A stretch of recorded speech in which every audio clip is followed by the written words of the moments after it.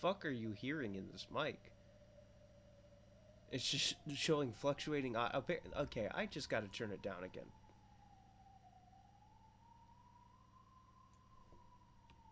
Because having it too loud is fucking apparently playing audio randomly.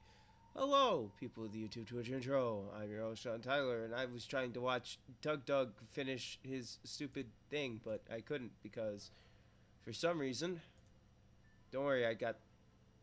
There you go. I didn't forget that. That's what I was working on. Doug was doing a thing where his chat was spawning things in Skyrim, but my turn never showed up, so I waited as long as I could, but then I decided, fuck it, I'm not waiting anymore. So, I'm just going to repeat the intro. Hello. People. Let's just restart it again, because I'm an idiot. Look, I'm going to fucking... Okay.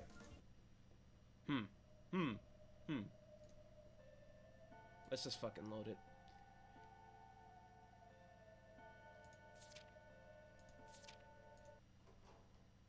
Game Master. Alright.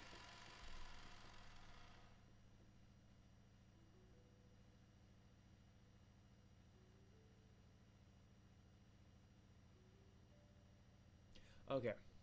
Hello, people of the YouTube Twitch intro. I'm your host, Sean Tyler, and welcome back to more Umineko because I have nothing else to play that is trending or popular at the moment. Everything else is kind of just stuff that was popular back in the day. Follow my links and shit. Twitter, Instagram. I'm sorry, I mean X. Instagram. Join my Discord server. Talk about how I am a furry or not a furry and that. Do whatever.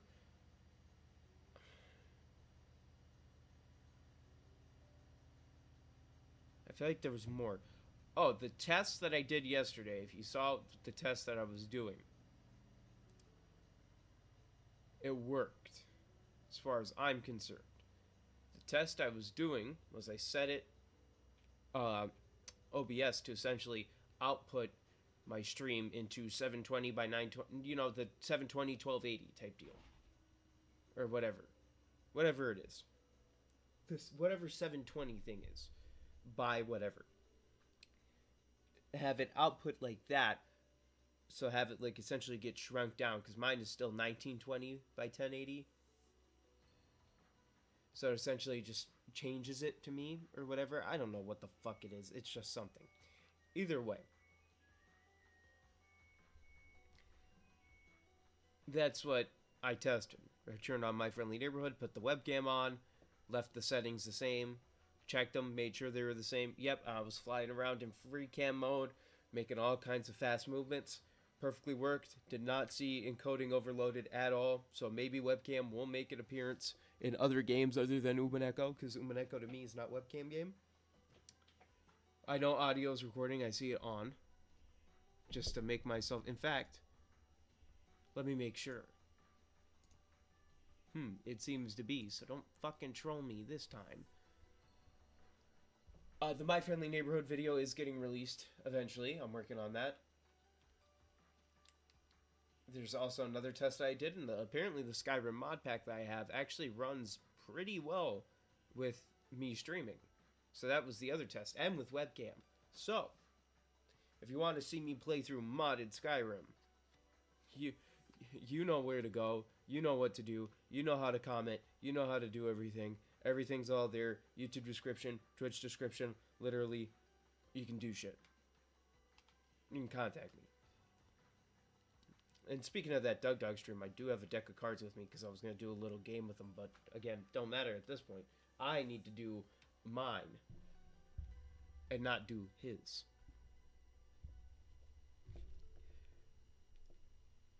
Now, I'm just going to get started and fucking do 6 hours of this again. Now, I don't know if I read that last time. But what I do remember is that Battler's going, "Ooh, this was difficult." Beatrice probably had the easiest time in the world doing it. And Genji's like, no, she did not, sir. Sire.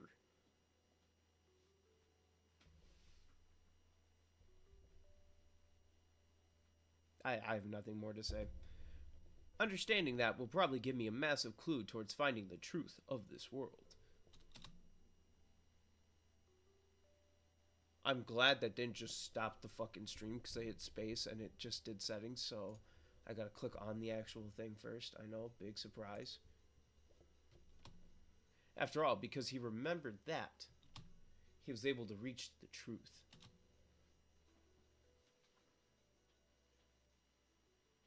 And the truth is I oop. I don't know what I'm saying.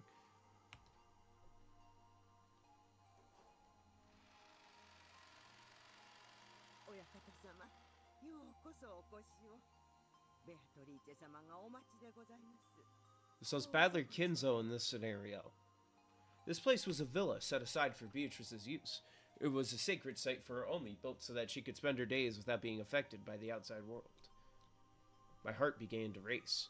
I'm so glad that she was able to revive and that everything's okay. Yeah, they... Beto is a personification of the rules. So even though she was destroyed once, it's possible for her to be reborn again. Badler quickly succeeded in reviving Beto's body, but he'd had trouble summoning her soul back. However, during the time he'd spent immersed in the creation of the 6th game, she had woken up, and this had happened 3 days ago. Badler let himself be led into the dining hall. The dining hall had been set up for his and Beto's use. It existed so that they could enjoy some black tea while having conversations that were only possible now that he had reached all of the truth. I want to tell her. I want to tell Beto that I found the truth. Badler couldn't hold back his excitement over this miracle he'd been granted, the miracle of Beto waiting for him in the dining hall to hear what he had to say. He's too excited.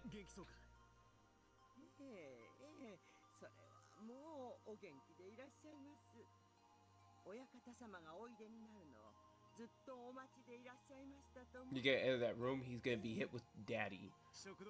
And not in a sexual way.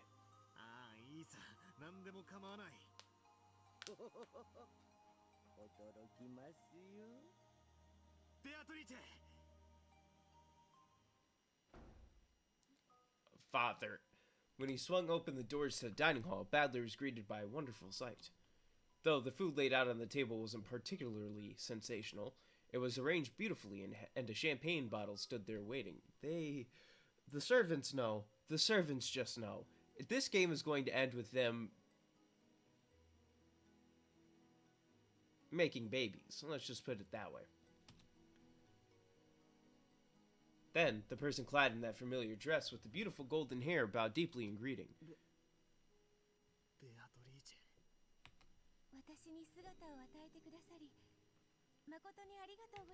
I get hit with the...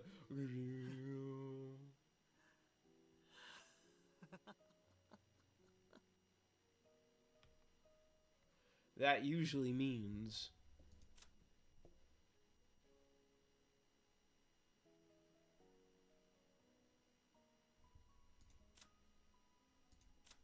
Alright.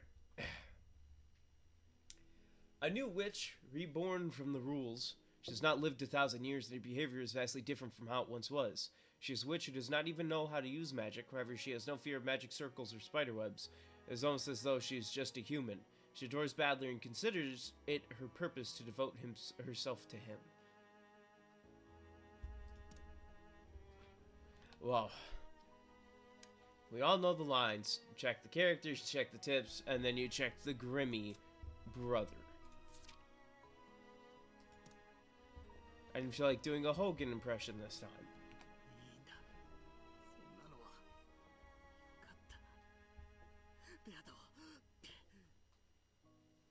Badler rushed up to Beto and hugged her tightly, just to make sure her body wasn't just mist or an illusion. Yo, yo, yo, yo, yo, yo. What's good? Nothing. That's what I insert, sad music whenever I edit this video.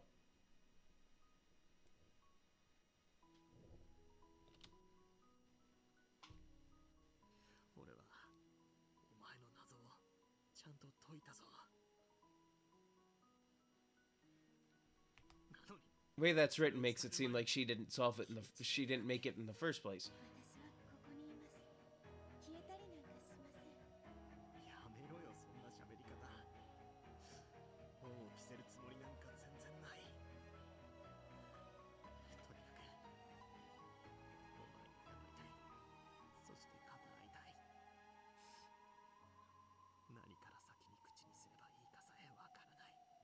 私がお父様に謝られることなど何もありません。 That's when the alarms start ringing for Badler because he knows what he wants. And what he wants, he now cannot have. The alarms are ringing and they're going incest. お父様のために生まれてきました。どうかあなたの力にならせてください。そしてお父様、第6のゲームの完成、誠におめでとうございます。だからそんな喋り方やめろって。うさんくさくてたまらねえぜ。この喋り方ではお気に召しませんか？部長法をどうかお許しください。お気に召しませんかってことはねえが、らしくねえぜ。He doesn't know. He doesn't know what we know. Beto smiled vaguely. To Badler, it probably looked as though they were both smiling at the unusual way she was talking. However, Beto's smile literally was vague and uncertain. After all, she didn't know how she was supposed to talk. それよりベアト、一体これは何の冗談だってんだな。まさか大ベアトリーチェ様自らが手料理を作ったってのか？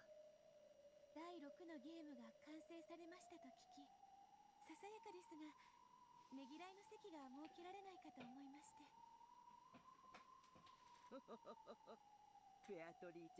Right now, going through Badler's mind is it poisoned? Am I about to die? What is in this food?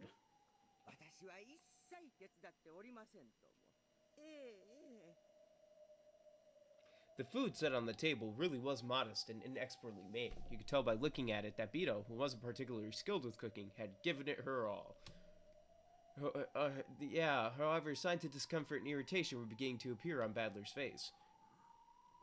これはどういうことだ？ですからベアトリーチェ様が親方様をねぎらおうと。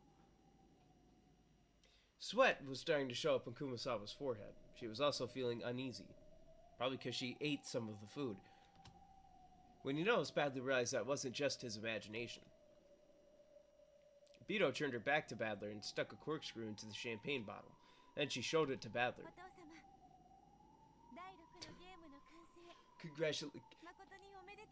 Congrats on the completion of the 6th game. Now it's time for the wet t-shirt contest. Oh, it's getting all over me.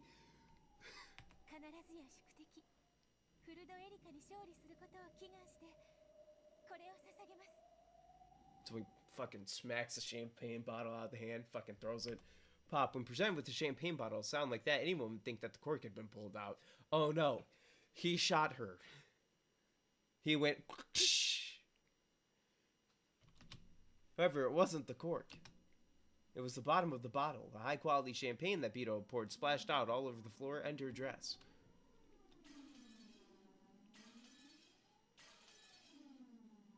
Then the same sound repeated several more times.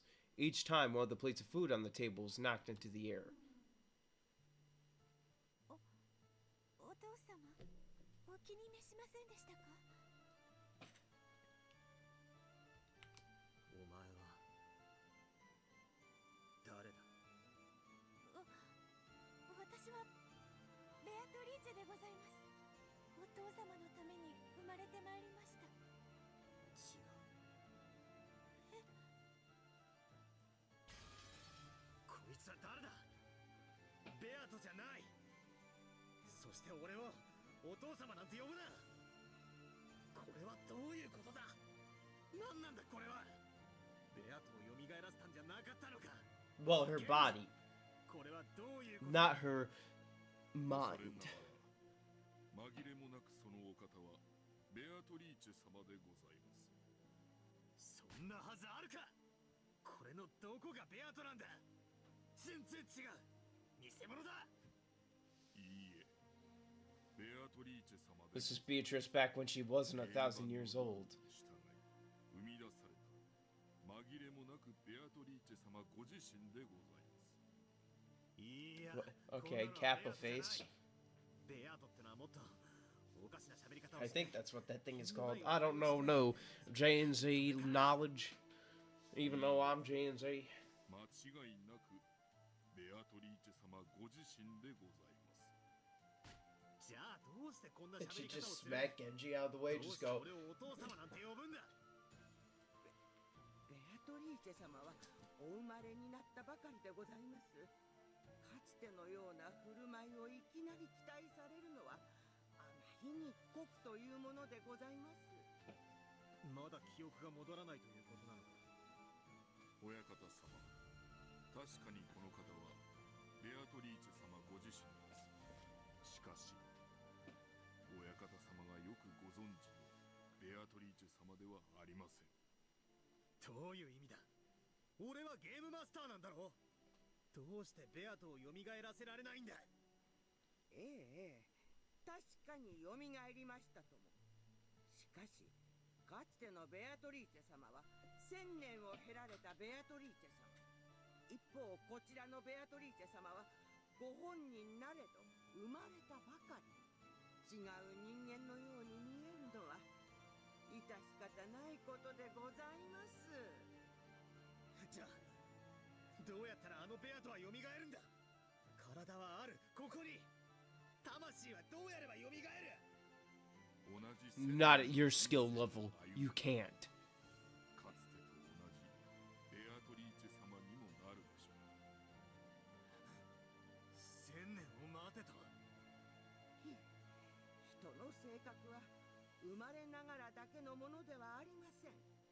その後の生き方や経験によって This is some moralistic type bullshit.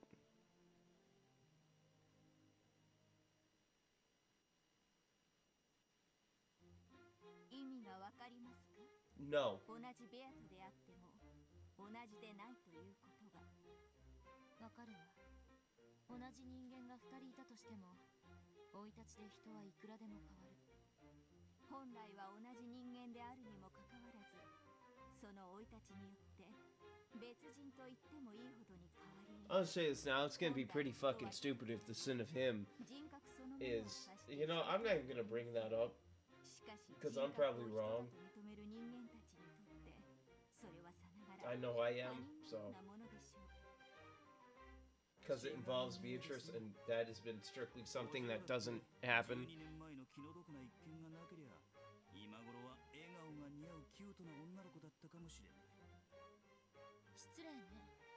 今だって十分キュートだった。 I understand.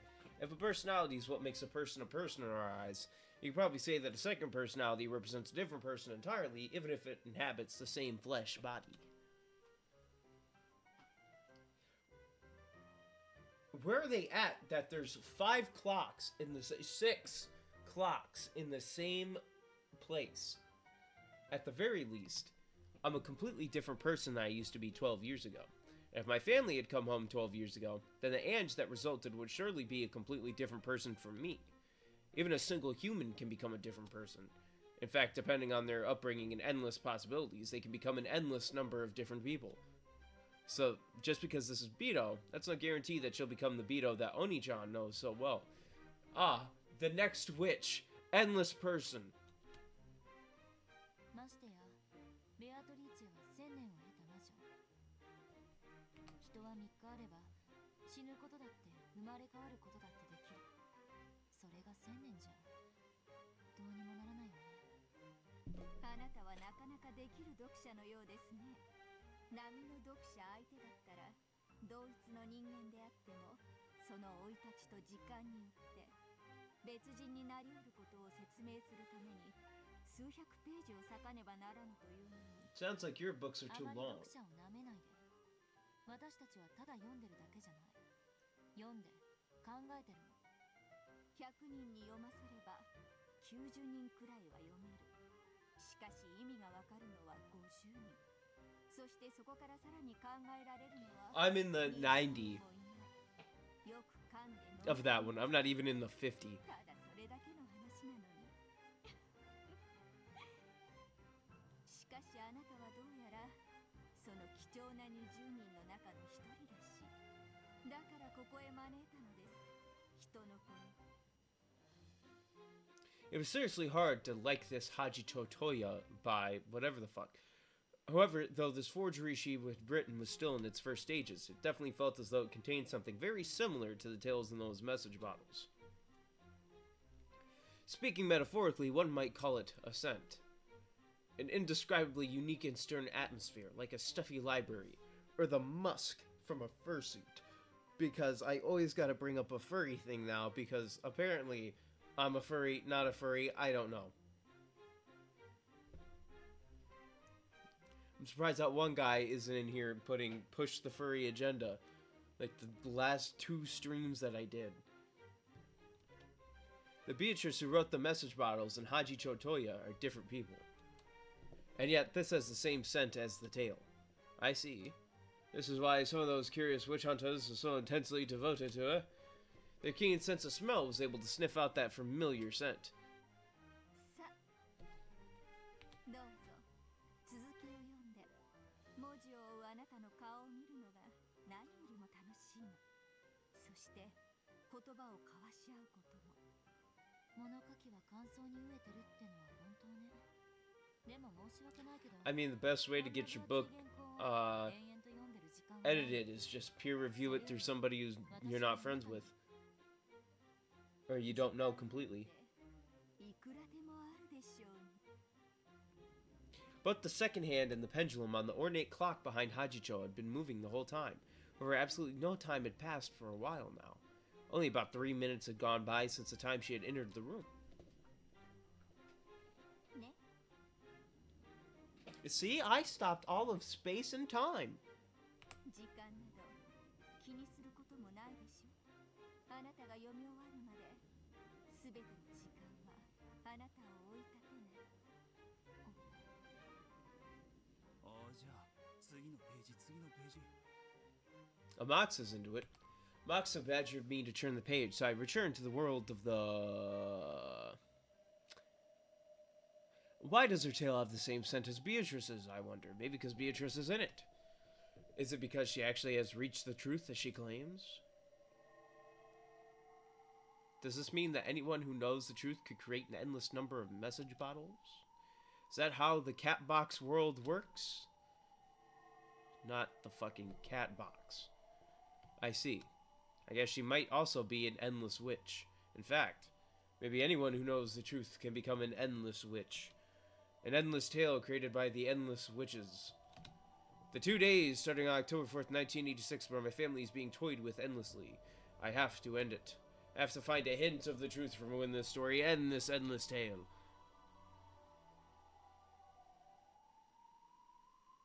I feel like I'm about to fall asleep. I think you're stupid. Stupid.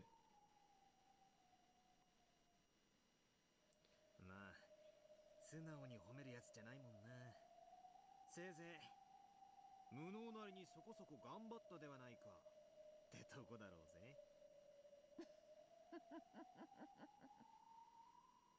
無能なりにそこそこ頑張ったではないか。ゲームマスターの立場になってよくわかったぜ。お前も毎回随分と苦労してやがったんだってな。ゲームを作るのは楽なことではない。よもやそなたとそれをねぎらい合う日が来ようとはな。ゲームを作るのは楽なことではない。よもやそなたとそれをねぎらい合う日が来ようとはな。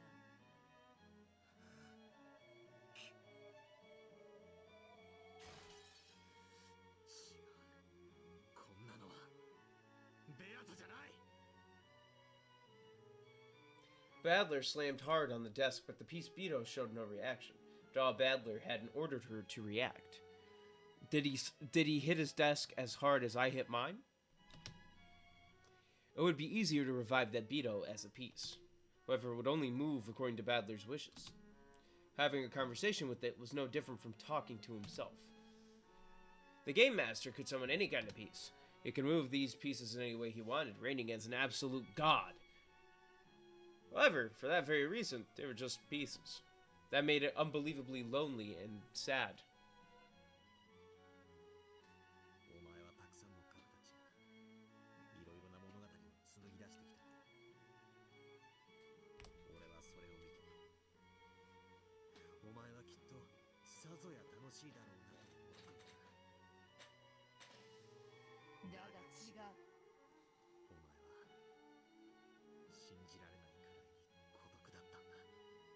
お前にとって俺という自らに反逆する対戦相手がどれほど愉快なものか、今の俺には痛いほど理解できる。礼儀正しいおかしなベアと、確かにお前なんだろうな。1000年前の。しかし別人だ。お前の姿に瓜二つだからこそ。 Well, get over it. 辛い。しかしコマではないから俺の意志に背ける。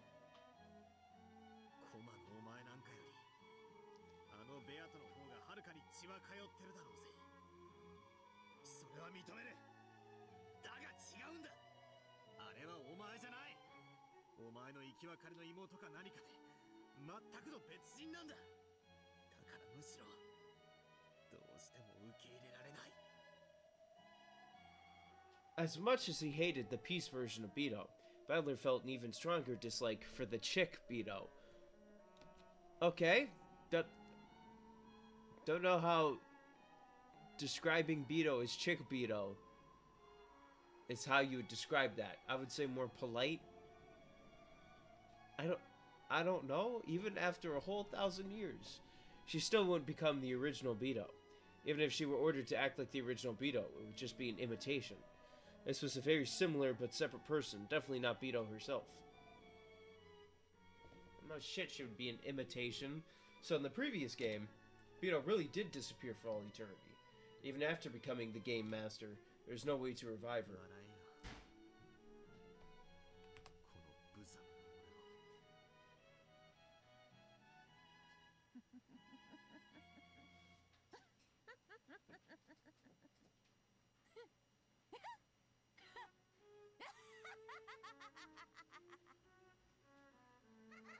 この無様な俺を。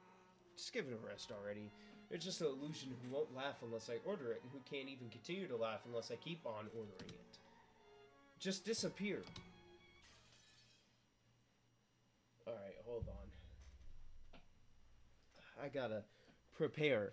Me. Oh, hell yeah, son. What? A Stone Cold wants a beer. A what? A beer. What? Beer. What? Beer. What? Beer. What? Beer. What? Beer. What? I said a beer, you dumb son bitch. What more can't you understand? What? Arakojima this day, or rather this round, was the same as any other. The typhoon would be coming very soon. I didn't know typhoons could do that. The sky was still overcast, but the clouds were moving quickly.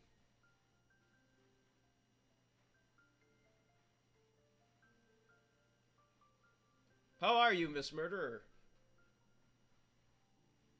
The only thing on Natsu's mind was the plan to cover up Kinzo's absence again this year and to murder every motherfucker in this house. Kraus appeared to have suffered a stomachache from the stress and was sleeping in his room.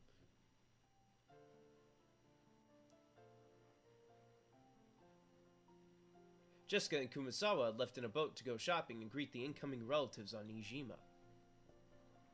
The servants had been busy since the early morning preparing for the family conference, the greatest event of the year. Shannon and Cannon were rushing to get the guest house ready.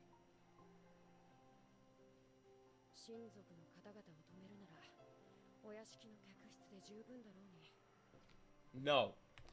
Everything has to be fucking spotless.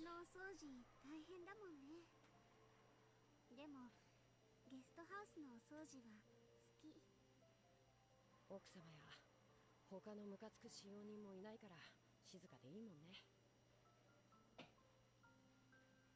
Shannon smiled wryly as she performed a detailed examination of the guest room. Did we forget to clean anything? Do we need to restock anything? She diligently gave the room one final check over. 昨夜も入念に点検したじゃないか。姉さんは本当に豆だな。I mean, what else is she supposed to do? こういう日に This is her 油断してさ job.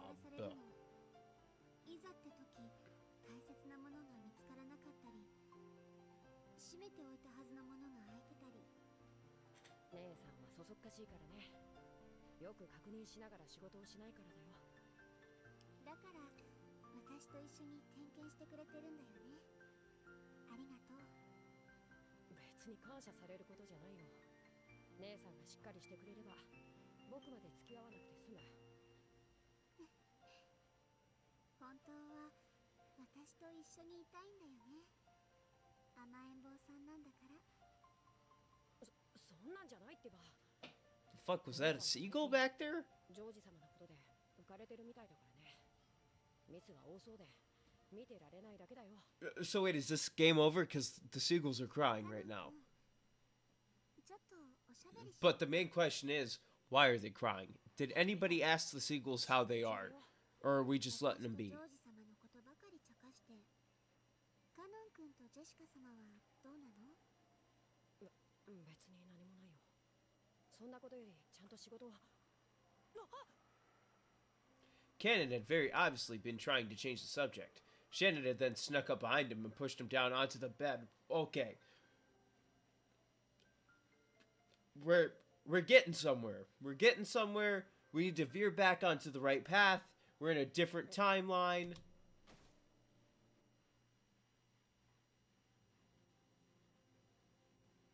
お嬢様に一緒に親族の方々をお迎えに行こうって誘 We're われ going down a different timeline right now. We need to head back to the original. 仕事があるし。嘘。仕事なんか何もないくせに。 Shannon and Cannon had switched roles. Normally, Cannon was the one in control, but when it came to romance, it was the opposite. As Shannon had said, Jessica and Cannon were supposed to have been the ones to go greet the relatives at the harbor on Nijima. However, Cannon had suddenly claimed that he had work to do, so Kumasawa had gone instead. Cannon didn't have any work to do. Shannon knew this. お嬢様言ってた。文化祭の時のことがあってもやっぱりカノン君が好きだって。僕は家具なのに。そうだね。私も家具だね。なのに姉さんは人間と恋をしてる。できるわけなんてないのに。そうかな。そう決めつけてるから私たちは家具なんじゃないかな。僕はジェシカお嬢様のこと何とも思ってない。お仕えする後ろ宮家のご令嬢だとしか思ってない。 Sorry, if you heard me snort, that was because I was taking cocaine. That's a joke, Twitch. I'm not doing drugs on stream. And if I was, you wouldn't know, no webcam. 今夜 Or would you? 求婚されるかもしれない。 Or maybe not, dude. I really don't know, brother. Shannon wore an incredibly peaceful smile on her face, but Cannon could tell that there was no way she'd let him change the subject. Cannon realized that she must have made him help out here in the guest house in order to talk to him about this, and he clicked his tongue softly. 家具のくせに人間と結婚なんかできるつもり。 Yeah, you chair-looking ass. できると思う。 Marry a human? Sure, I'm gonna marry my ironing board. どうして？ジョージ様の描く未来の夢を姉さんは叶えられない。それは Oh, by the way, for the people that know that I broke my phone case, I got my new one. それに劣る家具。 That's the sound of ジョ it. ージ様は姉さんを人間だと思い込んでるだけ。それはそうかもしれないけど。今日までよく騙し通してこれたものだと思うよ。そうやっていつまでジョージ様を騙し通せるつもりなの。自分が家具であることを未だに話せない姉さんが。 Okay, I. 人間とかそんなの関係ない。ジョージ様は Look, all I know is humans can love and furniture cannot. それを確かめる勇気もないくせに。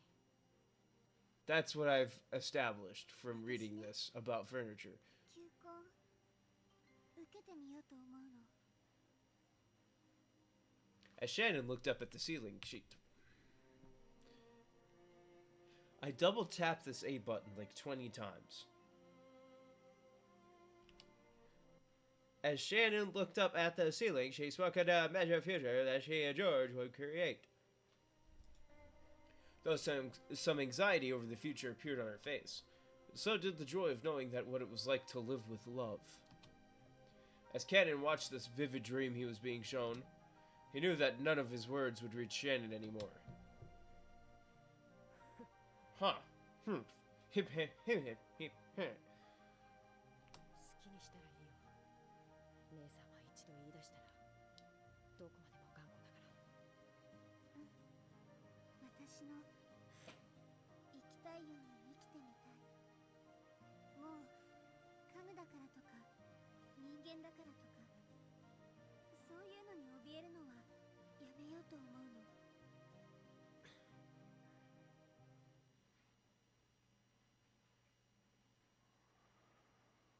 Cannon walked over to the window silently. He saw the rose garden filled with boring gray flowers in bloom. And then he looked to his right. And I don't know what he saw, but it was something. He realized that Shannon was acting above her in place, and he knew that her tale had no chance of a happy ending. So what he did was he beat Shannon relentlessly until she admitted that her dream was wrong and George and Shannon never hooked up in the end. That is the happy ending. However, he also knew that no words of his could change her mind now that she had made her decision. なら僕が言えることなんて。 In that case, it doesn't matter what I say. It matters what my fists do. やめろと言っても姉さんは聞かない。好きにすればと言えば好きにする。なんで僕にそんな話をするのさ。僕の答えなんて。姉さんは何も求めてないじゃないか。 私が知りたいのはカノン君のお嬢様への気持ちなの。僕は姉さんたちとは何の関係もないよ。カノン君は本当にお嬢様のことは何とも思っていないの。思ってないって何度も言ってるよ。嘘。どうして嘘だってわかるの？わかるもん。姉さんだもん。 Read you like a book. 僕の気持ちなんて。わかるよ。カノン君のことなら私は何でもわかる。 What's his real name? 本当にわかってるならどうして聞くんだよ。 I still don't know that one. もう胸も頭もいっぱいじゃないか。 Watch, his real name is like 僕もそんな一途な姉さんが大好きなんだ。 Sasuke. だから僕なりに応援してる。 I literally couldn't think of a Japanese name other than Sasuke. I'm not joking. I didn't even watch Naruto. 僕だって。僕だってお嬢様を好きになりたかった。 He admitted it! Cannon finally turned to face her honestly and openly, telling her how he really felt. That was what Shannon had wanted to hear. And after hearing that, she pressed Cannon even further to reveal his true feelings. そんな言い方じゃダメ。 Can't leave it at that. What's your name? He just has a bunch of cannons running around like that SpongeBob clip. I like, we forgot his name! 好きになりたかったなんて言い方でごまかさないで。カノン君の素直な気持ちをそのまま口にす The ればいい。 person on the piano started really getting into it. He's like, oh yeah, I feel this scene. 眩しすぎるんだよ、お嬢様が。太陽のよう Now he's gotta calm it down. 生き様が眩しすぎて、そんなお嬢様が好きなんだ。そんなお嬢様に手を差し伸べられて、共に歩こうと言ってもらえて嬉しかった。嬉しいんだ。 So what you telling me is you a coward, dog. 好きさ。 Oh, お yep. 嬢様が大好きだ。 The guy on the piano's feeling it once again. He's like, damn, finally! Cannon confessed his feelings in their entirety, and I'm really enjoying this scene. In fact, by saying it out loud, he finally understood how he truly felt. As passionate tears welled up in his eyes, Cannon finally accepted it. He couldn't stop the tears from dripping down his face. 僕もこの島に閉じ込められて、何の希望もなく生きてるのは全く同じだった。なのにお嬢様は自らの道を自ら照らし、自らの足で運命を切り開くんだ。 Well, I mean, それが眩しくて she actually thinks she's a human that can do things, whereas you think you're a furniture that literally can't do anything but what you're told. So it's personality-wise. 本当と自分を見つけられそうな気がして。お嬢様の告白を拒絶して悲しかった。悲しかった。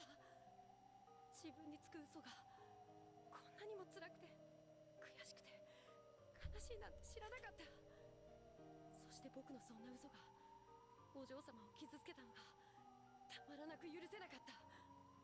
そんな自分にもう二度と恋をする資格なんてないと思ってた。あるよ。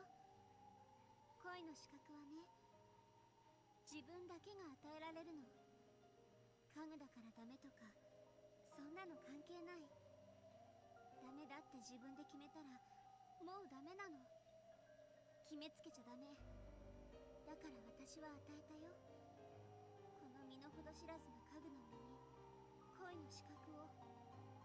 だからカノン君にだってあるよ。恋をする資格が。うん。あなたにあげられないなら私があげる。Oh, ありがとう。 I have what it takes to fall in love. Yeah, it's called falling in love. 気がする。 Oh, does he know the truth? ジョージ様は今夜私に求婚すると思う。 The gray ocean is now blue. 私は受けて。 Yes, I do remember that scene, by the way. ジョージ様と新しい天地で。 I have a good memory. I just don't care about solving this damn mystery at this point. The game will tell me the mystery at some point, and if it doesn't, I am gonna be mad. At that point, I'm just gonna go, okay, I guess the world may never know. I'm gonna have to watch 85 video essays on Umineko. そうだね。僕たちはお別れだね。もしカノン君が心の底からお嬢様を愛していて、それが私のジョージさんへの思いと同じかそれ以上だと言えるなら、私はあなたと決着をつけなきゃならない。姉さん。それがお互いのため。カノン君の思いを、私を理由に諦めないで。僕のわがままが姉さんの幸せを傷つけるかもしれないのに。私も自覚してるよ。私の幸せがカノン君を傷つけることを。 We have no choice but to hurt each other.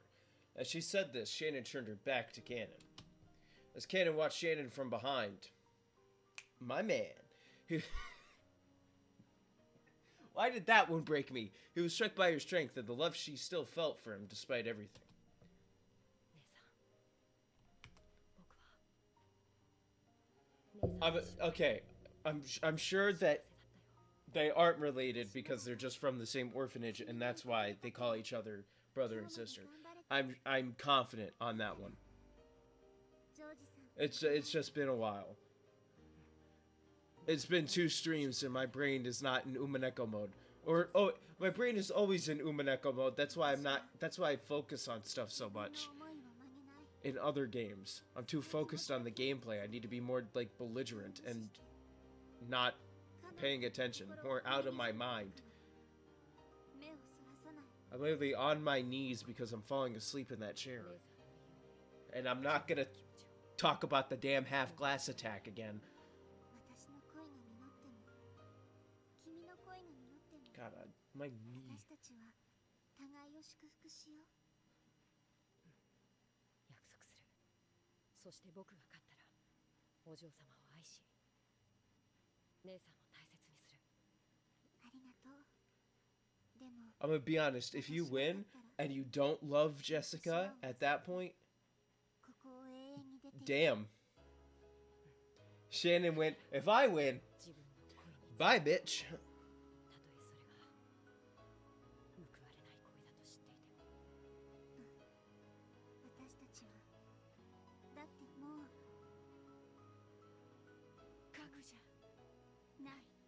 So Canon is not furniture anymore. He has admitted it. Shots out, K-Dog. I'm not like slight suave squat. Fuck, I hit space because I'm trying to put my arm on there. The boat carrying the relatives docked at the harbor. They left the boat one by one, making fun of Adler. Goto wasn't the only one to greet them. Cannon was there too. 皆様ご無沙汰をしております。六軒島へようこそいらっしゃいました。長旅お疲れ様でした。六軒島へようこそ。そうそうお上手ですよ。 Goto complimented Cannon in a whisper. Cannon ignored this, looking just a little sour, and continued to greet the incoming relatives. Okay, I think I'm awake enough to sit back down. Alright. They're not showing Badler at the moment, and it's scaring me. ゴーダさんは凄腕のシェフでいらっしゃるんだぜ。この島に来る唯一の楽しみさ。光栄でございます。バトラ様、どうか滞在中のお食事はご期待いただければ幸いです。 Okay, we're set. I thought he was gonna look different, but we're good. He looks the same. I thought something be off about him. そうでしょうか。 Oh, I'm in high spirits? I wonder why. Because probably I'm high. He smoked meth before this. そうして少年は大人になってくんだな。普段のあんたは今にも貧血で倒れちゃいそうな顔ばっかしてるのに。 Aren't we all? 今日は少し違うわ。 I feel like everybody I've met looks like they're about to pass out from anemia. カノン君も少しずつたくましくなってるっちゅうことやな。からかわれてないわよ。 It sounds like you are. Cannon had sworn to start changing the way he lived bit by bit. However, he had only meant to change within himself and hadn't expected that it would show on the outside. He was a bit shocked to hear that his expression had changed so much, that people had apparently noticed as soon as he opened his mouth. No. Maybe the real surprise was that his normal expression must have looked so incredibly sullen in comparison. He's sitting there thinking, damn, I had that much of a resting bitch face? Why didn't anybody tell me? Goto led the way up to the guest house. Cannon brought up the rear, helping to carry some of Kumasawa's shopping. 今日はそんなにも顔色がいいです Do I actually look happy? I'm emo. I can't look happy. I gotta change this real fast. Where's my Chemical Romance when I need it?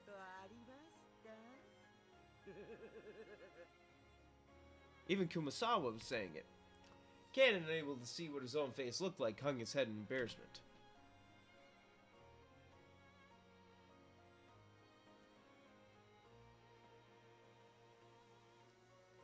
When they reached the rose garden, they could see the others streaming into the guest house. Then he saw Jessica running towards him from there. Is even my lady Jessica going to say that I'm in a good mood today? Cannon hung his head even deeper. It's almost as though he couldn't control himself. Cannon spoke first. 僕はそんなにも違うんですか？ Yo. Is this meth really affecting how I look?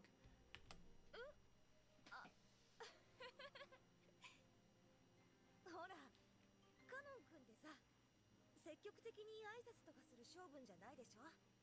だからみんな珍しいと思ったんじゃないかな。先ほどはお嬢様にご同行できなくて申し訳ありませんでした。あ、いいよいいよ。こっちこそ新島まで迎えに行くから付き合ってなんてくだらないことに誘ってごめん。カノン君だって今日の仕事いっぱいあるだろうし。Is he gonna tell her the truth? 特にありません。 It looks like he is. 楽しすぎて一緒にいることに耐えられないほど僕が弱かったからです。 Jessica faltered, uncertain what Cannon was talking about. As she realized that this was something too important to be laughed off, she's like, okay. You need to lay off the meth, my guy. It's making you go a little loopy. That's the theme for today's episode. Cannon is smoking crystal. シャノンが結婚 Oh no, maybe I'm thinking of Crystal because the one actor with the bell from Breaking Bad died recently. 今回でプロポーズするんだね。 I forget his name. Jessica thought Cannon was sad because Shannon would be leaving, that this new mental state had caused the change in his behavior. And Cannon realized that Jessica was probably thinking this. And by me saying I can't remember, I never watched Breaking Bad. So I don't know his character name, and I don't know the actor name. So he spoke to her clearly and honestly, because he wanted her to know, I love you. 僕は自分も辞めると決めていました。知ってるよ。じゃあカノン君も辞めちゃうの？今はわからなくなりました。辞めたらお嬢様という太陽が照らしてくれた何かをまた見失ってしまいそうで。 I might lose sight of something you revealed to me, and that's you yourself. Jessica could only stare blankly, unable to understand what he was saying. This is a fucking long pickup line. I mean, she did not realize that he was trying to... However, she did realize that he was trying to tell her something important. And so she was able to accept that his next words were neither a lie nor a joke. I love you. 僕はジェシカお嬢様のことが Patrick Star, this bitch. 私もだよ。あなたの太陽のごとき生き方 I love you too, strictly platonically, though. Is that even the right word? 家具と下げ I'll find out if it is later. カノン君は家具じゃない。そして使用人になるために生まれてきたのでもない。年頃の男の子としてもっともっと人生を楽しんでいいはずなんだよ。私も眩しいや。カノン君が眩しくて目が見られない。 So do you understand what he's talking about now? 偽らざる僕の気持ちです。それを今までごまかしてきてすみませんでした。僕の臆病さが It only took him about 5 episodes to admit it. お詫びします。いいよ。その言葉だけで And over 100 hours. 私は嬉しい。だから僕はお嬢様といつまでも一緒にいるために家具をやめようと思います。僕にそのための時間をください。最後にその弱さを許してください。 Jessica is looking smug. 弱さなんてとんでもない。 She was standing there looking, man, I hooked him. 今までの自分と決別したいっていうとびきりの勇気を。だから私は応援したいし、せかさずいつまでも待つよ。私が太陽になって君の道を照らせるなら、私だって君という人がいてくれたから誰よりも眩しく輝いて君の瞳に私だけを映したいと思った。君がいなかったら私だって太陽になんてなれなかった。だから待つよ、ずっと。 But you'll both be dead by the end. お嬢様 In fact, Badler's killing you this time. Think about that one. やだな。名前で呼んでもいいんですか？あ、二人っきりの時だけね。じゃないとカノン君に迷惑をかけるかもしれないし。 Using her brain schmeat. そうですね。姉さんたちもそうしてるらしいし。 Do you gotta say it? シャノンが婚約するって話にならなかったらこういうことは言ってくれなかった。 Cannon hung his head, at a loss for words for some time. But it was true. If Shannon hadn't told him about the engagement, he probably wouldn't have been having this conversation at this moment. はい。 Yes. だからこそ真剣に考えることができました。そんなこと言っちゃって。シャノンの話を聞いてて恋がしてみたくなっちゃった。はい。素直だな。まあ私もシャノンたちを見てて羨ましいなと思って。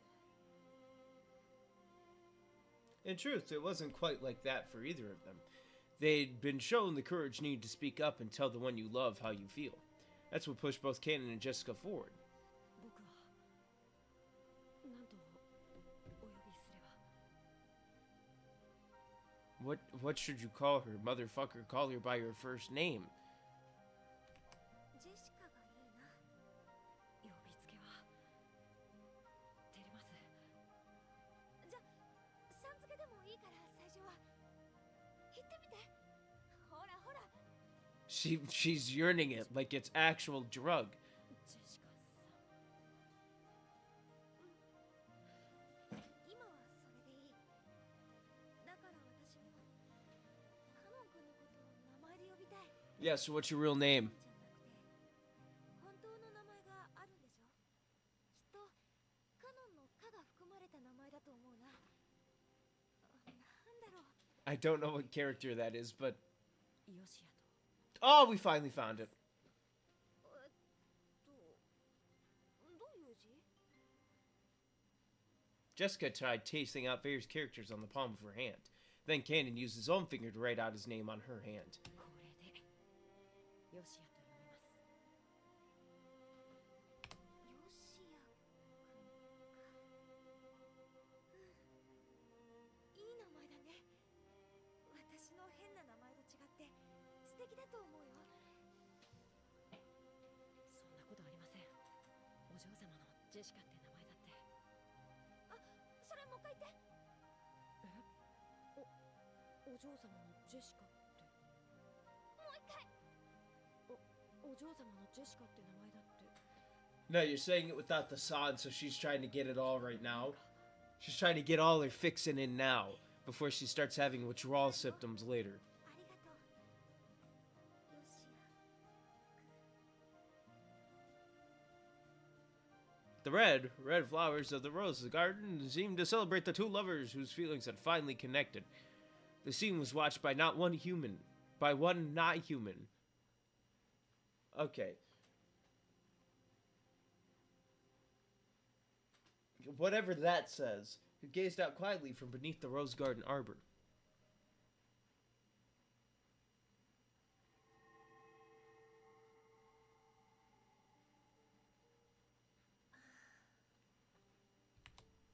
Come to think of it, those two had never called each other by their names until now. Jessica hadn't known Kanon's true name. Kanon hadn't called Jessica by her name. When people call each other by name, they acknowledge the worth of the other's soul. Except when you're on the West. In the West, you just say each other's name like it's no big fucking deal. That's why names are sacred. When you've been given permission to say someone's name, it means they've acknowledged your soul. だからお父様は名前を呼んでほしいと。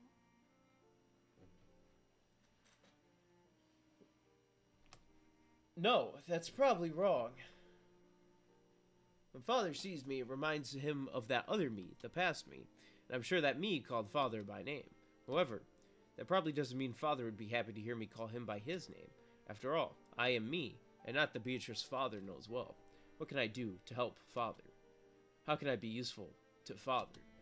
After all, that's the only reason I was born. Hanging her head, Beatrice sat all alone in the Golden Lands Arbor next to the Rose Garden, and she was watched by the Witch of Theater Going and her Miko as they sat across from each other.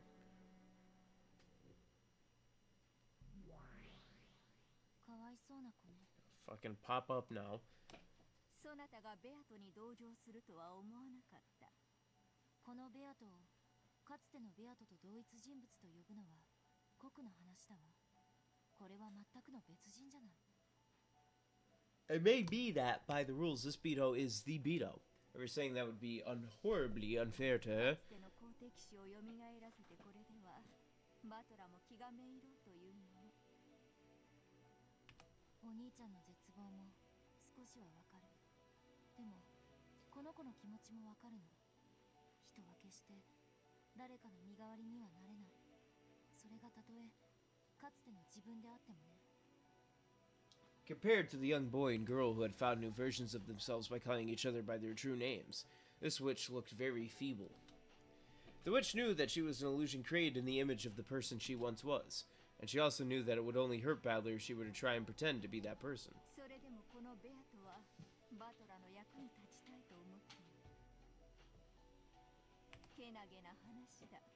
Starting to feel like I'm having heartburn. ベアトリーチェという魔女の意味なの。彼女はそうだと自称している。自分はバトラの役に立つために生まれてきたと。お兄ちゃんのために生まれてきたベアトがやがては連続殺人を犯し、お兄ちゃんに永遠の拷問と称しておかしなゲームに引きずり込む。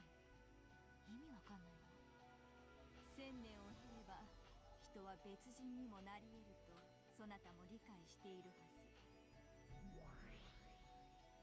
At the very least, Beatrice was once a pure creature who was born for Badler's sake. It's thus very clear that in her current feeble state, she doesn't possess any of the courage and motivation needed to bring about such fearsome serial murders. That means the sinister witch we all know must have changed during the 1,000 years since her birth. 1000年とか偉そうな単語がよく出てくるけど、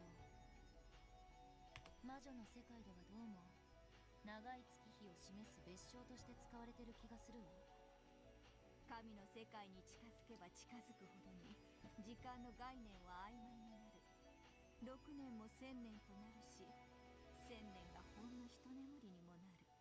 ほんの2週間の月日でさえも100年の魔女を名乗るにふさわしい永遠となり得るのだ。 In other words, the pure Beto transformed into the cruel Beto during 6 years that could be called the 1,000. So does that mean something bad happened during those 6 years that made her hate Onichan? Wow, I could probably guess. Because 6 years he was gone. I fucking hate this bullshit. How can... Alright. 納得いかないわ。 This is where I feel like some shit starts contradicting each other. 後ろ宮家の席から抜けてさえいるのよ。その変化にお兄ちゃんは何の関係もない。全くの逆恨みだわ。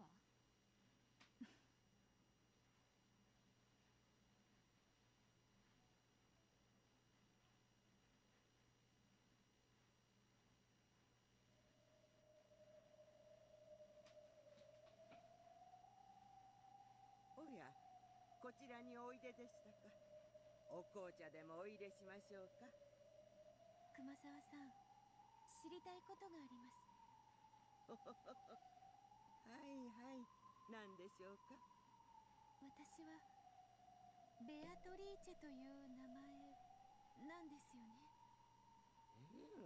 そうですとも。お嬢様はベアトリーチェ様でございますとも。でもお父様が口にするベアトリーチェという人物は Correct. 私のことではありません。それはお父様は私にその人であってほしかったように思います。だから私がその人にどれほど似ていても別の人間なので失望されたのではないでしょうか。そんなことはございませんよ。お嬢様はお嬢様、ベアトリーチェ様ご自身ですとも。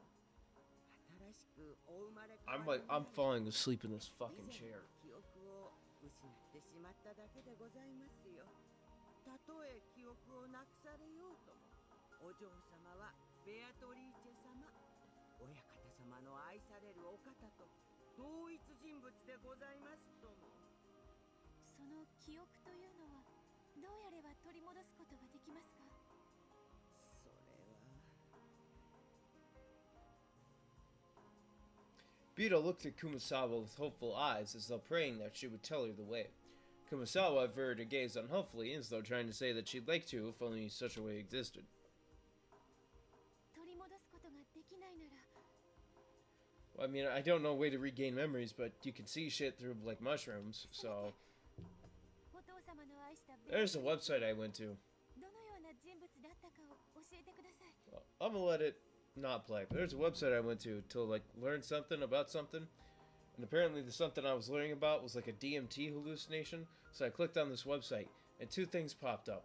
One was an ad for them selling a pamphlet that asked me, do you want to grow your own shrooms? Which I feel like is illegal.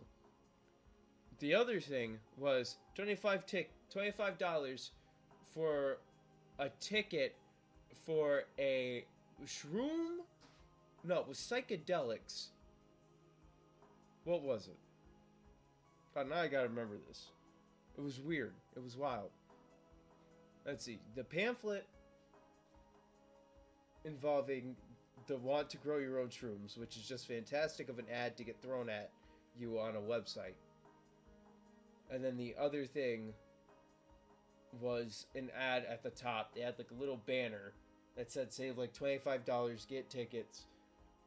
All because I'm trying to learn about this one thing of like, I forget, it was like called machine elves, and apparently that's like a hallucination for DMT that people see.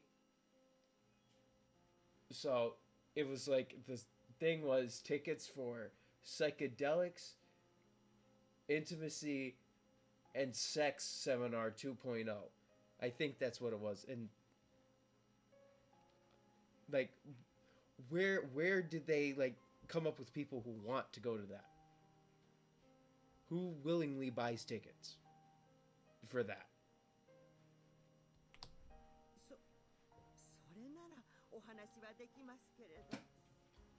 私はお父様のために生まれてきました。だからお父様の望む If I sit literally on the edge of my seat, I won't fall asleep. 私に魔法は使えません。でもお父様の望む魔女が使えるならそれを学びましょう。私はお父様の望む魔女になります。それがお父様に産んでもらったことへの私が示せる唯一のご恩返しです。けなげじゃない。1000年を間違えなきゃ最高にいい子だわ。魔女のヒナ、なかなか面白きかな。気に入ったぞ、ヘンジェ。そのヒナの娘 I haven't. 我が諸子を許すがいい。 Look, the only 魔女の世界へ帰る扉を I laughed before I could even say this. That's how you know it's fucked. I like the Beatrice that's the Dami Mommy. なるほど。私も知りたいわ。黄金の魔女ベアトリーチェを作る物語。 I didn't even read any of that. I had my head down laughing. いいでしょう。 I have no idea what they said. 扉を再び開きましょう。熊沢さん。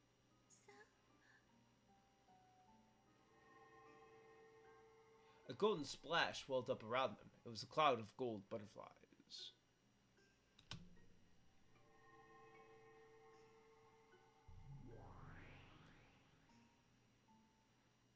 With the flash of gold, the form of the old lady transformed into that of a witch in a dress. あなたの進むべき道はあなたが決めなさい。それはおそらくバラの Virginia is back. 美しく咲き誇ったバラがあなたを祝福するかもしれないし、その棘であなたを苛むかもしれない。しかしそれでもあなたがいつかたどった道、その結果同じ1000年を経てもいい、異なる1000年を経てもいい、望むなら道を引き返してもいい。進みます。私はこの庭で1000年お茶を飲んでいるだけで過ごしたくないんです。お父様のためにこのベアトリーチェは生まれてきました。だからお父様のために生きようと思います。教えてください。黄金の魔女。 Please tell me how I become me. The great witch spread her arms, communicating that other's unbending determination to the brilliant heavens. At that moment, a brilliant light covered the two of them, and before they knew it, they were in a strange study.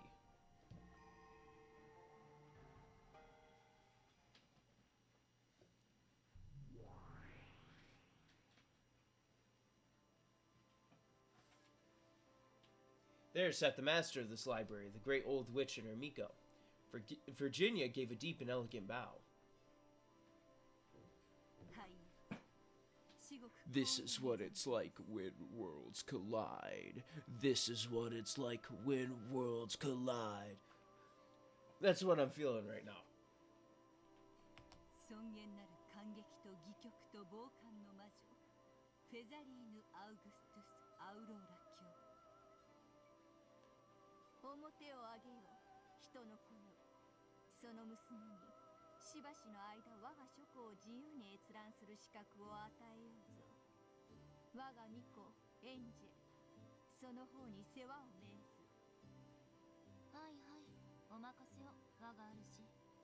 素直にそなたの物語が見たいと言えばいいのに。感激の魔女の巫女よ、ベアトリーチェをお預けします。よろしくお願いします。あんたのなろうとしているベアトリーチェは彼女なりに何かを苦しんでいる。 Aren't we all 少な suffering? くとも今のあなたはその何かから解き放たれている。 What? Like, am I... Is it pessimism? Is it nihilism? What the fuck am I doing? はい、私は Leave the answer in the comments below on the YouTube VOD それが or/YouTube video. 生まれてきた Ring the bell. Subscribe. Like the video. こう巡る旅が快適であるよ。そして保護が与えられるよ。無限と有限の Publius? 要請します。 Virgilia Marrow. Oh shit, she's related to Mark Marrow, the wild man. 無限の魔女、反言の魔女見習い。 That's a wrestling reference. 現地ベアトリーチェの名において了承する者なりやと立てまつったり踏んだり蹴ったり。 Featherine あ snorted. なたもベアトリーチェという名を。 I literally took it off auto for 2 fucking words. Oh, I feel like now's a good time for me to say there are going to be 2 new bits on my channel. 2. They're going to be in my Friendly Neighborhood video, so we'll see if I continue them on this one, I guess. ええ、あなたのことはよく知っている。 I don't know. I'm just trying out new shit. Sorry, I hit the mic. 私がどんな私だったのか。 That's what happens when I have about 700 things on this fucking desk. どうしてあなたになったのか。 It's not even a desk, it's a card table.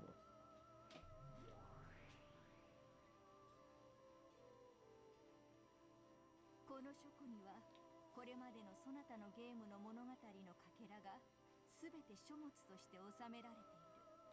それを読むことでそなたはこれまで何があったかのすべてを知ることができるだろう。それを読めば私は黄金の魔女になれますか。黄金の魔女を継承するには黄金の碑文を解かねばならぬ。そしてその試練はたとえベアトリーチェ本人だとしても免れることは許されぬ。頑張ります。ですから私に書庫の本を読ませてください。本当にけなげだわ。わざわざあんなのになんで戻りたがるんだ。その私がどんな自分だかは知りません。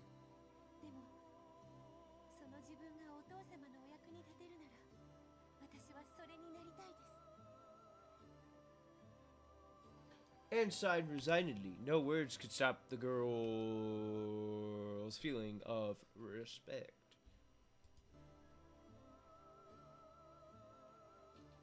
Ange was the Miko of the Witch of Theater Going. She could do nothing but watch over the stage. That's right, they weren't actually interfering with the play. This was just a bit of directing to shine the spotlight onto the tale of Beto's past. Even this was nothing more than the Witch of Theater Going watching a play. 読めばそなたはかつてのベアトリーチェがどのような人物だったかを知るだろう。しかしそこから何を得られるかはそなたが決めるがよい。書庫にとどまるも自由、立ち去るも自由、再び戻ることさえも自由だ。その対価として私はそなたを感激する。感激とは？要するに好きにしていいって意味よ。ありがとうございます。青草、フェザリーヌって呼ぶと喜ぶわよ。ありがとうございます。フェザリーヌ様。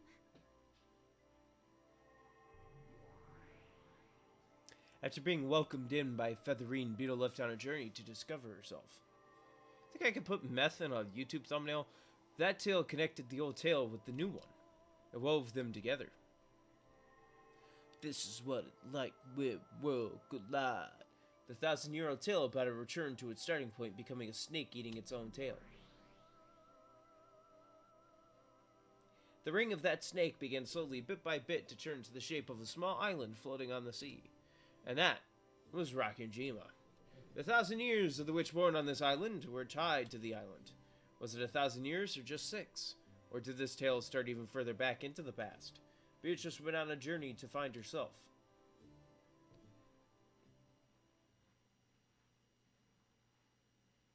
And let me guess, I'm gonna go on it with her. Seems like it.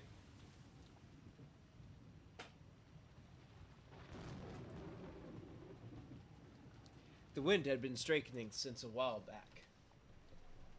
The breaking waves had grown fierce. The ferry boats probably wouldn't be coming for a while now. The crashing thunder told that this island had been sealed off from the outside world.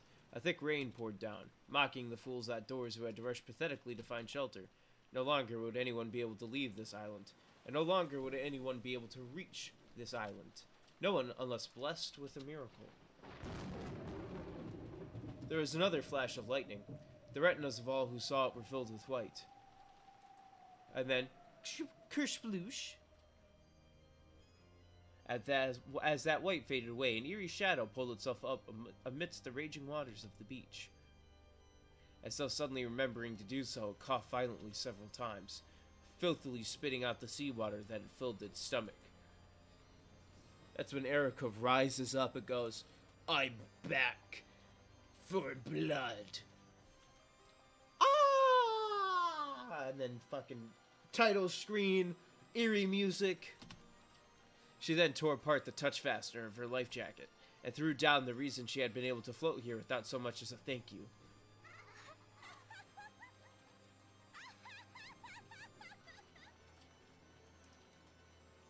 How fast can rats swim?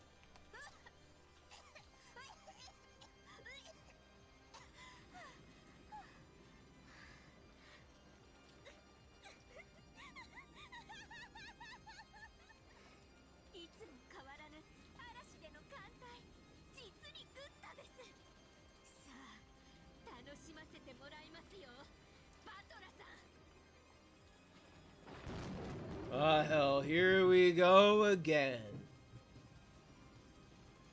Hit him with the White Snake song. Here I go again on my own.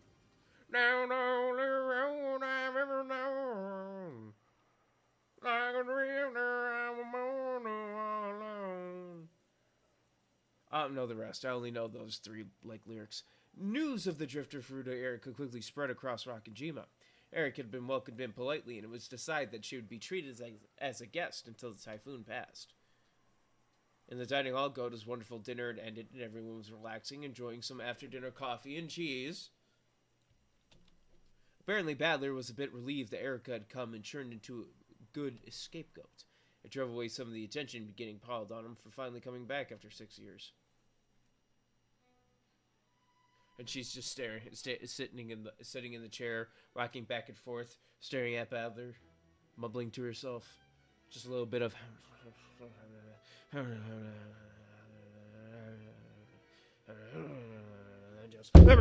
She just smacks the table. In fact, she turned out to be very talkative. When the conversation turned to a sophisticated discussion of the mystery genre, even the adults were drawn in. She was apparently so well versed that even Nanjo, who had a vast knowledge of the subject, was impressed.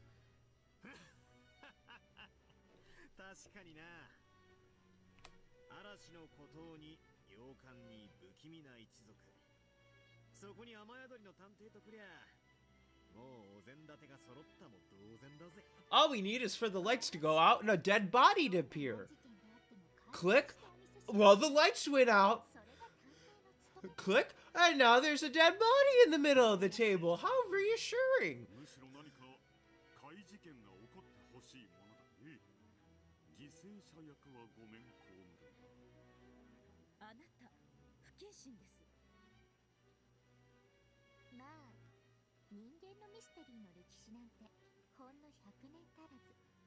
そのトリックもアイデアもほんの数種の焼き直しですでに描くべきことなどありません。いかなる不可能犯罪、密室殺人が起ころうとも、すでに類型化されているどれかのトリックを形を変えただけに過ぎないのですから。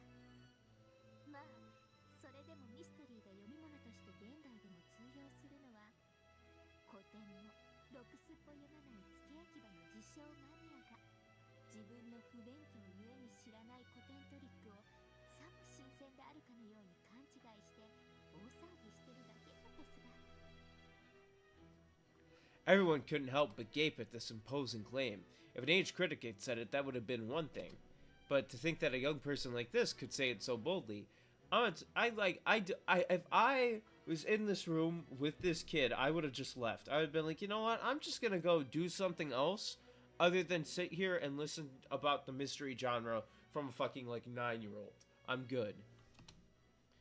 The only mystery book she read are probably Geronimo Stilton.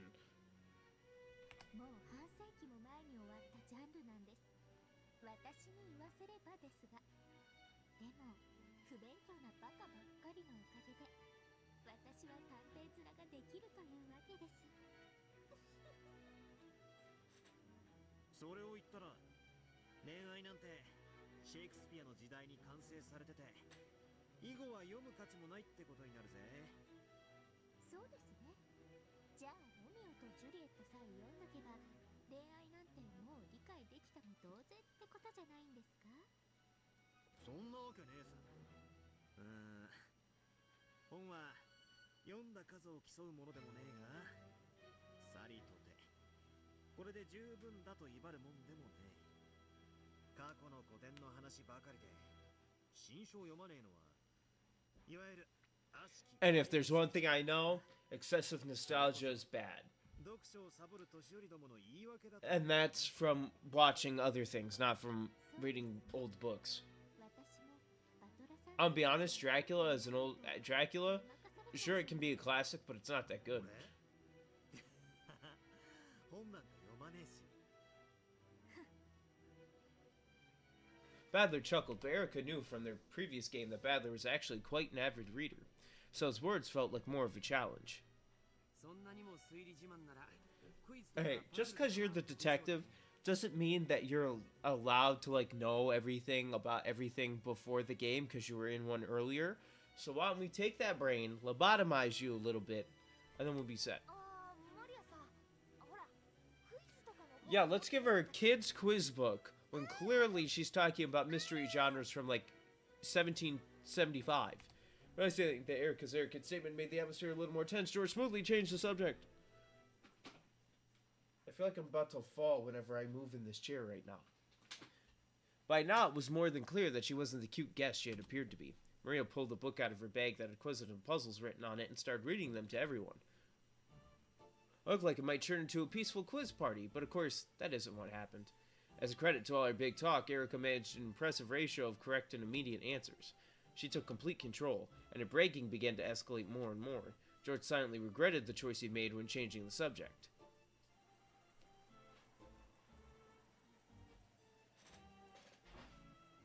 I would have been gone at this point. I would have left. I'd been like, I'd rather sit outside in the rain.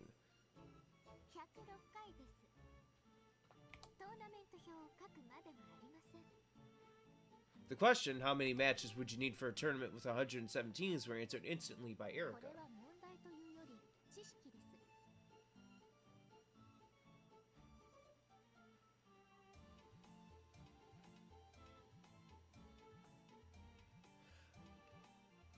See, I wouldn't understand the question before Erica even said it. I would have been like, what the fuck does the question mean? Why did teams need matches? But I guess it's because one is the winner and they don't need a match. Oh, okay. My bad. I'm stupid. I thought it meant like matches that you liked, not actual matches between the teams. Now, okay, I understand the question now. This is why I can't do.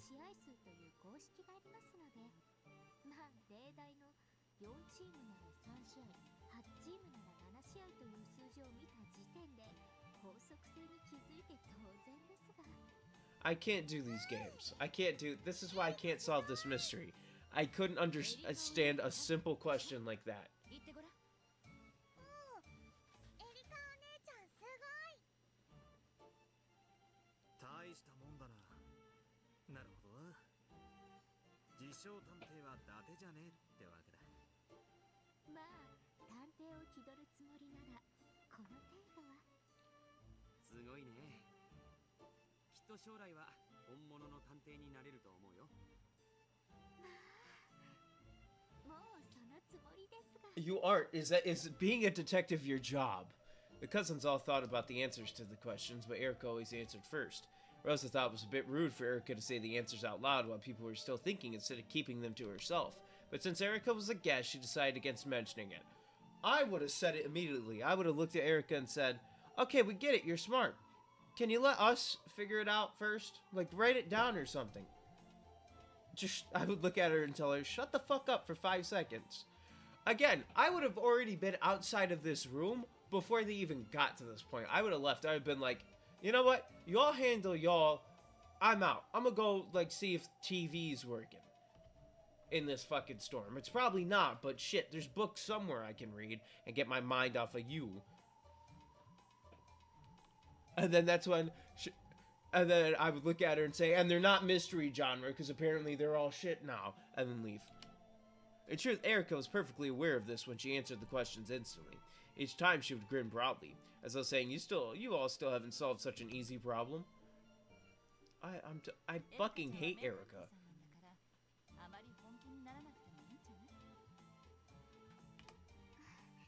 そうですね。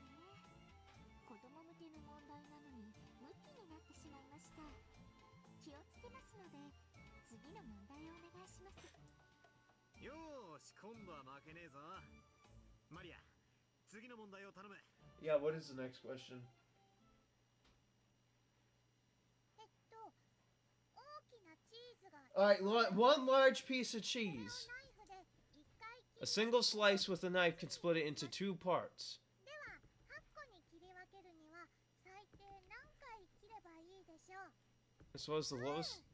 So what is the lowest number of slices you can make to cut it into 8 parts? So... You take 1, bam, cut it into 8. If you line it up a certain way, you can get 4.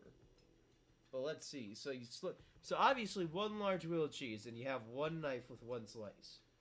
If the answer is 1, I'm afraid they're cheating, because either way, no matter how you slice it, you now have 2 slices of cheese. Or you have now 2 parts of cheese, because you cannot in no way, shape, or form make 8 parts from 1 cut. So you take those 2, and you fucking line them up.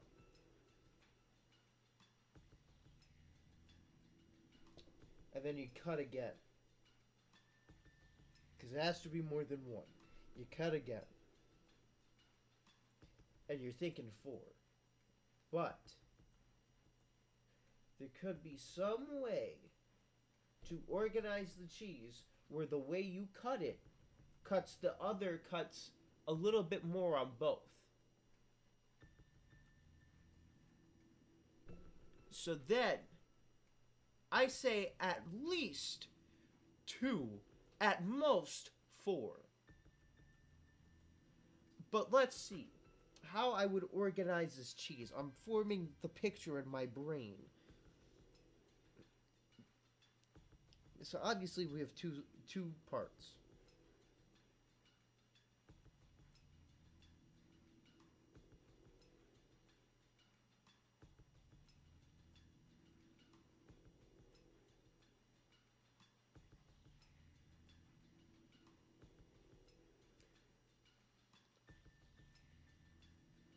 Because it's depending on how you cut it. Because if you cut it a specific way, I'm sure you can arrange it where you're cutting multiple different spots.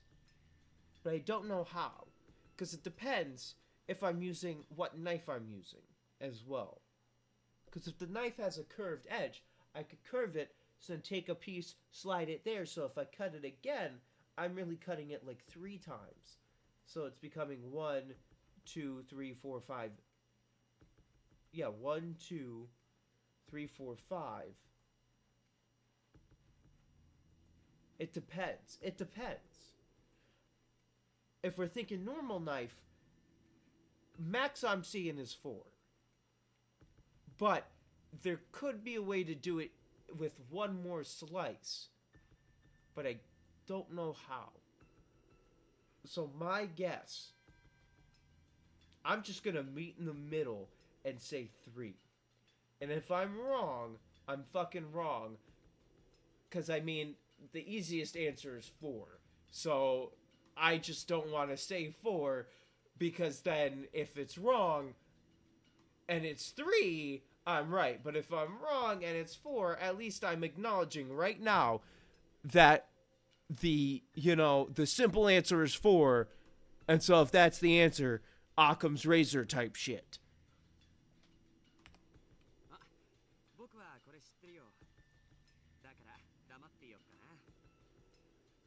George, acting like the adult he was, set up a mood that would prevent people from answering right away, even if they knew the answer, in effect sending a warning to Erica. It seemed that Erica understood, and she averted her gaze, snorting derisively. Derisively? Yes, 4 slices would be enough, but what's the minimum amount?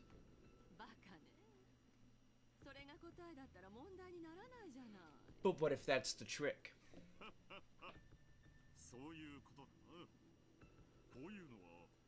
If it says fucking 1? Oh, wait. What type of cheese is it?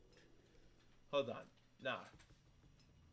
Because it said 1 slice. It doesn't mean straight down. It could mean, like, diagonal and shit. It could mean, like, horizontal. It doesn't have to be vertical. It could be horizontal.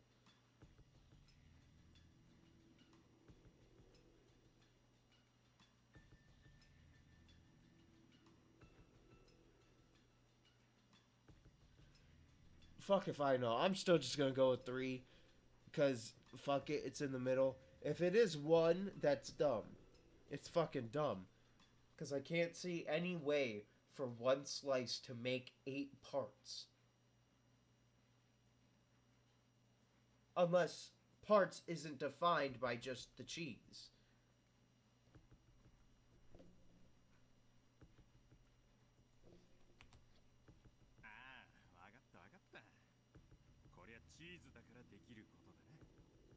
そうね。バースデーケーキでこれをやったら大喧嘩になるわね。そやな。チーズならともかくケーキを切るにはその切り方じゃあかんな。みんな答え分かってんのかよ。くそ、分かんねえの俺だけかよ。あー、わかったぜ。なるほどね。3次元で考えなきゃダメなんだ。うわ、ジェシカまでわかんねえ。どうすりゃいいんだ。 Does 1 slice count as a circle? I would think. But still. ほら、マリアだって答え見るまでわからなかったでしょ。わかる？バトラ君。なるほど。私にもわかりました。If I had a giant wheel of cheese in front of me with a knife. Well, he's a fucking doctor.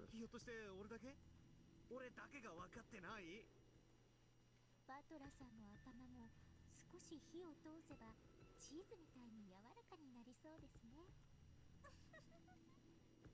ナイフは0回で手でちぎれるとかそういう答えじゃないんだろ。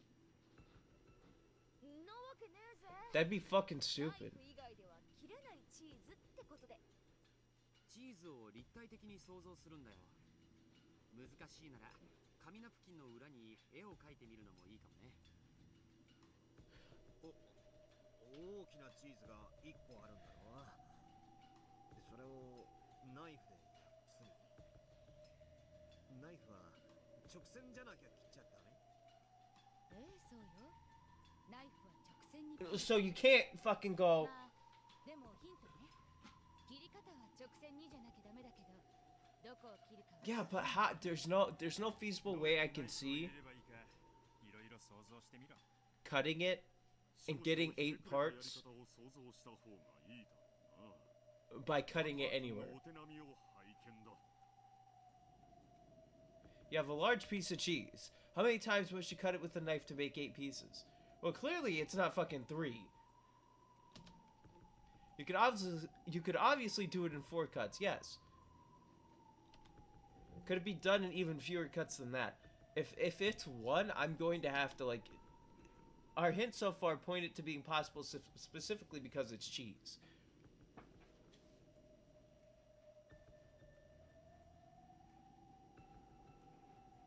What, do you fold the cheese like 8 times and then cut it? Like, what the fuck are you talking about? If it was a birthday cake, you really wouldn't be allowed to do this. So obviously it's not cutting it normal.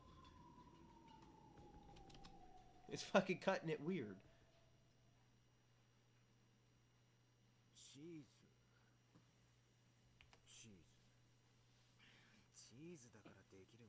I'm gonna be mad.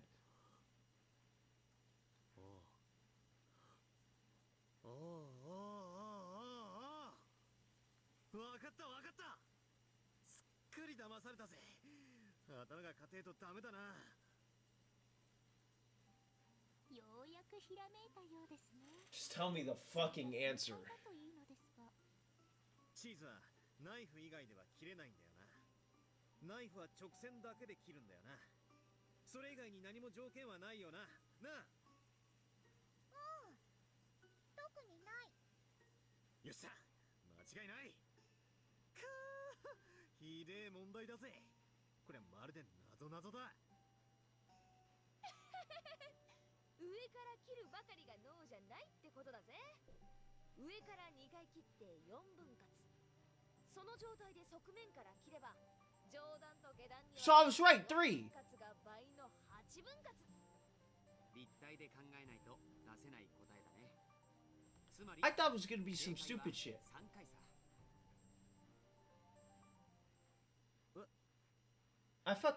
I knew it wasn't going to be 4. I knew 2 unless some way, but then what? Look, I got that shit right. But the way this game fucking handles shit makes it think I got it wrong, but I got it right. Look, I want to hear no bullshit from anybody in the fucking comments at any point. Alright? I don't want to hear it. I got it right. I didn't think of the side thing, but that doesn't matter. I thought of it after. I went, oh yeah, you could also cut it from the side. And was still going with 3.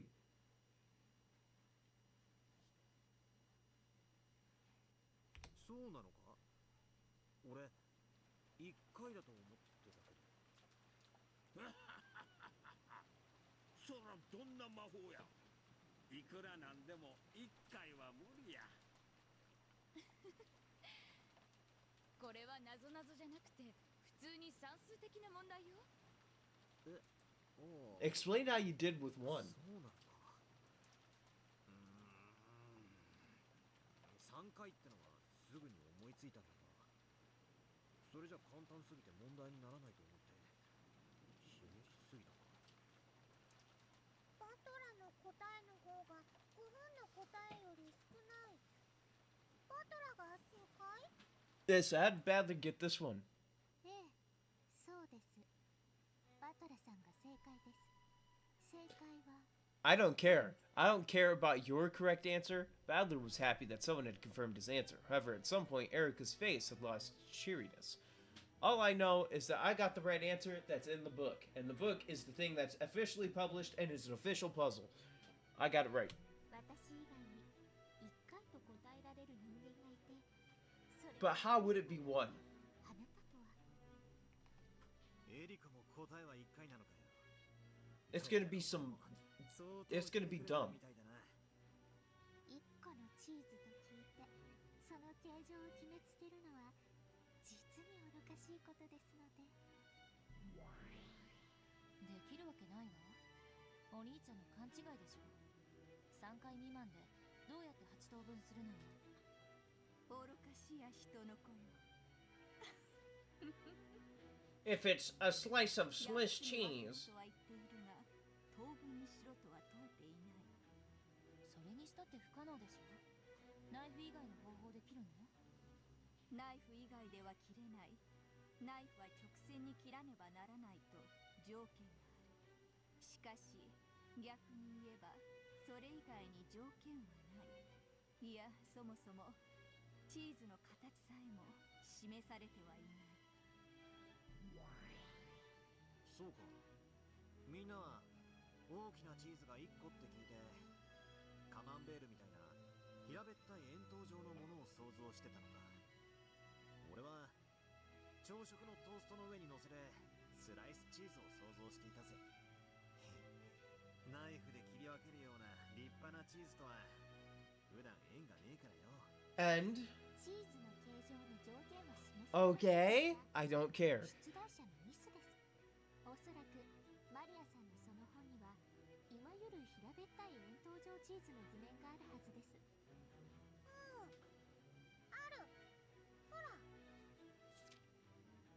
As Erica had guessed, the book Maria held had an illustration of the piece of cheese just as Erica had described it. With cheese of this shape, 3 slices really would be the correct answer. You cut in a plus pattern from the top to make 4 pieces, then cut it from the side to double that and make 8 pieces. However, since this illustration had been shown, the interpretation of the cheese had been left to the answerer. 確かにそうね。出題の時点でチーズの形状やその柔らかさなどには触れられていなかったわ。So I fold it in half hot dog style. どうやらチーズの頭も柔らかかったのはバトラさんの方だったようです。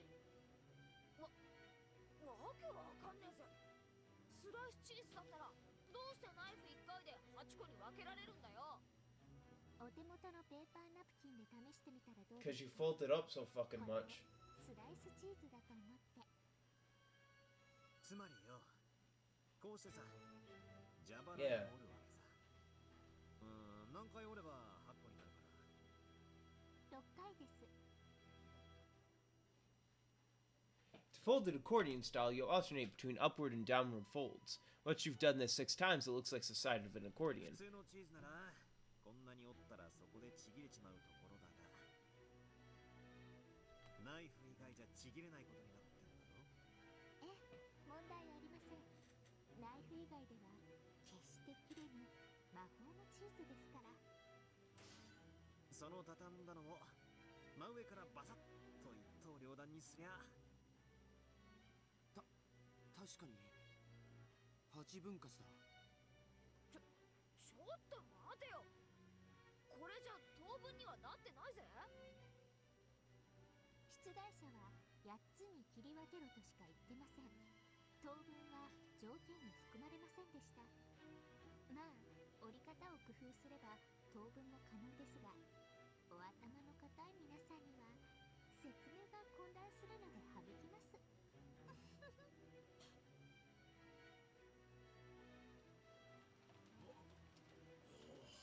They act like it's so surprising that if you fold something like that, you can cut it and get that many pieces. For a while, everyone was stunned. Badler had reached a far better answer than 3 by thinking of the problem as a riddle. Erica had already known both answers and even spotted a mistake made by the book. The others could do nothing but stare at those two in surprise. Oh, so smart. 頭が硬かったのは私たちなの？これは反対ですな。私たちは3次元で考えたけれど、どうもバトラ君とエリカちゃんは次元がもう一つ上だ。 They were in the 4th dimension.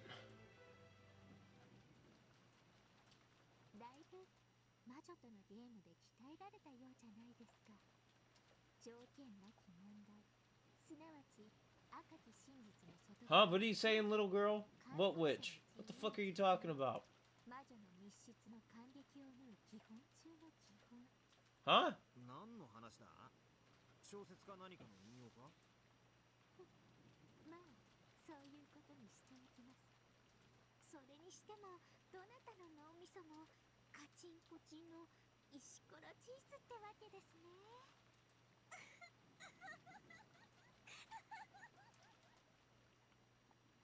Without any signs of restraint, Erica looked at everyone and laughed sarcastically. Only Maria didn't notice the venom in that laugh as she happily turned to the next page. Alright, let's do another one, fuck it. じゃあ次の問題ね。 Oh god, not fishy aroma. 3つのコップと You have 3 cups and 6 コイン coins. があります。3つのコップ Split up the coins so that there's 1 coin in 1 cup, 2 coins in another cup, and 3 coins in the third cup. 分けてください。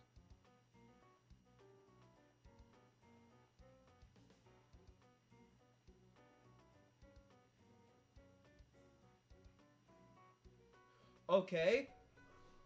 What, okay. Is there... That's it.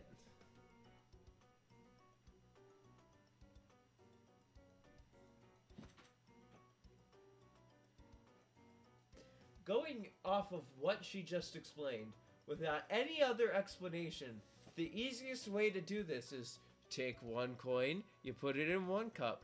Take 2 of the coins, you put it in another cup. Take 3 of the coins, you put it in the third cup. Oh, question solved.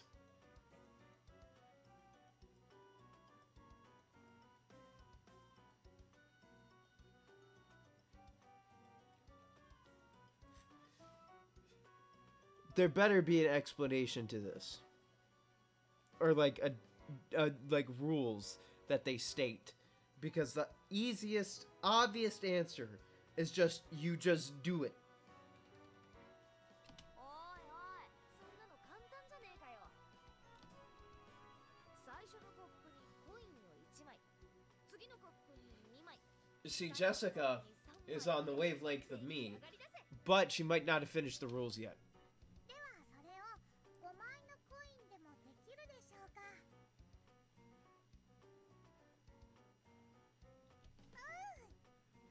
Okay, can I do the same thing with only 5 coins?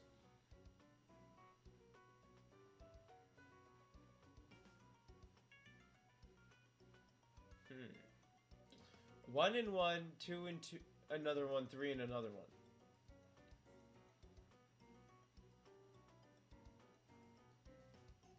1. Okay, if we think about this logically. If we think about this in terms of me, no rules stated here as well.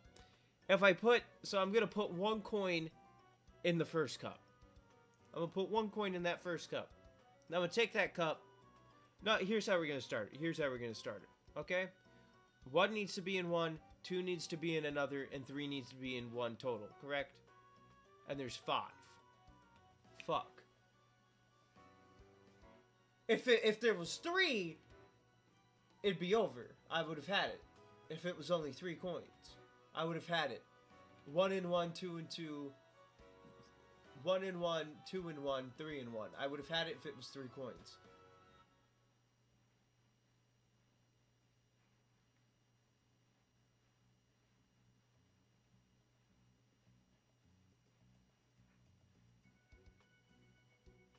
Okay, well, here, if it's only 5, here's what we can do. We just take 2, we put them in 1. We take 2, we put them in another one. Then, we take 1 coin, we put that in the third cup, and we take that third cup and put it in the cup, one of the cups with 2. So then it becomes, hey, there's a cup with 2, and then there's a cup with 3, and inside that cup is a cup that just so happens to have 1 coin in that cup. But in that total cup, there's still 3, because there's 1 in the, you know what I'm saying. There's 1 in 1 cup, and it's also in the other cup, because the cups are put into 1. Come on, that's a good fucking answer. That's a good fucking answer. また陳腐な問題が出てきましたね。 If it was 3 coins, it'd be the same thing. Take 1 coin in each, stack them up. So it becomes 1 coin for the top one. You go down a layer, it becomes 2 because there's 2 coins now. Go down, 3. If that is not the answer, it's... I need an explanation as to why I can't just do that. まさか皆さん、この程度の問題にまた瞬きをいくつも費やされるおつもりで？ By now, Erica was gazing around with an unpleasant look. acting in a manner that was completely inappropriate both for a guest and for someone of her age. She was no longer a guest who would be staying until the storm passed. She had transformed into an annoying guest who wouldn't leave until the storm passed. Everyone thought this, but they were unable to say it out loud. Again, just so you know, my character, if I was in this, isn't even in this fucking room. I'm out there getting probably stabbed Julius Caesar style like 28 times. ほら、お箸の使い方がうまいかどうかは、コインをお箸で掴めるかどうかでわかるそうだね。お箸。ええ、そうです。お箸です。お箸は世界で最も優雅な食器です。突き刺し、引きちぎって口に運ぶナイフとフォークなんて野蛮の極み。お箸こそが最高です。私の箸使いこそが芸術。 Okay, you fucking weeb trash! Jessica's about to say, aren't chopsticks just sticks? But stopped herself just in time. She realized that'd be best to let George take control for now. 小銭あるけど、ちょっと僕と競争してみない？僕もお箸の持ち方には厳しいんだ。そうやな。ジョージの箸はずいぶん厳しく教えたんや。確かにテーブルマナーは育ちが出てしまうものだ。エリカさんの持ち方もなかなかに良い。俺の小銭も貸してやるぜ。枚数が多い方が面白いだろ。ジェシカ、よく見て覚えなさい。うるせえぜ。よし、競争しよう。ここにある小銭をどれだけ多く自分のお皿に移せるか。She somehow grabs all of them with one chopstick and fucking throws it. Oh, she is... Okay, she's a little too interested in chopsticks. I know where they go when they're done. This time, George steered the conversation into a good direction. I gotta remember, this is like a fucking kid, man. This is literally a child. Disregard any comment I make. Everyone else understood, and they helped to egg on this chopstick fight and change the subject. They were fully aware by now that Erica was extremely proud of her intelligence. Wasn't there a new chapter at some point, and I didn't go, check the tips, characters in the Grimmy, dude. The Grimace, brother. Even though it doesn't matter, because there hasn't been a new character yet. Apparently, she had the bad habit of using that to look down on other people. She spun her chopsticks around with the deft hand of a juggler, staring at the coins scattered on the table like a dog who had been told to stay after having a meal placed in front of it. She's frothing at the mouth, salivating.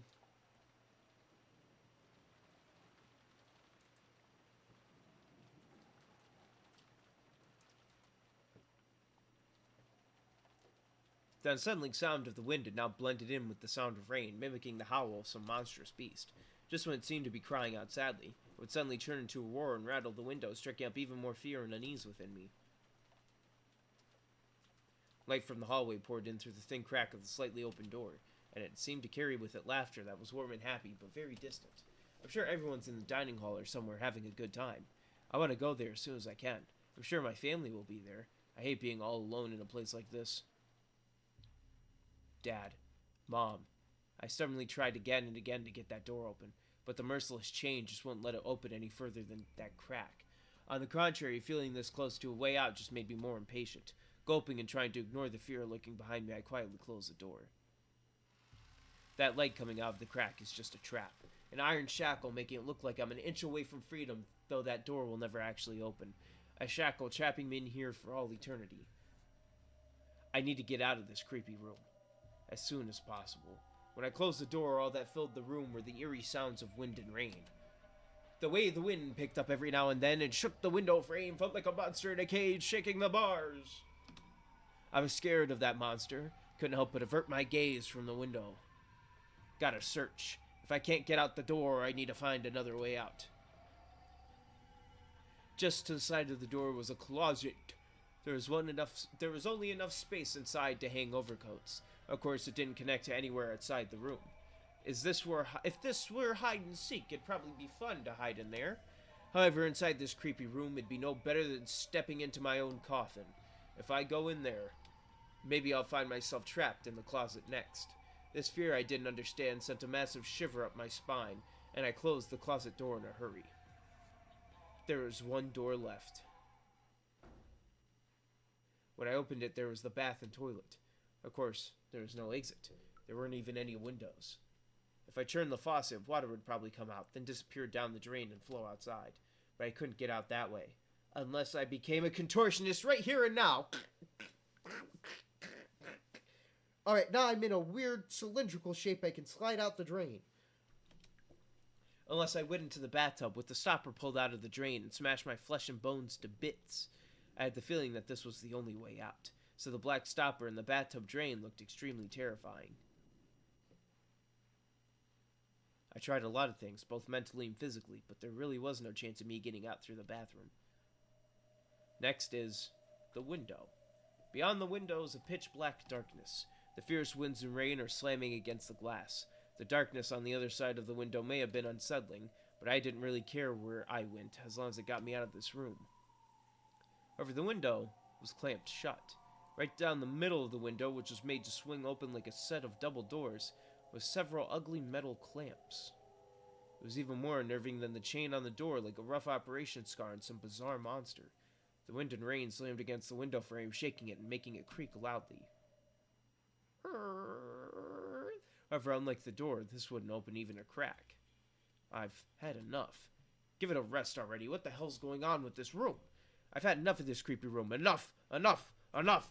Enough! Enough! Enough! Enough! Enough! Enough! Enough! It's impossible to go outside except by the door and windows. Enough! Enough! Enough! Enough! Enough! And compared to that thick door, the window looks like it might be possible to break. Say it with me! Enough! Enough!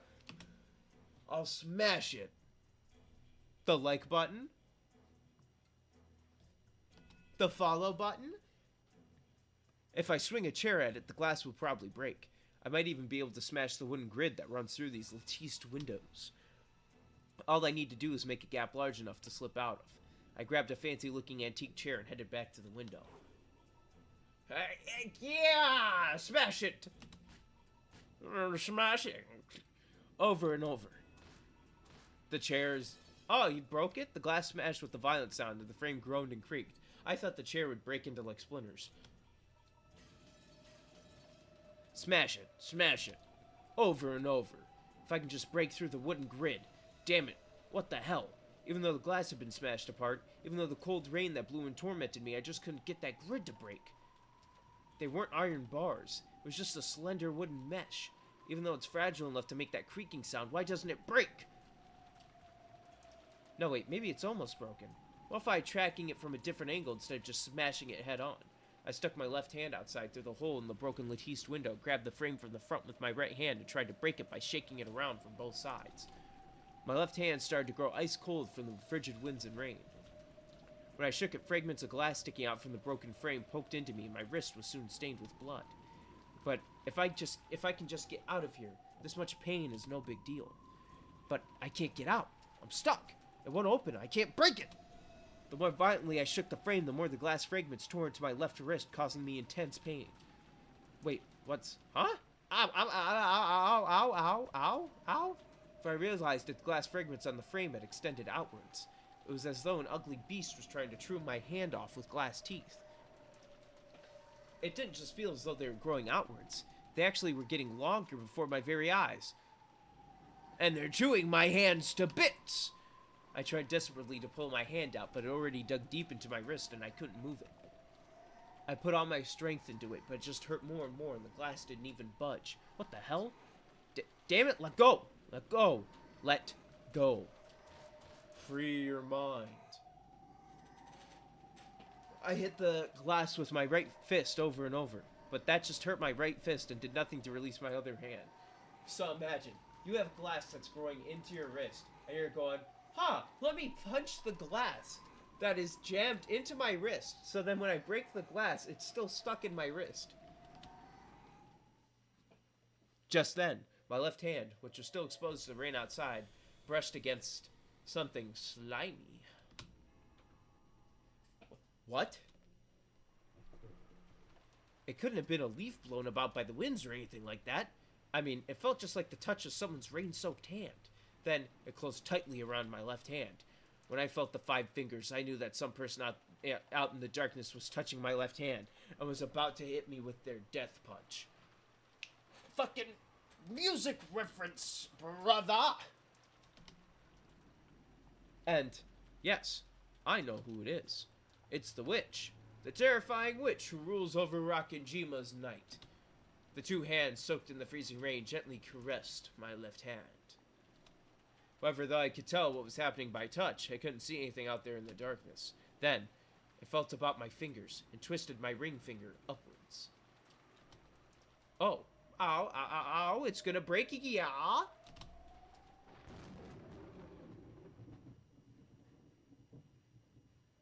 At that moment, I saw something in the darkness for the first time. It was white. I'm sorry, I think I was out there. The darkness grinned and bared its white teeth. Then, that mouth filled with eerily white teeth approached my finger that had been twisted up so far it was about to break, and opened wide. Ah! It must have been laughing at me from the darkness. After all, that creepy mouth was twisting upward in a huge grin. I had a horrible idea of what it might be trying to do to my finger. A shiver ran up my spine. I resisted as much as I could, but the fangs of glass just wouldn't release my left hand. And then, it gently bit my finger.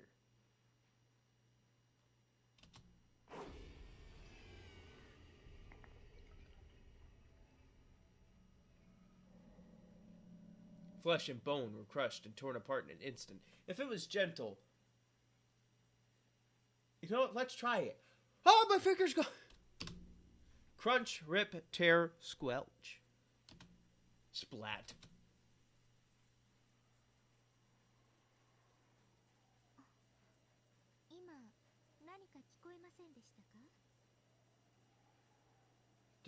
Did you hear that? It sounded like Stone Cold Steve Austin's theme song.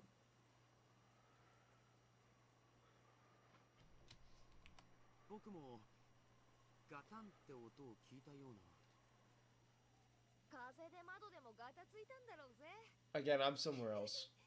And then I'm walking back over to that because I'm like, yo, you hear that glass breaking? Because I walked up now. I'd be like, yo, you heard that weird sound? I'm like strutting up, doing like a weird fucking dance. Like, yo, you hear that glass breaking?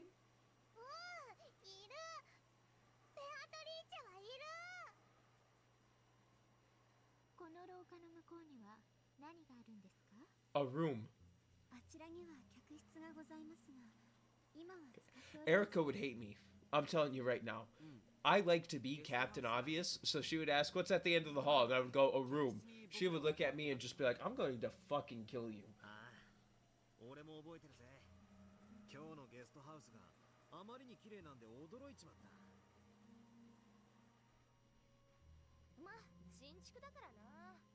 That's because it isn't old like this fucking place.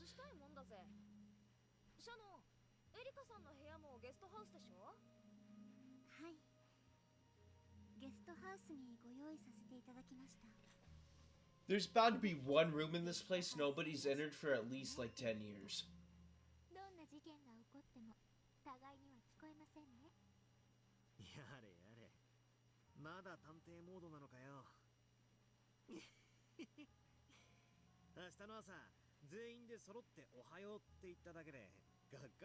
She's sitting there going, well, something tells me you're not.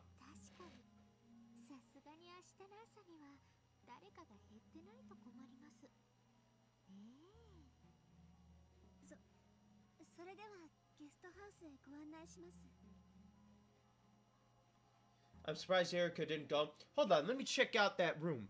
The adults were apparently about to begin a conversation that they didn't want the kids to hear. The real family conference was about to start. As the kids and Erica followed Shaden on their ways to the guest house, they passed through the entrance hall. Now the main question is, would I be an adult or would I have been a kid? I think I would have been an adult if I was a character, but I wouldn't care at all about this inheritance, so I'd be like, I'm just gonna head back with the kids. Cause I would say I would be like a little older than George. Just a tiny bit. And so at that point I'd be like, I just hang out with them anyway, so I might as well hang out with them. I don't care about this inheritance problem. 客までテレビでも見ながら All I know is I want my share that I deserve. If I'm the I don't know. Maybe I'm like the lawyer. Maybe I'm the fake lawyer, but I'm like, yo, I'm a lawyer, but I'm gonna hang out with these people because I don't give a fuck about what y'all talking about. ゲストハウスの方が落ち着けるぜ。 All I know is I don't like Erica, and she would hate me as a character. So I'm gonna be as Captain Obvious as I can, just so that I can imagine what Erica would do. ますますにお膳立てが整っているようで。 Erica giggled, an openly indiscreet look on her face. 今傘のご用意をいたします。少々お待ちください。ちょっとずっと気になってました。肖像画のご婦人はどなたですか？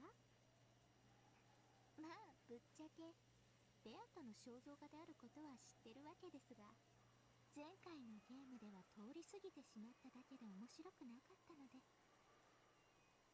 Erica whispered to herself, but of course no one heard her. Okay, good. She didn't just say that out loud randomly. Imagine if she said that out loud randomly. People have been like, what? How? How do you know that? What? Have you been here before? ベアトリーチェ様でございます。おじい様に莫大な黄金を授けてくれた後宮家復興の恩人だそうだよ。ただのじい様の中の妄想の魔女だぜ。こいつの亡霊が夜な夜な屋敷の中を歩き回ってるって話らしいぜ。よせよ。俺小さい頃はその話めちゃくちゃ苦手で、この屋敷の夜は苦手だったんだ。そんなこともあったね。6年経った今はどう？すっかり忘れてたが、この肖像画をまじまじ見てるうちにまた怖い気持ちが蘇ってきちまったぜ。ベアトリーチェは怖くないよ。敬いを持っていればね。持ってないと。ね、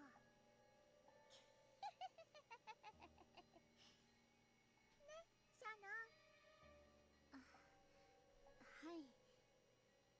使用人たちの間でもそうささやかれています。夜回りの使用人たちの間でも時折人影を見たとか黄金の蝶を見たとかいう噂が。うわあ、去年だか一昨年だかに使用人の人が階段から転げ落ちて大怪我してやめたじゃん。あれ Despite what you may think, I have fallen down many stairs in my lifetime. Not like the whole stairway, but definitely down a few steps. Jessica told it like a ghost story, trying to scare Erica, but Erica just laughed disdainfully. Ha ha ha, ha ha ha ha. I don't know how to laugh disdainfully, but ha ha ha, ha ha ha. You believe in ghosts? I don't. ただの事故だろ。Ha ha ha, ha ha ha, ha ha ha ha ha. おじい様がここに肖像画を掲げてすぐのことだから、一昨年のことだと思うよ。確かまさにここの大階段から落ちて怪我をしたんだよね。そうそう。このバカでかい肖像画は何しろインパクト。 They're so mesmerized by it, they just took a tumble. 屋敷中であれはなんだと話題になったもんだよ。それでその後すぐにここで事故があったもんだから、ベアトリーチェの呪いだってことになってさ。ベアトリーチェの階段云々はこの肖像画の後から？いえ、その前からもベアトリーチェ様の霊が歩き回っているという大噂。 If you were listening, Erica, the stairway incident was the thing we were talking about, not the ghost stories. もっとそういう話が増えた気がします。今までは魔女ベアトリーチェと聞いても具体的なイメージが湧かなかったからだろうね。この肖像画によって具体的になり、より一層以後の階段に厚みが出たんだと思うな。そもそも魔女ベアトリーチェなんて誰が言い出したんです？じいさまだぜ。我が最愛の魔女ベアトリーチェってよく取り乱して叫んでたから、この肖像画が出てくるまでは顔の想像もつかなかったけど。こんな薄気味悪い肖像画がデーンと飾られたら、つや二つできて当然だろうぜ。音楽室のベートーベンの肖像画も学校創立者の銅像も。 Who the hell's telling ghost stories about Beethoven? What's he gonna do, haunt you by playing a fucking piano? I shall kill you with my piano curse! Dun dun dun dun dun dun dun dun dun dun dun dun dun dun dun dun. 生まれてもおかしくはなさそうです。まあ、所詮は怪談、妄想、おとぎ話。取るにも足らない寝ぼけたうつけ者のざれ言以下ですが。Erica looked up at the portrait and smiled at it hostilely. So she felt that the smile was disrespectful to Beto. Maria's face soured.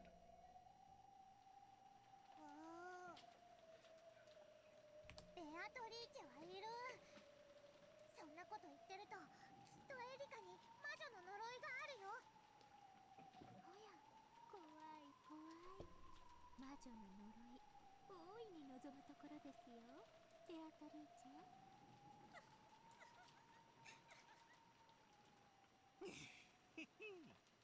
これでエリカが明日の朝変死してたら魔女殺人事件の幕開けだな。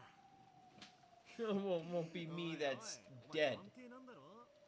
探偵がいきなり殺されるなんて斬新すぎるぜ。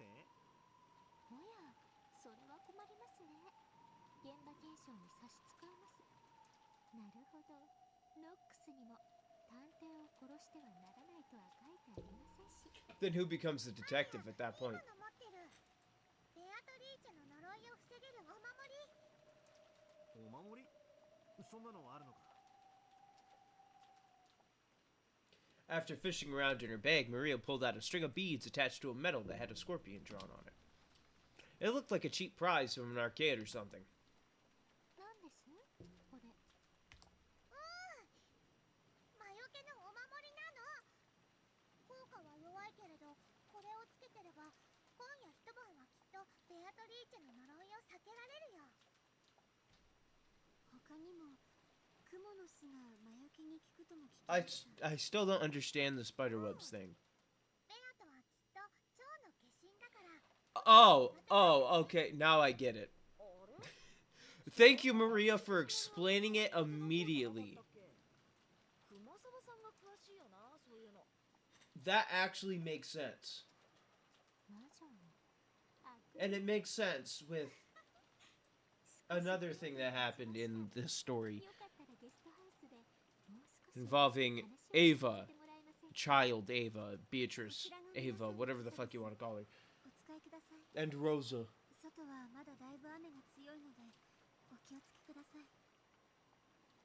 Shannon handed out the umbrella she had brought. Everyone headed towards the exit.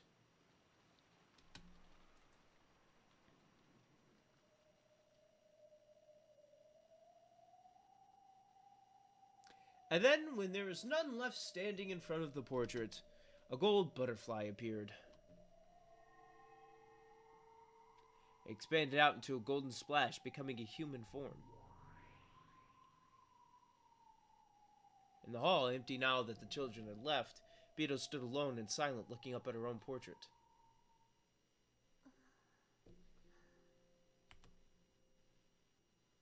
Without a doubt, the figure depicted there was like her as an image in a mirror. However, it felt as though its eyes and expression were just a little different from hers. From her perspective, while the person in this portrait was almost infinitely close to herself, it was just as surely a different person entirely. I need to stand up to fix my pants. When I sit down enough, sometimes the legs like to be riding up.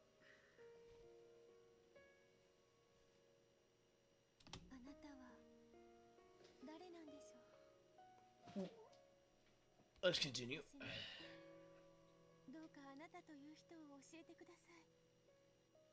Beto had already finished reading the fragments from Featherine's library, which showed the tales of all the games so far. However, the witch called Beatrice who had been depicted in them had been so vastly different from her. At the very end, it looked as though that witch and Battler had connected just a little bit as rivals, but for the most part, Beatrice had just bullied Battler in nearly all of the tales. Even though this was about her, she had no idea why Beatrice had tormented Battler so much when she had supposedly been born for Battler's sake. All she had learned from Featherine's library was that the former Beto was a completely different person who defied understanding. Sounds about right. She died.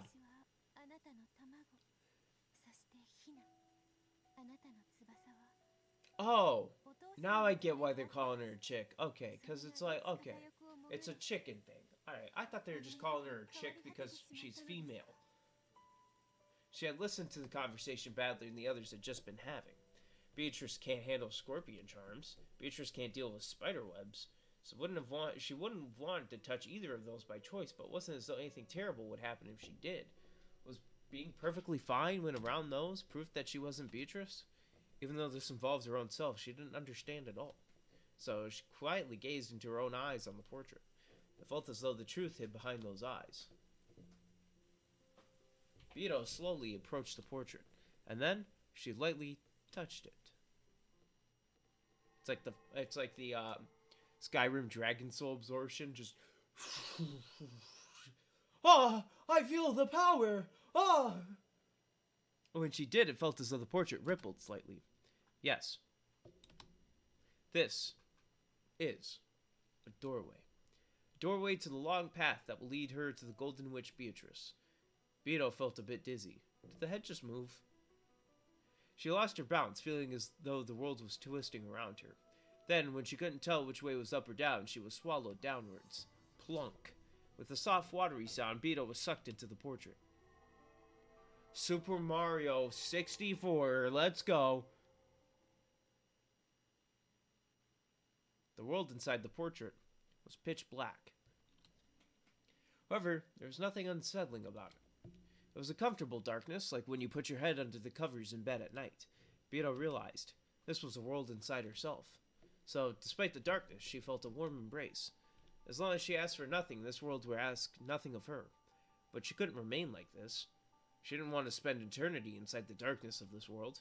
Yes, I need to hatch out of my egg. This darkness is the shell surrounding the gold butterfly called Beatrice. I will be born again as a Christian. I will fight in the Crusades. She took her goal, her reason for being born, and put it in words. As if in response to those words, the seal on the shell began to melt away. Cracks appeared in the darkness, and a brilliant light enveloped the world.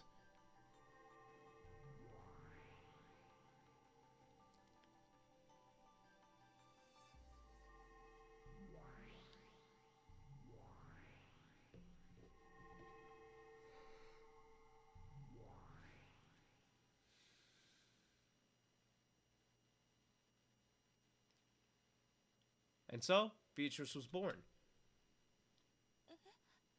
The portrait is gone, along with the epitaph. Yo. There I stood, along with another me.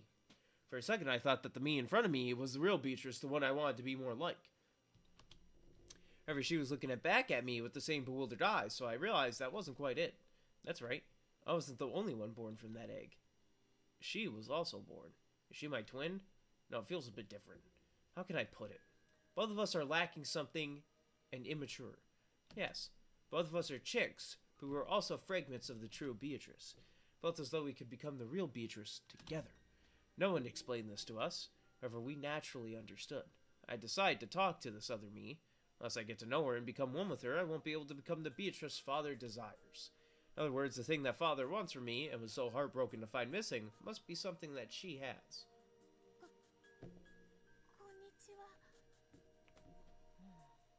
Oh, she angry. The Beatrice with her hair down looked at me dubiously several times, then finally spoke. Why you look like me? The true Beatrice also spoke in that manner. It looks like she really does have something that I lack. Because I am you. You are me, me are you.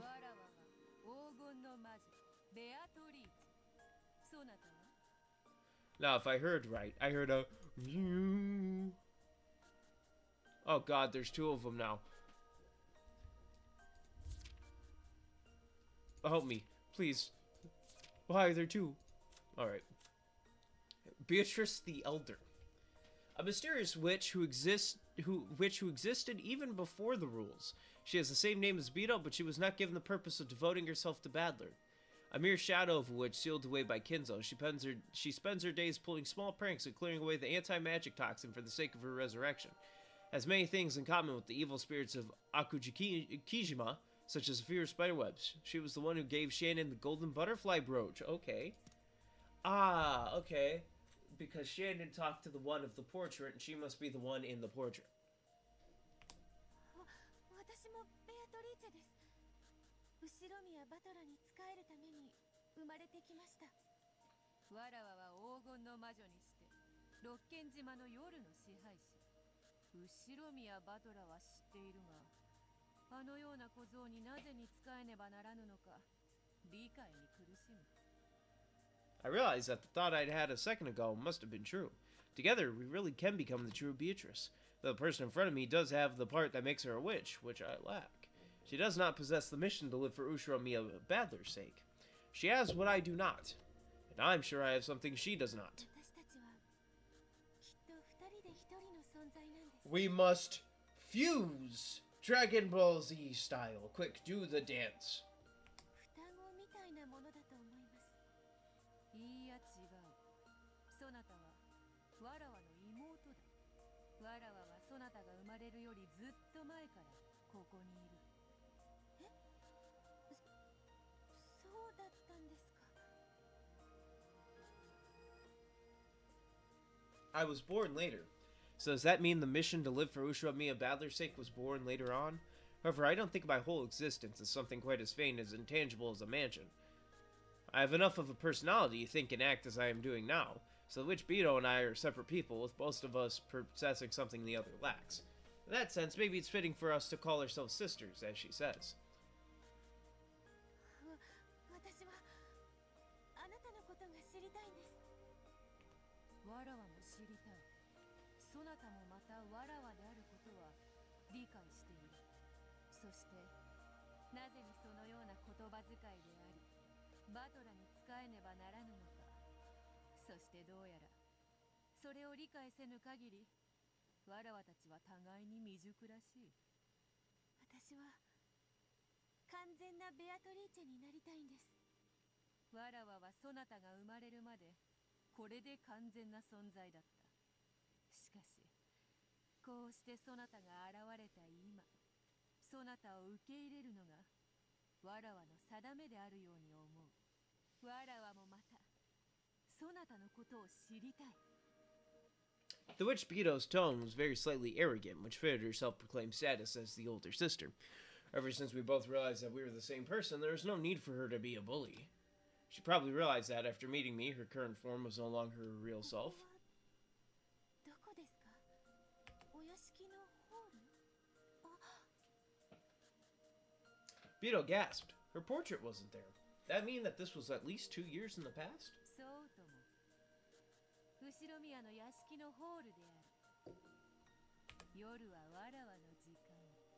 そして夜の屋敷はわらわのものだ。金蔵の間抜けは相変わらずわらわを蘇らせようだの捕らえようだのと躍起になっている。皮肉な話よ。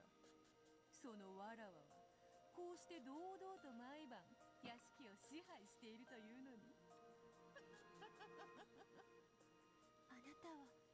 ここで何を？体を失い、あの肉々しい鎮守の社により魔力もない。Wanna know what I do? I rule. わずかずつに日々魔力は蘇りつつあるのだ。最後には見事復活を遂げ、あの金蔵を嘲笑ってやりたいぞ。わらわは見事そなたの檻を抜け出したとな。その笑いだけを楽しみに夜な夜な徘徊して暇つぶしをしている亡霊といったところよ。ご一緒してもいいですか？無論。何しろそなたもまたわらわの一部。右腕の同行を断る左腕がどこにいる？断る道理もない。そなたを迎えようぞ。我が妹、新しきベアトリーチェ。ありがとうございます。お姉様。こそばゆい呼び方だ。だが悪くない。さあ、参ろうか。夜の屋敷を散歩しよう。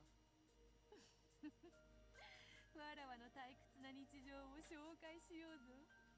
I don't even know what's going on. All I know is that there's two Beatrices now, because one of them, I guess, isn't fucking enough.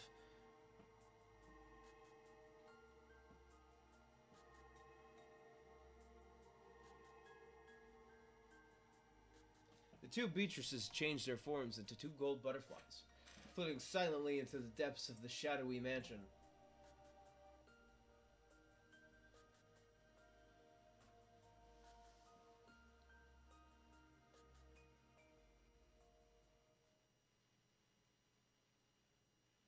The source of magic.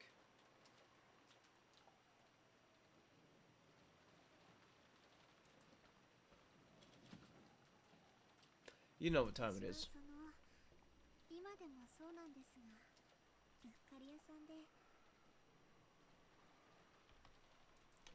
The characters, the tips, and the Grimmies. This is wrong. Never mind, it's right. They didn't, fuck, what was I gonna say? They have it where it's flipped. The fucking date, the day and month is flipped, and I don't like that.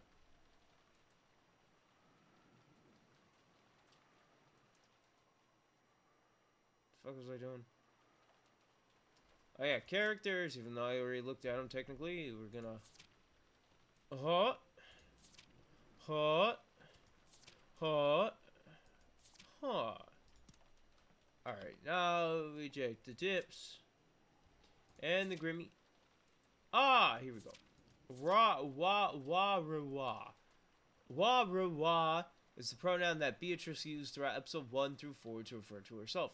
Historically, wa was a word used to refer to handmaids, chambermaids, and children, including errand boys and girls. The pronoun wa, which derived from these meanings, was therefore a humble one used mostly by women. However, in the context of modern fiction, the use of wa is stereotypically associated with noble women from olden times, and the anachronism of this choice of pronoun can have the secondary effect of imparting an imperious air on a character's speech. In this sense, it is a perfect fit for Beatrice, and it's an important part of the role language that makes up her character. よく物をどこに置いたか忘れたり、鍵をかけたつもりが忘れちゃったりとかして迷惑をかけてたんです。昔はよく夏日おばさんに怒られてたね。でもシャノンは途中から克服したんだぜ、その忘れっぽいの。へえ、克服って大したことじゃないですけど、こまめにメモを残すようにしたんです。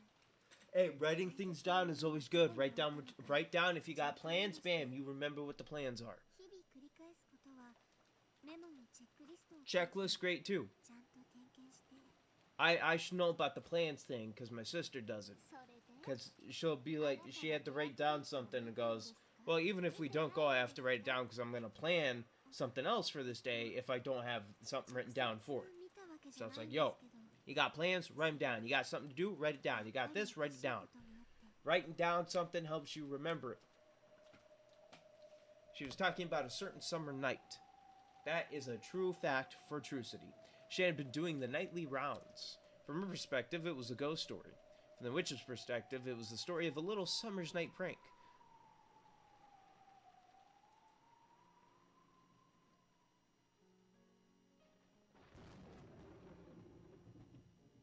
Oh, the raid stopped. 我が妹よ。そなたは人間の持つ半魔法の毒を理解しておるか？ I knew she would say no. 何ですか、お姉様。魔女の時代はもはや遠い過去。万物を支配したとのだまう人間どもは我らの存在を否定する強い毒を持つに至ったのだ。I like to exude my toxicity. 私たちには有害なのですか？極めて危険だ。浴びれば立ちどころに我らの姿を蒸発させてしまうだろう。しかし不幸中の幸いなことに、我らの存在は未だ極めて希薄だ。そのおかげで毒の影響も甚大ではない。せいぜい一時姿を霞にされてしまうくらいだ。しかし好んで浴びたいものではないということですね。その通り。さすがはわらわ。理解が早い。The older sister appeared to be haughty at first, but perhaps because she was so happy to have met her double and little sister, she was more than willing to teach her anything she wanted to know. The first thing she taught was that they were witches, a different type of being than humans.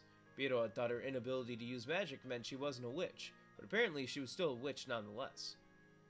And she learned that witches like her were bound by various limitations, unlike humans. The greatest of those restrictions was the anti-magic toxin possessed by humans.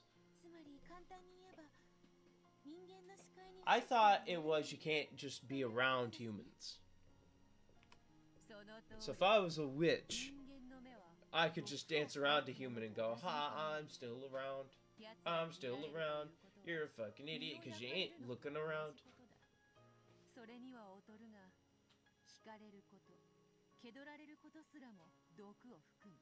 Oh. That's why Kenzo keeps catching on fire, because people see him.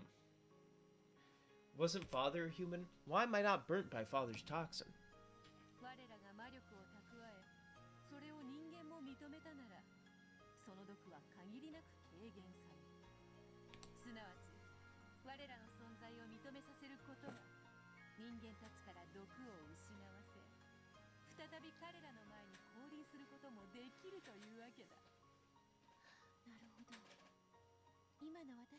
Get ready for a weird noise. 人間たちのいる間のみに存在できるわけですね。魔力がまだまだ足りぬわらわたちは、人影に怯え、物陰にこそこそと隠れる野良猫にも劣る存在というわけよ。The main goal of the older sister was to gain a large supply of magical power and be revived as a great witch strong enough to have no fear of the anti-magic toxin. I felt like I missed something. That's the wrong fucking key.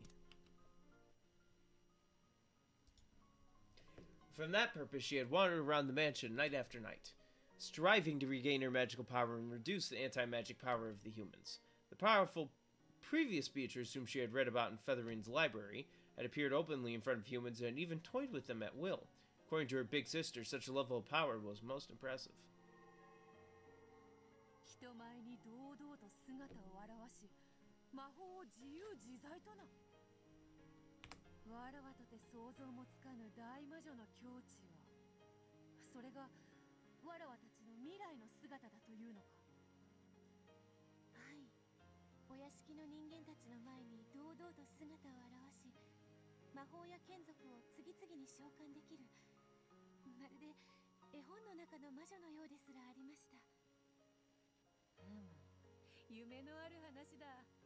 それがわらわたちの未来ならば、努力に励む張り合いがあるというもの。そうですね。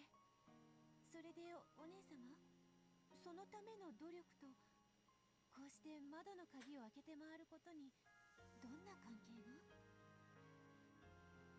It was the middle of the night. They were falling behind servants who were checking the locks on the doors and windows and undoing those locks after the servants thought they had been set.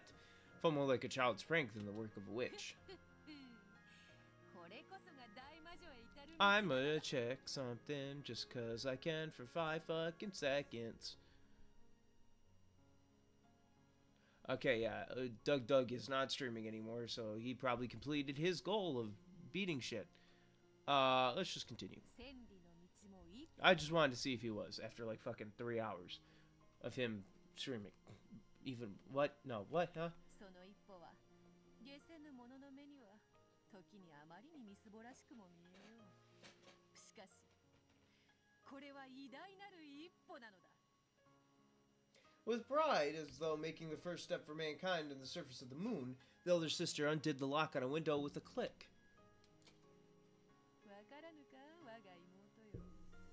I don't understand anything, so it's good you're not talking to me.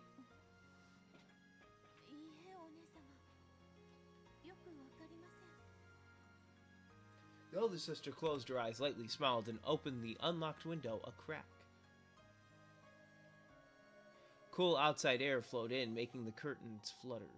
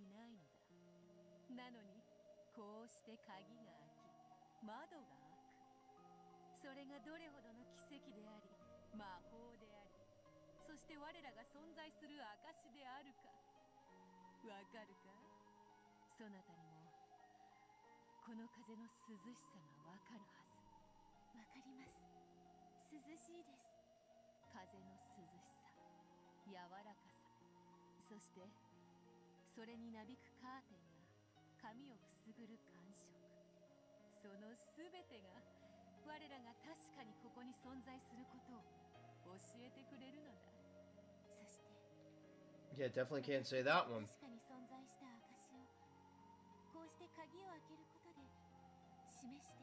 I'll say it anyway.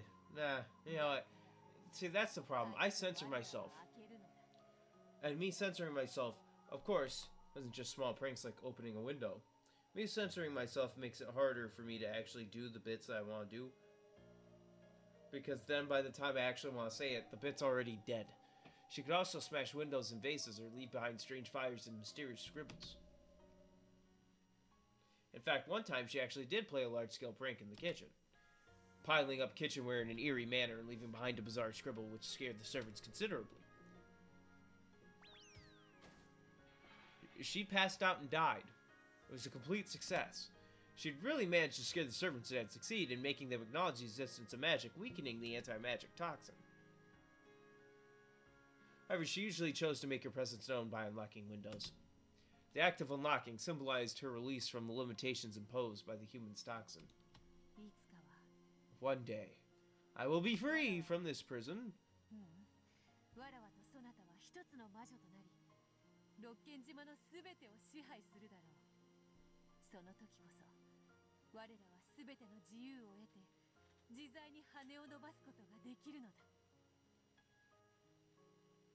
We won't have to be afraid of anyone's gaze anymore. We'll be able to fly wherever we wish, disappear whenever we want. Laugh however we like, prank however we like, talk with anyone we want to. Humans might ask things of us from time to time. They might fight with us or play with us too. What wonderful things for us frail creatures who cannot appear before anyone to look forward to.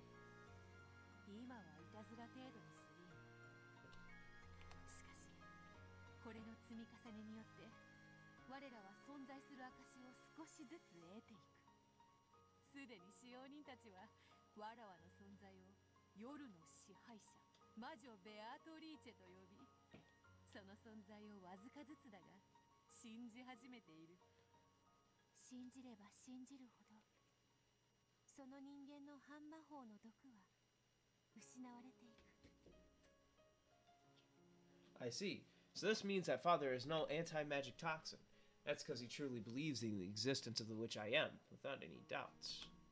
I finally realized that though I thought him to be cold, Father does possess a kindness that can't be seen.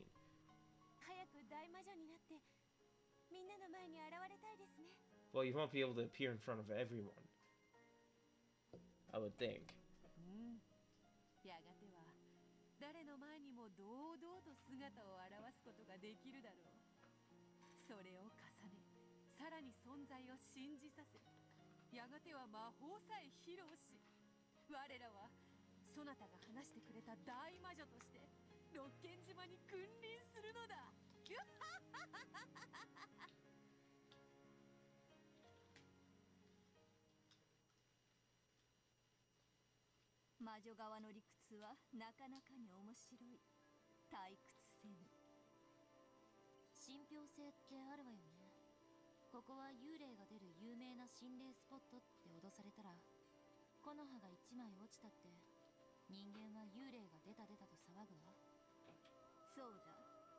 すべての現象は本来中立、中性、無味無色だ。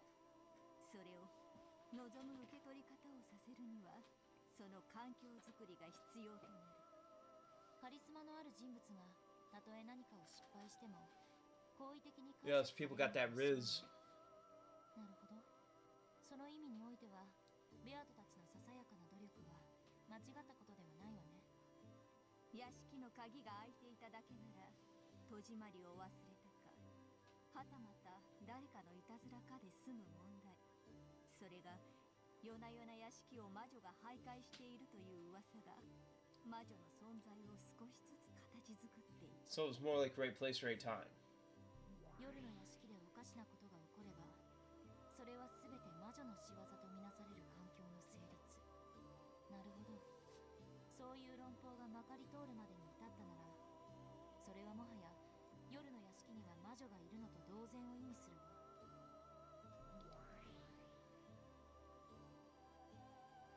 After the Beatles finished their mischief of unlocking and opening the window, they enjoyed the coolness of the wind and the brightness of the moon, then became gold butterflies and disappeared into the darkness. I'm gonna read as fast as I can for the next one. There's no way of knowing whether the window they had opened had actually been opened by them. Servants might have forgotten to lock up, or one of the family might have opened it after the servants had locked up and forgotten to shut again, or maybe someone had played a prank. In the same way that none of those possibilities could be denied, it was also impossible to deny the possibility that a witch really had opened a window to enjoy the night breeze. Chapter end. I was close. I saw that pop up and I went, fuck man, I almost got it right. それをたった一つの可能性でしか捉えられない人間には I'm getting 何も想像 restless することができない。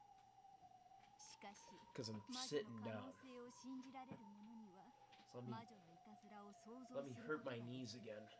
そ So の I'm doing something different than 今 just ワ sitting. ッタが見たベアトリーチェたちのいたずらの光景は事実としてかけらに刻まれる。魔法の原点の一つだわ。家庭の虚飾。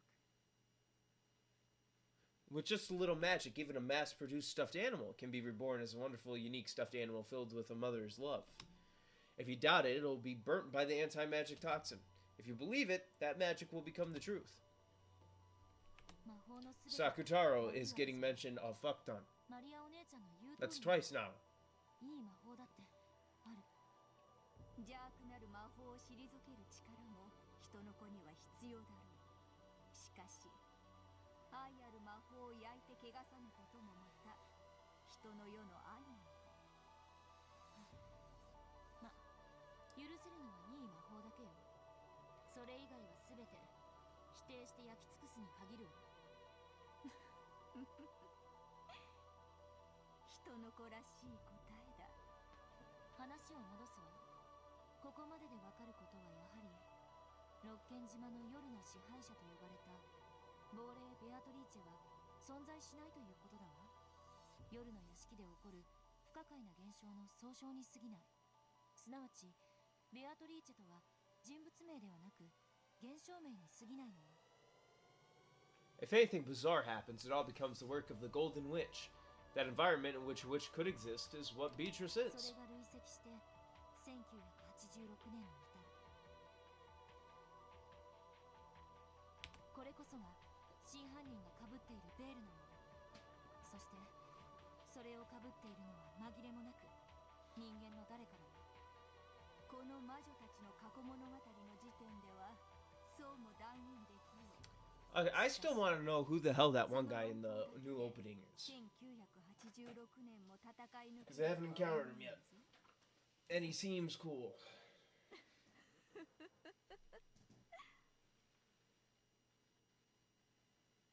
And I go off of looks for if I like a character or not. I don't know. そんなの誰かが戸締まりを忘れたに決まってるじゃないですか。それを言われるとでも一度や二度のことじゃなかったんです。それはつまりあなたが I mean, she said it herself. She admitted it. Shannon admitted she was the klutz herself. 確認を忘れる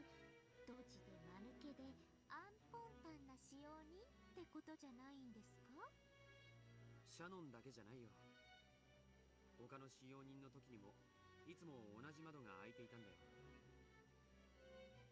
私も母さんに夜に廊下の窓を開けっぱなしにしたことはないかって聞かれて、そんなのやってないのになんだか怒られたぜ。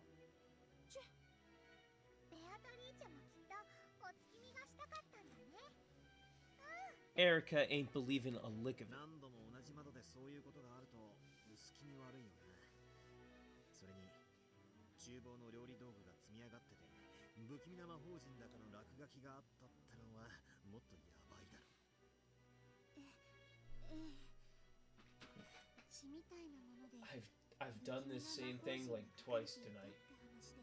I'm putting my arm against one of the armrests that can move, but I put it on just the angle where it moves out of the way, so I just fall over. 目撃者は誰ですか？私じゃないです。私は多分辞めちゃった使用人の子に教えてもらったはずです。その日は私の勤務日じゃなかったし。つまりはそういうことです。心霊スポットに尾ひれがつくように、あなたたち使用人も夜の屋敷の階段を少し面白かったりはしていませんでしたか？ Exaggerated stories are all fun and good. 魔女が存在するかのように語り、それを伝染させているように。つまりベアトリーチェの仕業ということになってる不気味な出来事は全て何かの偶然か事故、あるいは面白がって誰かが捏造した根も葉もない噂話と、そう言いたいわけだ。そういうこと。 Yeah, it was about to say, I think that's exactly what you tried to say. 存在するわけがないじゃないですか。ベアトリーチェはいる。バトラさんはよくご That's not 3 times. そういう名の人間、あるいはそう自称して何かを行った特定または不特定多数の人間は存在するでしょうね。しかし私たちが期待して妄想するような黄金の魔女ベアトリーチェなんていう存在は全くにもってありえません。ベアトリーチェはいる。会ったことある。へえ、その話を詳しく教えてはもらえませんか？あなたはベアトリーチェに会った？そして魔法を見せてもらったとでも言うんですか？いつも会ってる。六軒島に来るたびに会ってるもん。 This gaming chair is awfully creaky now. I've had it for a while, I think a few years. Denying the existence of the witch would always have the immediate effect of infuriating Maria, and a few years is a while for actual furniture, not canon, but chair. However, Erica didn't know this trick to avoiding Maria's fury, plunged it into it head on. But no matter how Maria tried to sell the idea of Beatrice's existence, she stood no chance of defeating the ruthlessly intelligent Erica in an argument. George and Jessica hurriedly tried to calm Maria down, but there could be no quelling her anger at this point. 魔法を使って見せたんですよ。それがどんな魔法か具体的に教えていただけますか？いつも魔法でお菓子をプレゼントしてくれる。ベアトは魔法でお菓子を生み出すことができる。ポケットから出しただけじゃないんですか？違うもん。魔法なの。すごいんだよ。空っぽのカップの中からいっぱいのキャンディーが湧き出したんだもん。へえ、そりゃすげえ魔法だな。そうだね。確かにそれは魔法だ。そうだよ、魔法だよ。本当に空っぽだったもん。 Erica, you just turned the whole room against you. It's time to get voted off the island. 中を確認したもんって何の話です？エリカさんもよせって子供の話じゃねえかよ。それよりエリカ様、紅茶のおかわりでもいかがで？ノーサンキュー。 She just throw the cup on the ground? 大変知的な。 No, thank you! ダイヤは黙っているように。もっと I like how she calls them outsiders when she's the one who doesn't even fucking be in the family. どういう意味ですか？幸いここに今ひっくり返って中身が空っぽになったばっかりの紅茶のカップがありますし、どうぞこれでその時の状況を再現してくださいませんか？さあお願いします。さあ。 After holding the cup of black tea, which she had just overturned and was still dripping upside down over the table, Erica slammed it down hard and slid it over to Maria. Erica's eyes glowed repulsively like those of a snake about to snap up a frog. Those eyes were ice cold and had a madness in them that made one want to avert their gaze. On the other hand, Maria was glaring furiously, her whole body shaking uncontrollably in the greatest expression of anger that a human can manage. The look on her face was frightening, not at all what you'd expect from a 9-year-old girl. お二人ともおやめください。 I mean, they're both children, aren't they? ベアトリーチェはね、 I was gonna call them, you guys are acting like children. 空っぽのカップをね、テーブルの上に逆さに伏せておいたの。はい、それでそのまま開いたら飴玉が溢れ出してきたわけですか。それはすごい。それなら魔法ですよね。それならば。 Badler and the others tried to get between the two and calm them down, but it was no use. They violently pushed aside the others, and glaring at each other from so close that their foreheads banged together, they repeatedly slammed the upside-down cup on the table.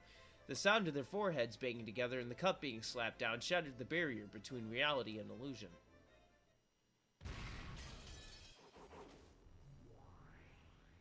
Oh shit. Witch Maria. 魔法だよ。魔法なんだよ。ベアとは魔法でキャンディーを生み出したんだよ。なら再構築してもらいましょうか。マリアージュ・ソルシエル創立者にして原初の魔女のマリア。エリカ Oh no. 取るに足らぬ相手です。 Shotgun cocked and ready to fire. お黙りなさい、殺人球体関節人形。さあ、この伏せたカップの中がどう飴玉で満たされたって言うんです？カップをひっくり返したってキャンディーは出てこないよ。だって魔法を使わなきゃ出てこないもん。ベアとは魔女なんだもん。魔法を使うんだもん。はいはい、魔法ですね。魔法を使ったんですね。どうやって魔法を？魔法のステッキを振るってカップを叩いたら飴玉が溢れ出した。違いますよね。違いますよね。ベアとは魔女だから魔法を使うの。魔法は呪文を唱えて奇跡を起こすの。キャンディーを生み出す魔法も呪文を唱えなきゃ使えない。はいはい、了解。グッドです。グッドグッド。呪文をどうぞ、魔法をどうぞ。さあさあ。 Yeah, but like, just say the incantation, Maria. Make candy appear. Come on. If you're a witch, you can do it. 思い浮かべてごらんなさい。カップの中にキャンディーがいっぱい。そんな素敵なところを思い浮かべてごらんなさい。へえ、それでほら、カップの中にはキャンディーがいっぱい。 Maria grasped the overturned cup so tightly that it nearly cracked, and slowly lifted it up. And it just goes. Then, from the inside, several cute candies poured out. Never mind. Maria looked at Erica with a full smile as if to say, that showed you. これがベアトリーチェの魔法だと言うんですね。ドラノール。チやね。 They just shot the fucking gun. They shot the gun. Maria's dying. Maria 07s. I cannot give you the gun anymore, for you just died from the gun. あなたがありもしない嘘話をしている可能性があります。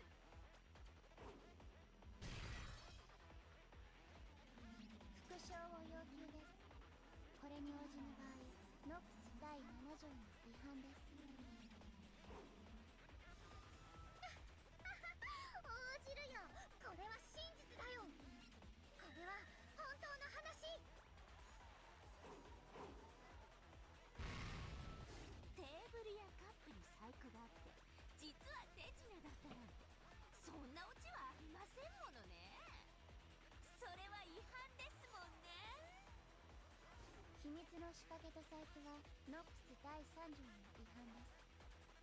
ただしその伏線が示された時のみノックス第8条により許されます。 Nox's third prohibits hidden doors and devices that have no clues pointing towards them. However, by presenting foreshadowing clues that point towards the existence of said devices, Nox's eighth allows them to be used. そんな細工は何もない。ただのテーブルとカップだよ。だから手品じゃない、魔法だよ。了解です。ノックス第9条によりマリア教の魔法目撃は認められます。そうですよね。第9条ならね、観測者はいついかなる時でも視点を語ることが許される。でなかったら女装した犯人の目撃を女を見たと表記したミステリーは全て失格ってことになりますから。 I'm gonna take a break real quick. Now, while I'm taking a break, I do have this deck of cards. So, for a little bit of making sure you guys stay in tune with what's going on, you guys can confer with yourselves and try to figure out what card. I'm going to shuffle these at some point. Some more. And you guys, including, are going to guess out of a standard deck of cards what card I will pull from the top, including the Joker cards. I need to go to the bathroom, so y'all can confer, and then once I come back I will need an answer, and then we'll see if you guys are right. And if you're right, nothing happens, I guess. I'll be back. Alright, I have shuffled the cards. So, give me the card you think would be on top out of a normal deck of cards with Jokers included. I will give you, I don't know, a minute, because it shouldn't take a minute for you to come up with a fucking card.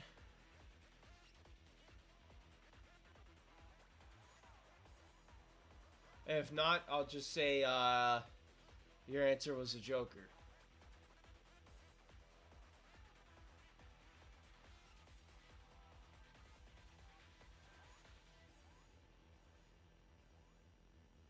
You feeling lucky, punk? That's what I'm asking.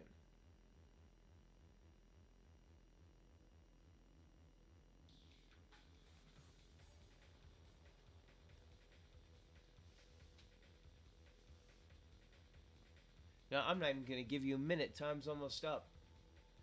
Once it turns 11:11.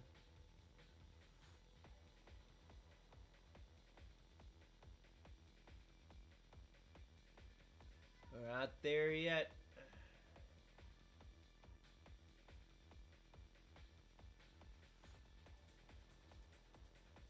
Probably only a few more seconds left. Oh, it's 11:11. You guys picked a Joker because nobody answered the question. And what is on top is 7 of Hearts. I'm sorry, you guys lose. Better luck next time. Let me put my cards back in their case. Or at least in the box. You know, like I said, better luck next time.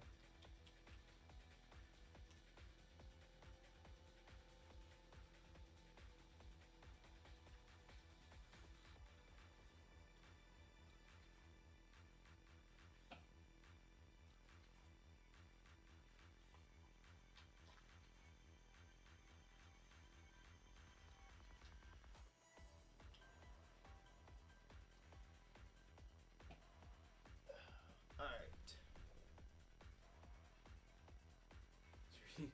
Is there really anybody actually watching this, or did I do that for no reason? That is the main question that I will find out eventually. 全ての真実は主張に過ぎない。だから私はあなたとは異なる真実を主張し、それを看破します。それが探偵の役目、醍醐味ですから。カンパなんてできないよ。だってこれは魔法だもん。その魔法は魔法ですから、魔女にしか使えないわけですよね。そうだよ。魔女にしか使えないもん。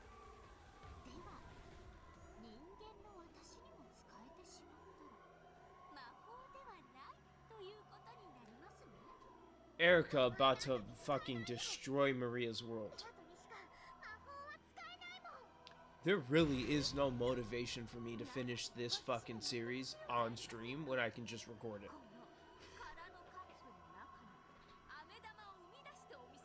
Especially when I stream so late at night, and half the time I can't even tell if a motherfucker is watching it. なら、期待、ご期待、こうご期待。さあ、ここに空っぽのカップがありますよ。よろしいですか？よろしいですね。それをこうしてテーブルに伏せます。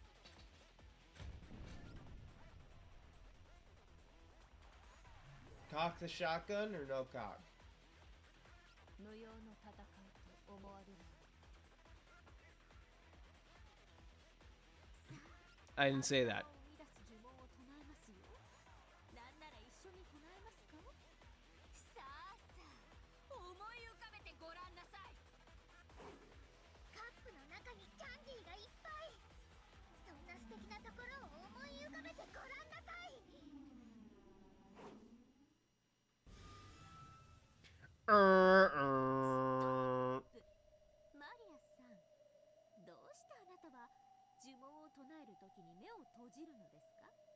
魔法の奇跡をどうして目撃しないんです？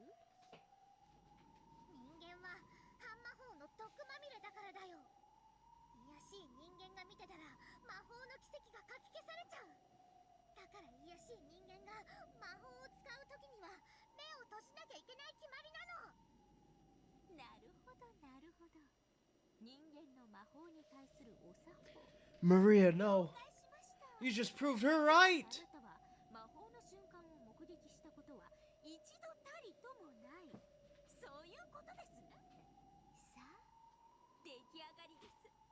どうぞカップを開けてみてください。私がキャンディーを生み出す魔法を使いましたから。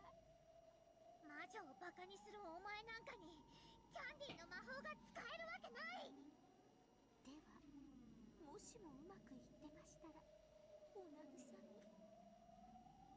After glancing at Erica with the utmost of malice, Maria slowly stretched her hand out towards the overturned cup. There is no way that Erica, someone who made fun of witches like this, could ever use magic. There is no way that there'd be candy there. カップの中はどうです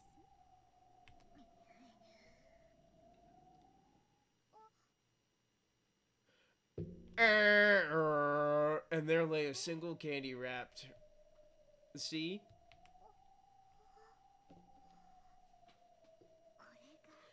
If anybody was watching this, they would have fucking left by now by me doing that. Erica smiled gently. A look of disbelieving shock, couldn't fucking read that for some reason, rose to Maria's eyes along with envy for this person who could use the same magic as Mito.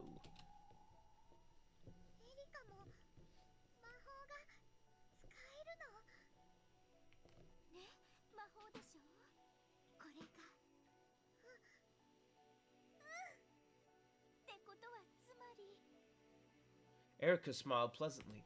She and Maria had finally reached a deep understanding.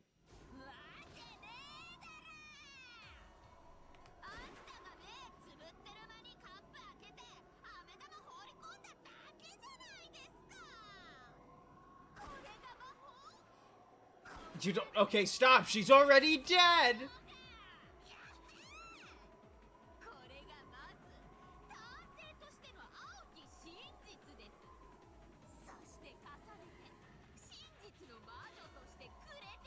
Are you a witch still? I thought they. I, あんたの言う飴玉の魔法はただの手品。ベアトリーチェとかいうエセ魔女が魔法と称して見せた単なる I just need the table again.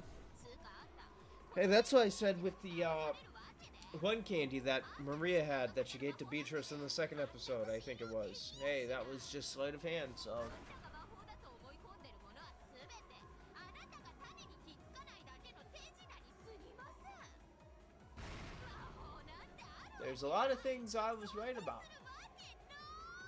Just nothing too important. I'm back in Chicago.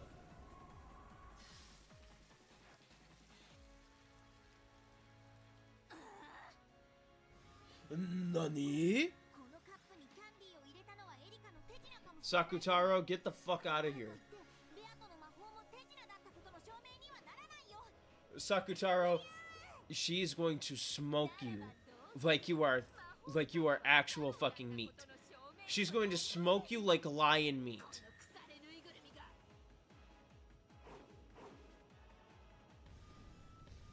You will be lion jerky.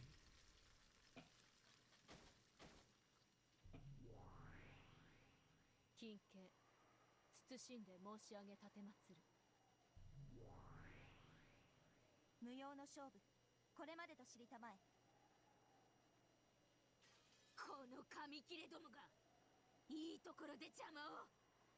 これで十分です。カップの中にキャンディーを表す魔法についてはマリア教に手品であっても魔法 You're gonna waste all your energy on this fight when you got Battler. よって魔法であるとの主張は却下されます。でもマリアの時は本当に魔法だったかもしれないよ。手品が存在することが魔法を否定することにはならない。エリカ教、お見事。 It dismisses it. They didn't say it was disproved, they said it was dismissed. Learn the difference of words, you fucking stuffed bitch. Illusion of the witch occurs when someone tries to force the acknowledgement of magic by claiming that thing would be impossible without it. It's how witches launch an attack. If someone's able to successfully argue back and show that it would be possible without magic, the illusion of the witch is defeated and the witch must retreat. The magic Maria claimed to have seen could have been a trick, so it was unqualified to be acknowledged as magic. However, that was only the result of this battle. It was still too early to bring the fight into the domain of denying Beatrice the witch and the magic that Maria believed in. However, battles always end instantly when your opponent surrenders. Erica had wanted to hit Maria with everything at once, defiling the witch and magic she believed in, and crushing it without a fragment of compassion. あと一歩で波が引いた後のまっさらな砂浜みたいな無垢なハートをズタズタに引き裂いてやれたのに残念です。今日が冷めました。これで満足？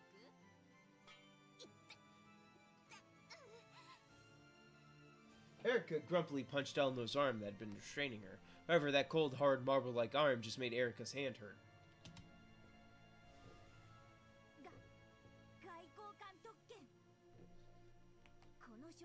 Diplomatic immunity?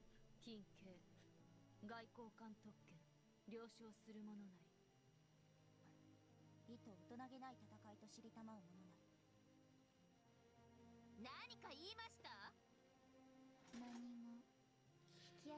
I like that. Shotgun cock, she did not. Points it straight at Erica's face. そうですね。子供の夢を引き裂くなんて、私も随分と大人げない。 You're a child too, just so you know. You can act like this because you are a fucking child. You have established that you are human, henceforth not witch, so you are not 1,000-year-old. Erica and the others turned their backs on Maria, who was still crouching down limply. However, as detectives in famous mysteries have always done in the past, Erica clapped her hands, stopped, and turned around. Oh, that's right. Elementary, Watson.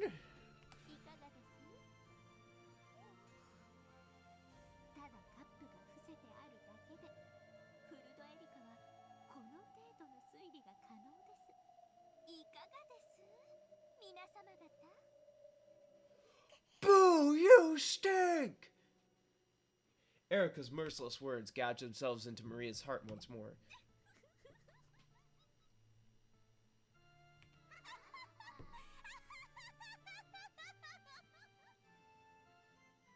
Erica left, leaving an evil laugh behind her. After bowing to Maria and Sakutaro, Delanor left too. Gertrude and Cornelia followed suit. After that, only Maria and Sakutaro were left in the lonely Golden Land.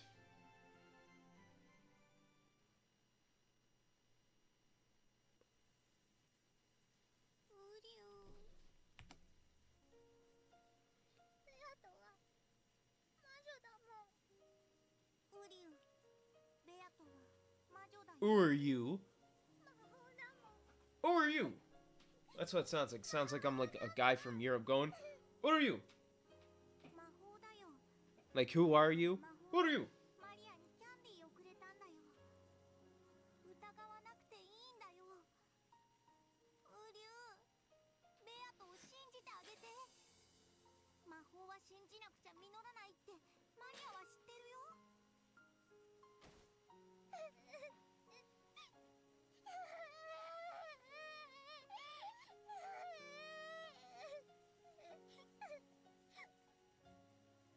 Surrounded by an ice-cold drizzle that had started falling at some point, Maria cried quietly.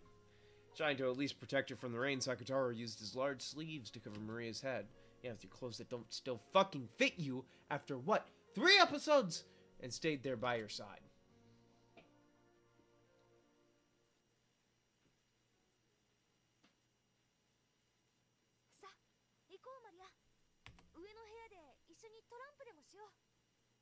Erika-さん、僕は今のやりとりはあまり大人として尊敬できないね。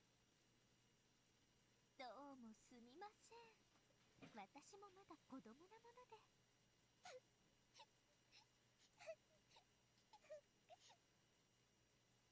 After seeing that wonderful candy magic brutally insulted by Erica, Maria had been crying nonstop. I'd be in that room, I'd just be shaking my head going, this fucking bitch. I was glad I left that fucking room in the first place. Time to leave this bitch alone again. 食後のクイズ大会の時から感じてたが、お前性格悪すぎだぜ。楽しいか？小さい子の夢、ずったずたに引き裂いて楽しいかよ。バトラ様もおやめください。 Slap her. Once for me, once for you, once for everybody in the world. So like 7 billion times. Shannon had been looking flustered, bowed her head deeply, and implored Badler to stop. George, who didn't want Shannon pressured, fell in line. 行こう。また今年も僕たちはいとこ部屋で過ごそうよ。テレビを見たり、トランプをしたりして遊ぼう。エリカさんの部屋用意があるそうだから。シャノン、案内してあげて。まだ結構です。私はもう少しここでのんびりすることにします。余韻を楽しみたいので。何の余韻だよ。Badler and the others could no longer hide their irritation. They had no obligation to entertain their uninvited guest any further than this. Erica herself understood perfectly well that no place would welcome a detective. Badler and the others wanted to leave, and Erica wanted to stay. Neither had any desire to stop the other. Jessica urged Maria, who was still crying, to come along. Then Maria stopped and spun around. Oh shit. That's when Maria fucking brings out... Oh my god. That's when Maria brings out her fucking gun that I gave her at the very beginning of this whole entire series and puts one right between the fucking eyes of Erica. Oh no, it's evil Maria. 魔法を信じない毒素の塊みたいな人間が。私のクラスにもお前みたいな男子がいくらでもいるよ。魔女も魔法も奇跡も幸せも何も信じない。そんな程度の奴らの毒素に焼かれて灰になっちゃうようじゃ魔女になんかはなれないね。マリアはこう見えてもベアトリーチェの弟子、原初の魔女見習いなんだから。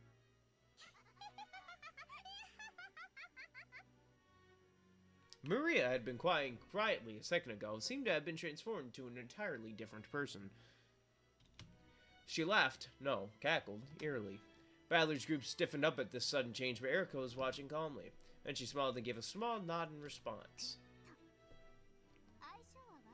You got some guts, kid. Pointing a gun at me like that.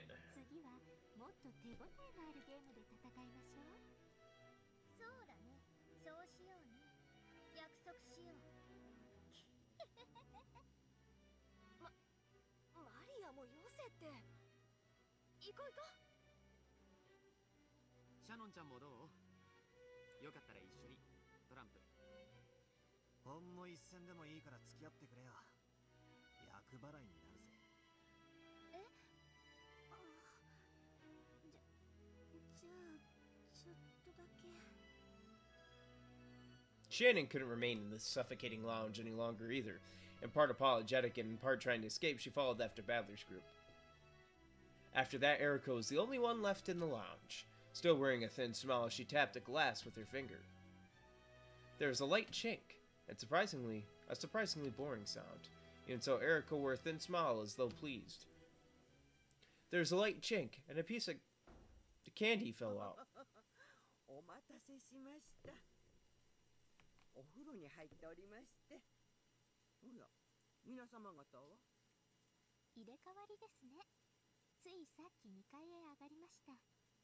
あなたを呼んだのは私です。何でも悪事島の話や森の魔女の話などにも詳しいとか。まあたわいもない話ですが。たわいなくて大いに結構です。湯上がりに一杯いかがで？私もたまにはサービスくらいしますので。Erika stood up, opened the refrigerator behind the counter, and put ice into the ice pail.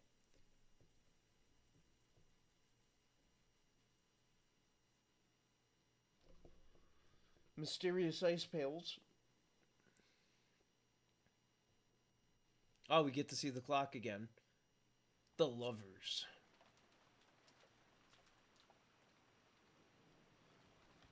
Well, you know what it's time for, dude. It's time for the characters of Tips and the Grimmy, brother. I know it was probably nothing. Maybe something in Tips and Grimmy. Nope, just still though. Because that's how you pronounce that.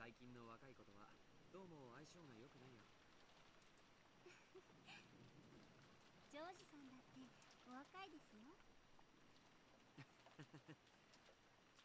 いとこで最年長ということもあってついついいつも自分がもう若くないって気持ちになっちゃって。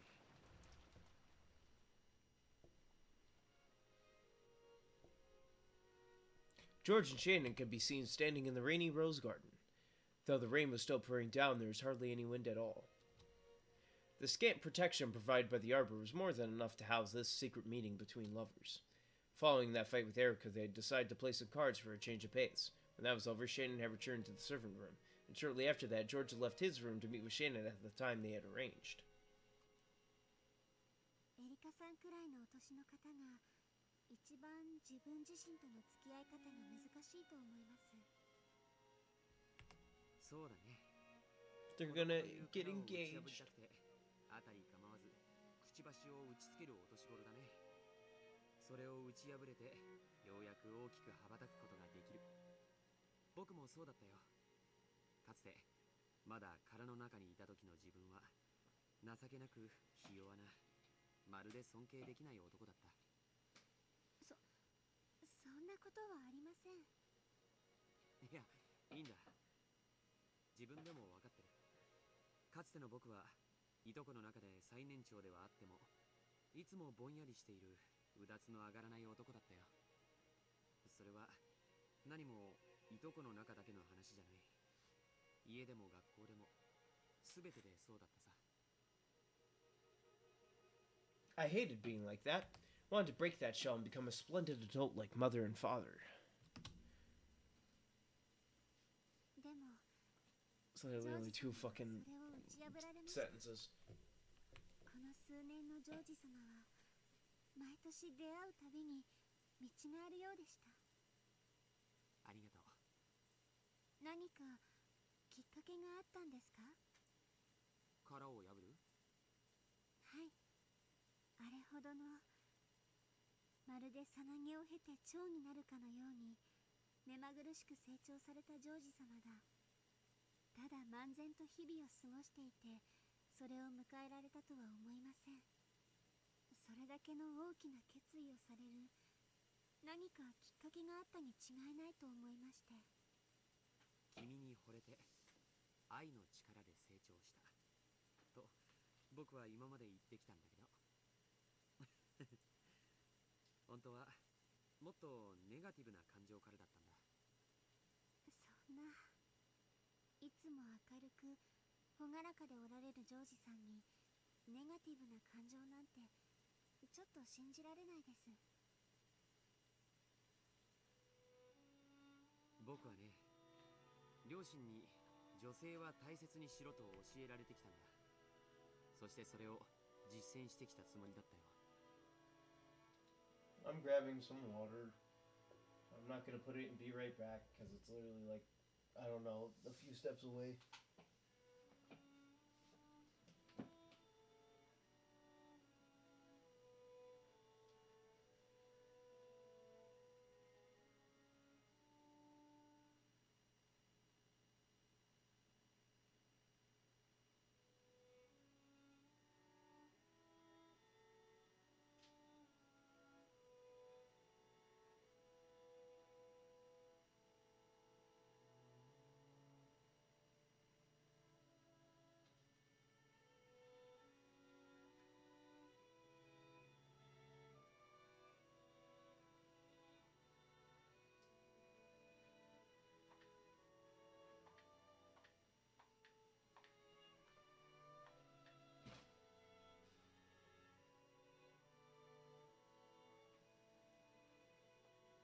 Alright, I'm back.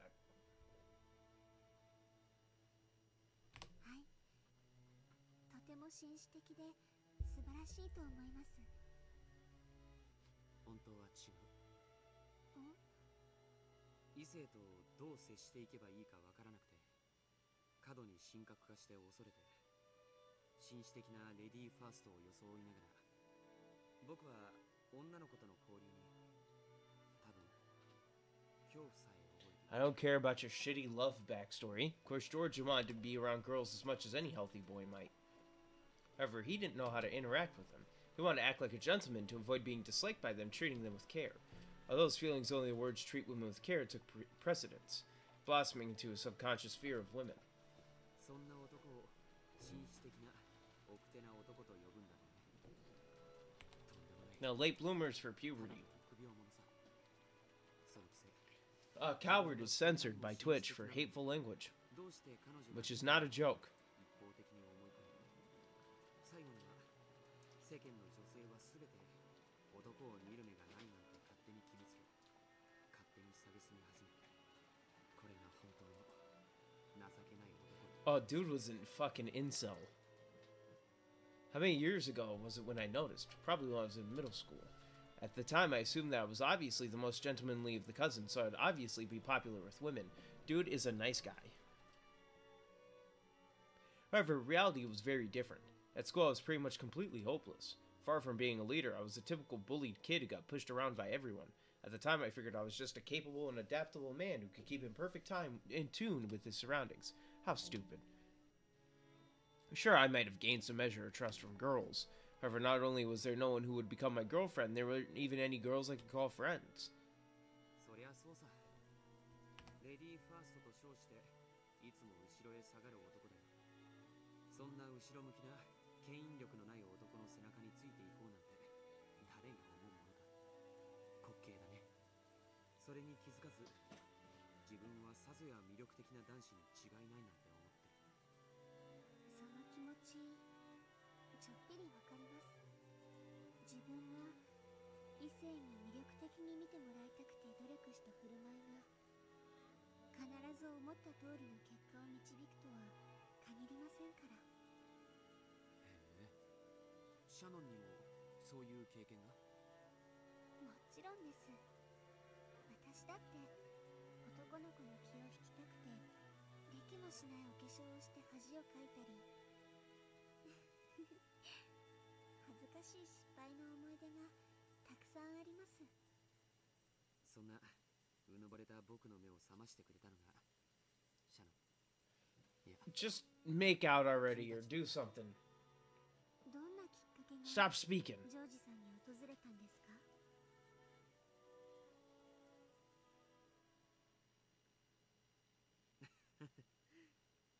嫉妬かな。意外です。でも何に？君とバトラ君がとても楽しそうに話しているのを見て僕は嫉妬した。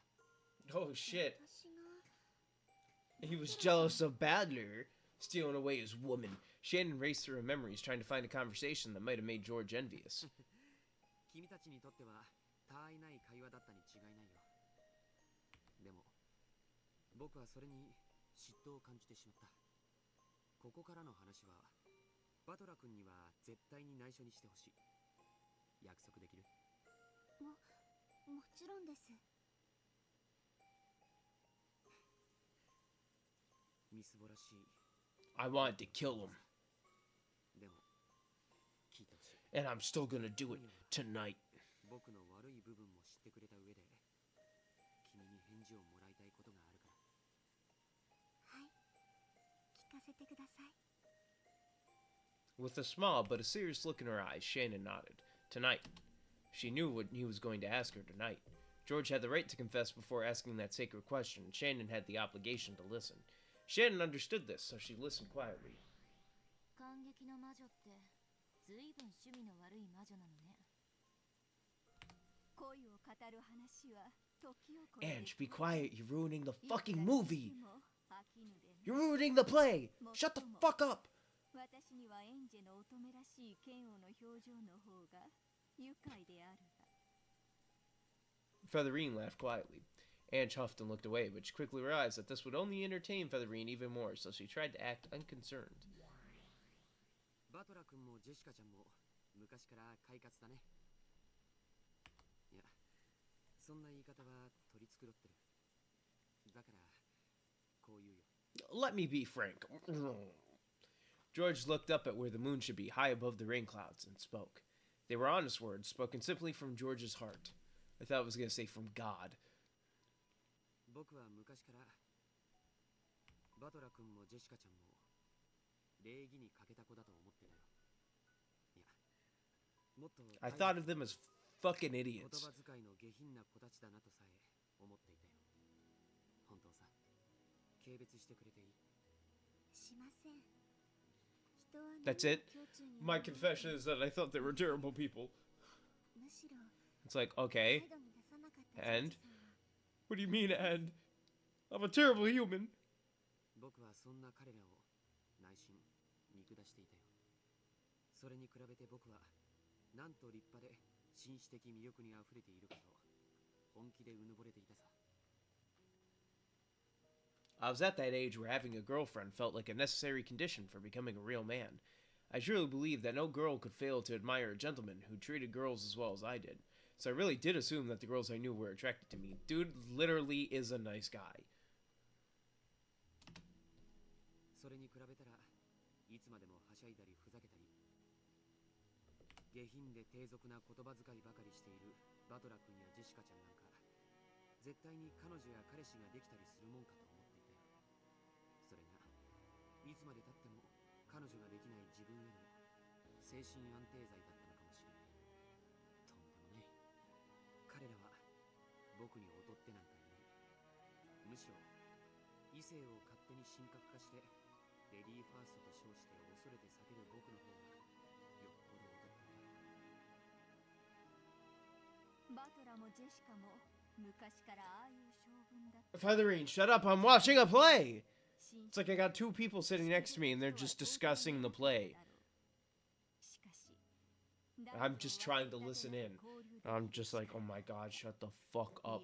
Please stop talking. I'm trying to watch the show. ちょっとわかるわ。 There's a hair on my お mic. 兄ちゃんやジェシカお姉ちゃんみたいなタイプの男女問わず There's multiple 誰とで hairs も on 仲 my 良く mic. なれるタイプよね。ジョージお兄ちゃんには悪いけど、 I'm gonna あまり try and 紳士を take them 振り off かざしすぎる人って without ちょっと気持ち悪 hitting the いわ。 mic. 女に幻想を持ちすぎっていうか、なんというか。人は無縁であるなら、相手が Why are we talking about them being 大切な virgins? 人間であることを尊ぶ。 The fuck is this thing? 邪魔にならないという意味で好まれているだけだ。退屈な人間を身近にしたいと願う人間などいるわけもない。当然よ。動かず、物も言わぬ電信柱と友達になろうというバカはいないわ。 Hey, telephone poles make good 動かす conversations. 物を言わないのは電信柱としては優秀だわ。そういうことだ。ジョージはつまり、いくら自分が優秀であっても魅力ある人間として認められていない。ただの電信柱扱いであることにようやく気づいたというわけだ。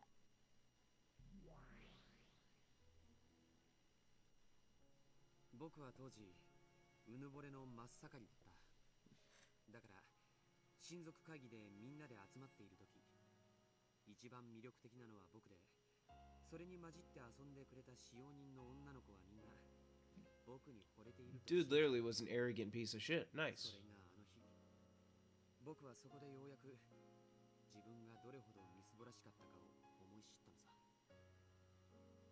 私が当時何か心ないことを言ってしまったのでしょうか。いいや、逆さ。君は何も言わなかった。君の瞳に映っているのは常に僕だといううぬぼれが打ち砕かれたのさ。 Just when did it start? No, it must have started long before then. I only failed to notice because my eyes were clouded with conceit. ある日、唐突に気づいたんだ。君たちがバトラ君やジェシカちゃんと僕なんかよりはるかによく馴染んで楽しそうに遊んでいることに。 Yes, those two whom I had looked down upon so much were radiating far more charm than I was. You really looked like you were enjoying yourself that day. The look on your face was far brighter than any you ever showed me. 気色悪い話さ。 If this is his bad side, he doesn't have one. 持ってると決めつける。ひょっとしたら異性の付き合いになってもいいかななんて青臭い白昼夢を許したことさえあるんだ。それを勝手に恋人を奪われた気持ちになって勝手に傷ついた。どこまでも僕はダメな男だった。その時 He doesn't have a Damien or a priest side. That's a wrestling reference. ジョージ様。その後、バトラ君はいろいろあって親族会議に来なくなったけど、ルドルフおじさんから彼の近況は聞いていたよ。おじさんも可愛い人だね。バトラ君とあんなにいつも喧嘩をしているのに、バトラ君の近況を常に気にかけていた。そうですね。私も聞かせてもらったことがあります。アスム様も呆れておられましたっけ。学校では大層女性に人気でトラブルが絶えないのはきっとルドルフ様の血のせいに違いない。 Can we get to the engagement part already, or can we start killing some 男 fools? 女の友達を大勢作っていつもその中心で活躍していると聞いていたし、実際ジェシカちゃんと話してもそれは何の誇張でもないと理解できたよ。 This proved that the two I'd looked down upon were much more attractive human beings than I was. 最初はね、バトラ君たちを真似ようと思ったんだ。滑稽な話さ。ふざけたりはしゃいだり下品な会話を好めば彼らのような魅力が得られると思い込んだ。ジョージ様がですか。ちょっと想像できません。痛々しかったよ。僕もあの頃のことは生涯思い出したくない。そしてそんなことを真似ても真の魅力が宿らないとすぐに気づいた。 Yeah, you weren't attractive as a 僕に魅 human. 力がないのは人を大事にすると称したり場の雰囲気に合わせて振る舞えると称したりして、いつも一歩逃げている自分の臆病さにあったんだ。僕はそれを克服するために生まれ変わる決意をしたよ。初めて自分の殻というものを理解し、それを打ち破ろうと誓ったんだ。その意志がくじけそうになるたびに、あの日のことを思い出してバネにした。君たちが僕を忘れて楽しそうに遊んでいたあの日、そして僕に好意があると決めつけている君の瞳に僕が映っていたからだ。誓ったんだよ。今度こそ本当に君を振り向かせて、その瞳に僕を映してやりたいとね。それが実は君に恋をした一番最初の感情。複雑だったんですね。あの日僕を無視して遊んでいた君たち、いや君への復讐がいつの間にか本当の恋心に変わっていったんだ。しかし神に誓うよ、それが God bless 君のことを真剣に考え出したきっかけだとしても、僕が今君に持つ気持ちには何の偽りもない。僕は君を生涯愛することを誓う。それは誰にも何にも偽らない。そして君を妻として迎えるために、僕には世界を敵に回すことだって厭わない覚悟がある。ジョージさん。以上が君に先にしておきたい懺悔さ。僕は今日まで君のことを Will you marry me? 一目惚れだったと言ってきた。 Get shot. 異性がうぬぼれた僕の歪んだ。関係ないです、そんなの。 Shannon smiled, but she spoke forcefully enough to cut through George's words. 初恋じゃなかったら結ばれちゃいけないんですか？初恋の人を忘れたらそれは裏切りなんですか？恋ってそんな単純じゃない。いえ、単純かもしれない。だって恋なんて簡単。常に今の自分の正直な気持ちだけが正解なのだから。だから昔の話も馴れ初めも何も関係ないんです。懺悔沈んだったかな。いいえ、何事も完璧なジョージさんにも人間臭い一面があることが分かってちょっと嬉しかったです。そしてそれを私だけに打ち明けてくれることに嬉しくなりました。ありがとう。僕は君がいたから僕になれた。私もジョージさんがいるから I am as I am. だから I'm a yam because I'm a yam. 私たちはどんな夫婦になってどんな未来を築くのですか？僕は A disgusting one. 父さんを超える実業家になる。そしてさまざまな挑戦や冒険を経て自分の可能性の限界を確かめたい。その到達点の頂に君と一緒に至りたいんだ。そこからの眺めは僕以外の誰にも見せられないものになる。楽しそうです。どこまでもお供します。もちろん実業家としての冒険だけじゃない。夫婦でしか気づけないものもたくさん。 Whoa. He wants to push up the glasses, get the white glint going. 子供を作ろう。はい、旦那様。最低3人は作りたい。 Damn, 3 times at least. 両方欲しい。 Then what's the third one? もし3人とも男の子だったら？次こそ女の子かもね。4人目を作ろう。何人いてもいい。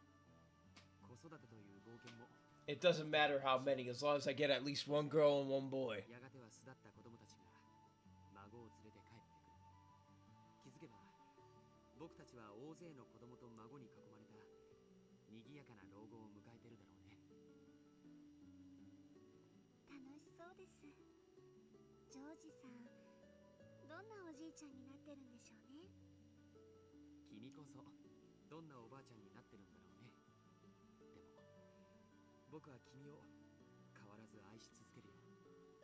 そして大勢の家族に見守られながら王女をできたら、僕たちの人生は誰にも負けないものとして描き切られる。 George didn't just talk about his love of the present. He swore to love her soul until the final moment, when the lid of their coffins would be shut. Then George took a small box out of his pocket. Even without opening it, she knew what was inside. He took it out with a motion that was even more natural than the one he'd practiced in the airport bathroom, and it was overflowing with masculine charm. さよ、結婚しよう。この指輪をどうかその指に通してほしい。はい、ジョージさん。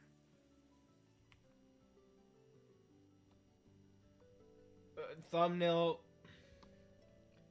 That ring, which glistened divinely even in the dim light of the arbor, passed from George's hand to Shannon's finger. Of course, Shannon had already decided which finger to put it on.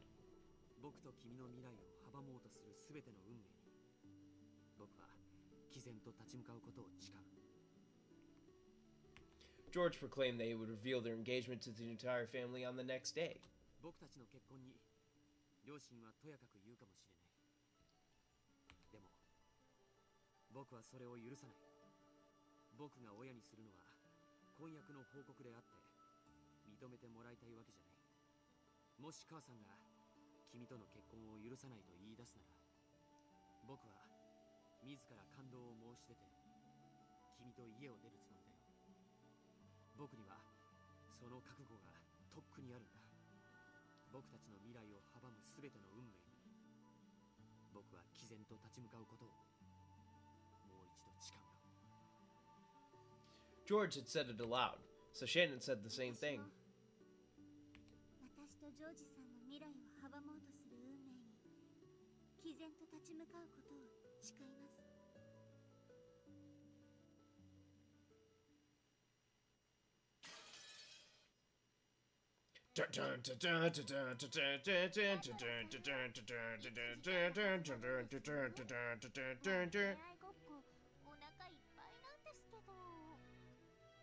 No, Erica, this is probably the only one thing that we agree on.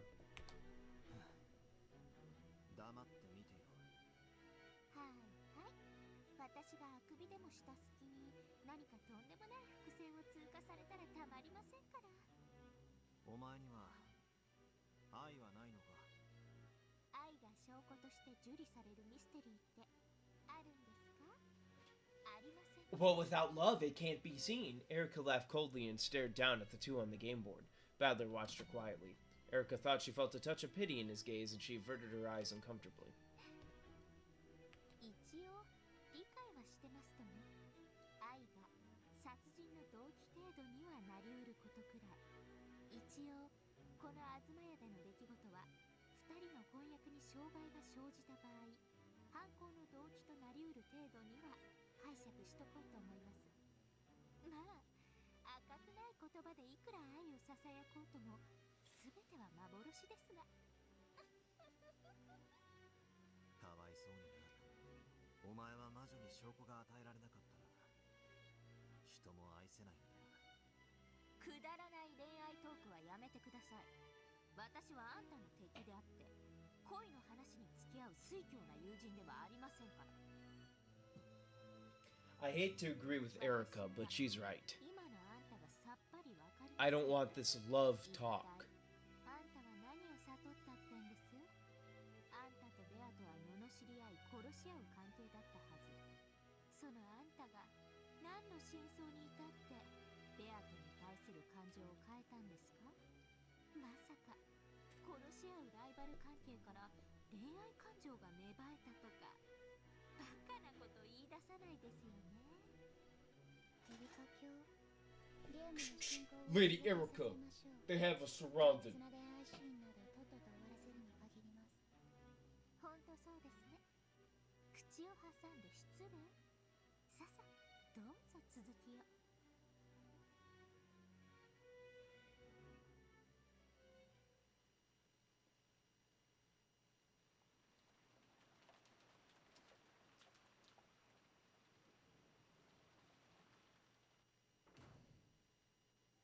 シャノンです。戻りました。うん。今日の日誌はまだだな。はい。すぐに提出します。カノン君、留守番をありがとう。長い休み時間だったね。Cannon had already noticed. There's a silvery glint coming from the ring finger on Shannon's left hand. 私は先に休む。何かあったら構わず起こすように。おやすみなさいませ、源氏様。Genji disappeared off to the waiting room. After that, only Shannon and Cannon remained. 時間をくれてありがとう。 Yo, thanks for being such a homeboy, dog. あとは私が控えてるから、カノン君ももう休んでもいいよ。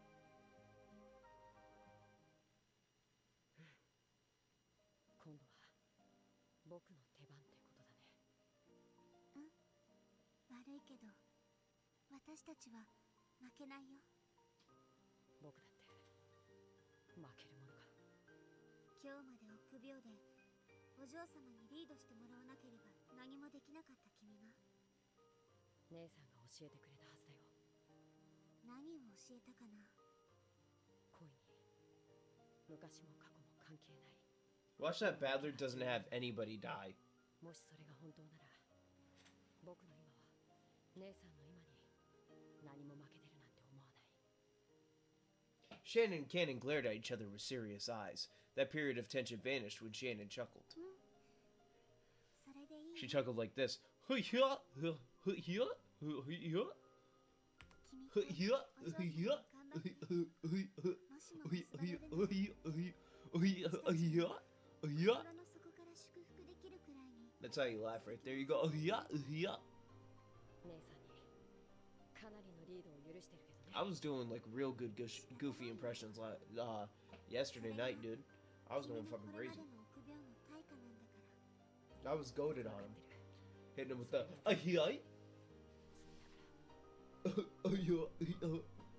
Shannon and Cannon fished around in their pockets and drew out two small things that glittered gold. They looked like the left and right wings of a gold butterfly. 私たちは神。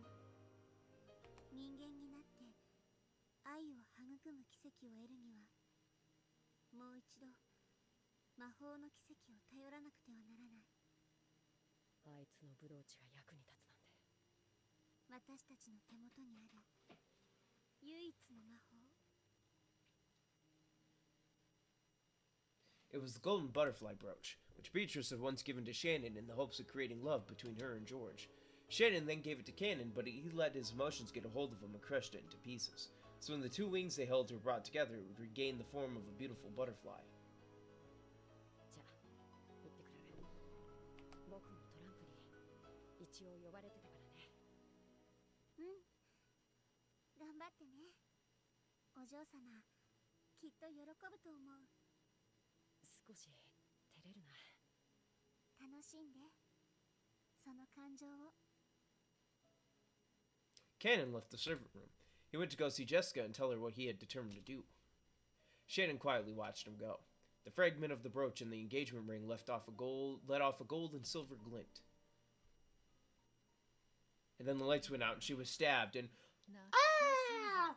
Oh my god, she's murdered! あれは確かにわらわがシャノンに与えたもの。カノンが踏みつぶして以来、どこへ紛失したかと思っていたら、まだ持っていたのか。黄金蝶のブローチですね。恋愛を助ける魔法のブローチとフェザリーヌさんの本で読みました。That had been the first time that Beatrice, Witch of the Forest, had interacted with a human and given them her power. Bit by bit, she had transformed from a mere ghost to the ruler of the mansion at night. And by making the servants believe in her, she had wiped away the anti-magic power. And then, it eventually became possible for her to appear openly in front of Shannon, whose magic resistance had grown particularly low and who had begun to believe in the existence of Beatrice. To Beto, who had been unable to interact with anyone for many years, this conversation with Shannon must have been especially fun.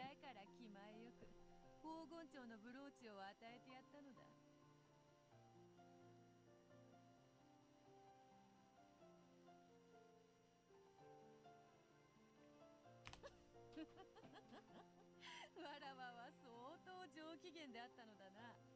わらわのごとき冷酷な魔女がそこまでサービスをするとは。でも素敵です。あなたは未来の恋人たちの仲を取り持たれたのですから。もちろん甘やかしたつもりはないぞ。わらわの魔力を抑えつけてきたあの肉々しい霊境を割ることと引き換えだ。そのおかげでわらわは一気に力を取り戻すことができたのだから。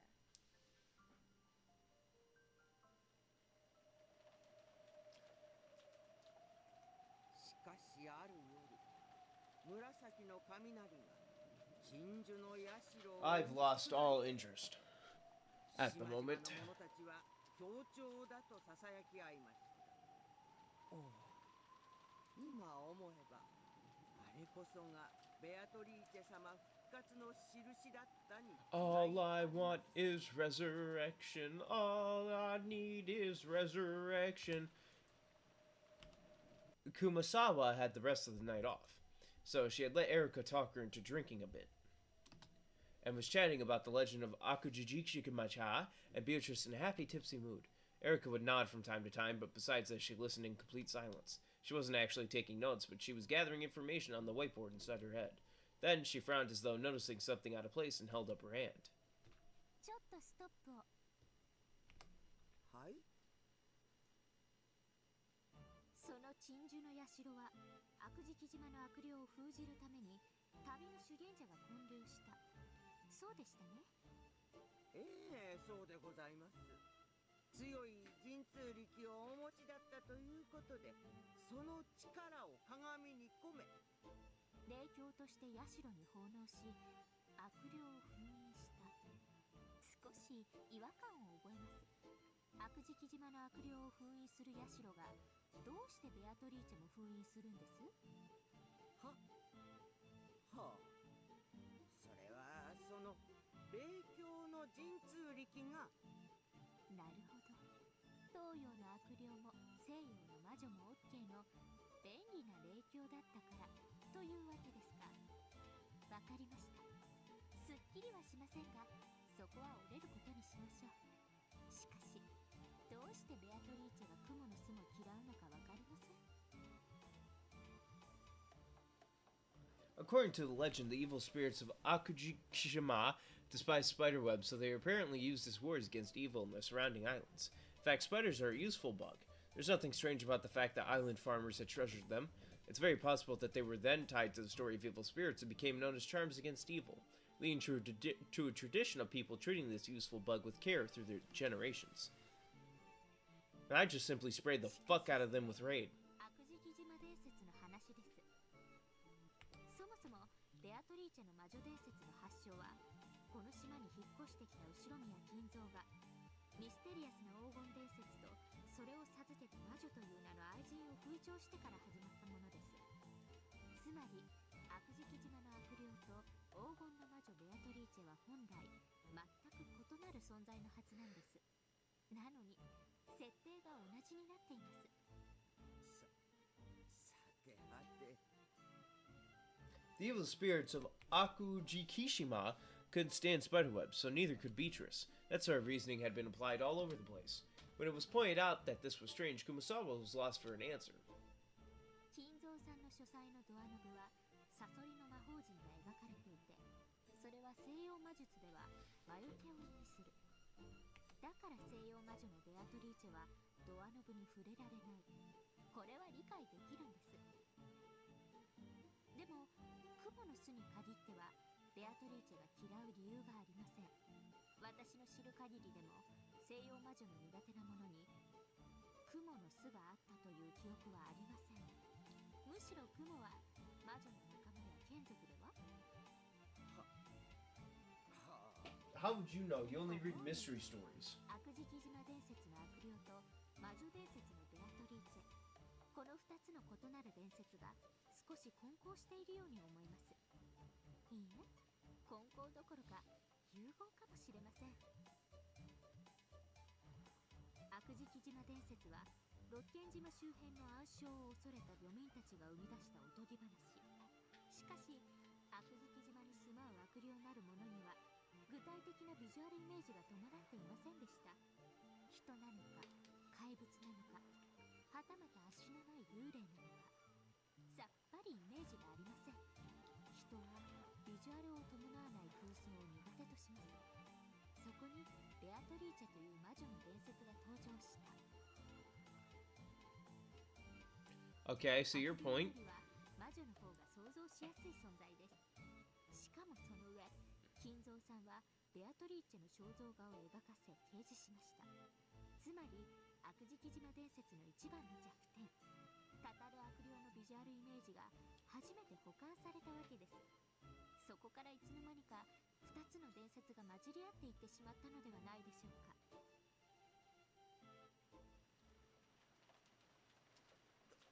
どうでございましょうね。Stop bullying the old woman.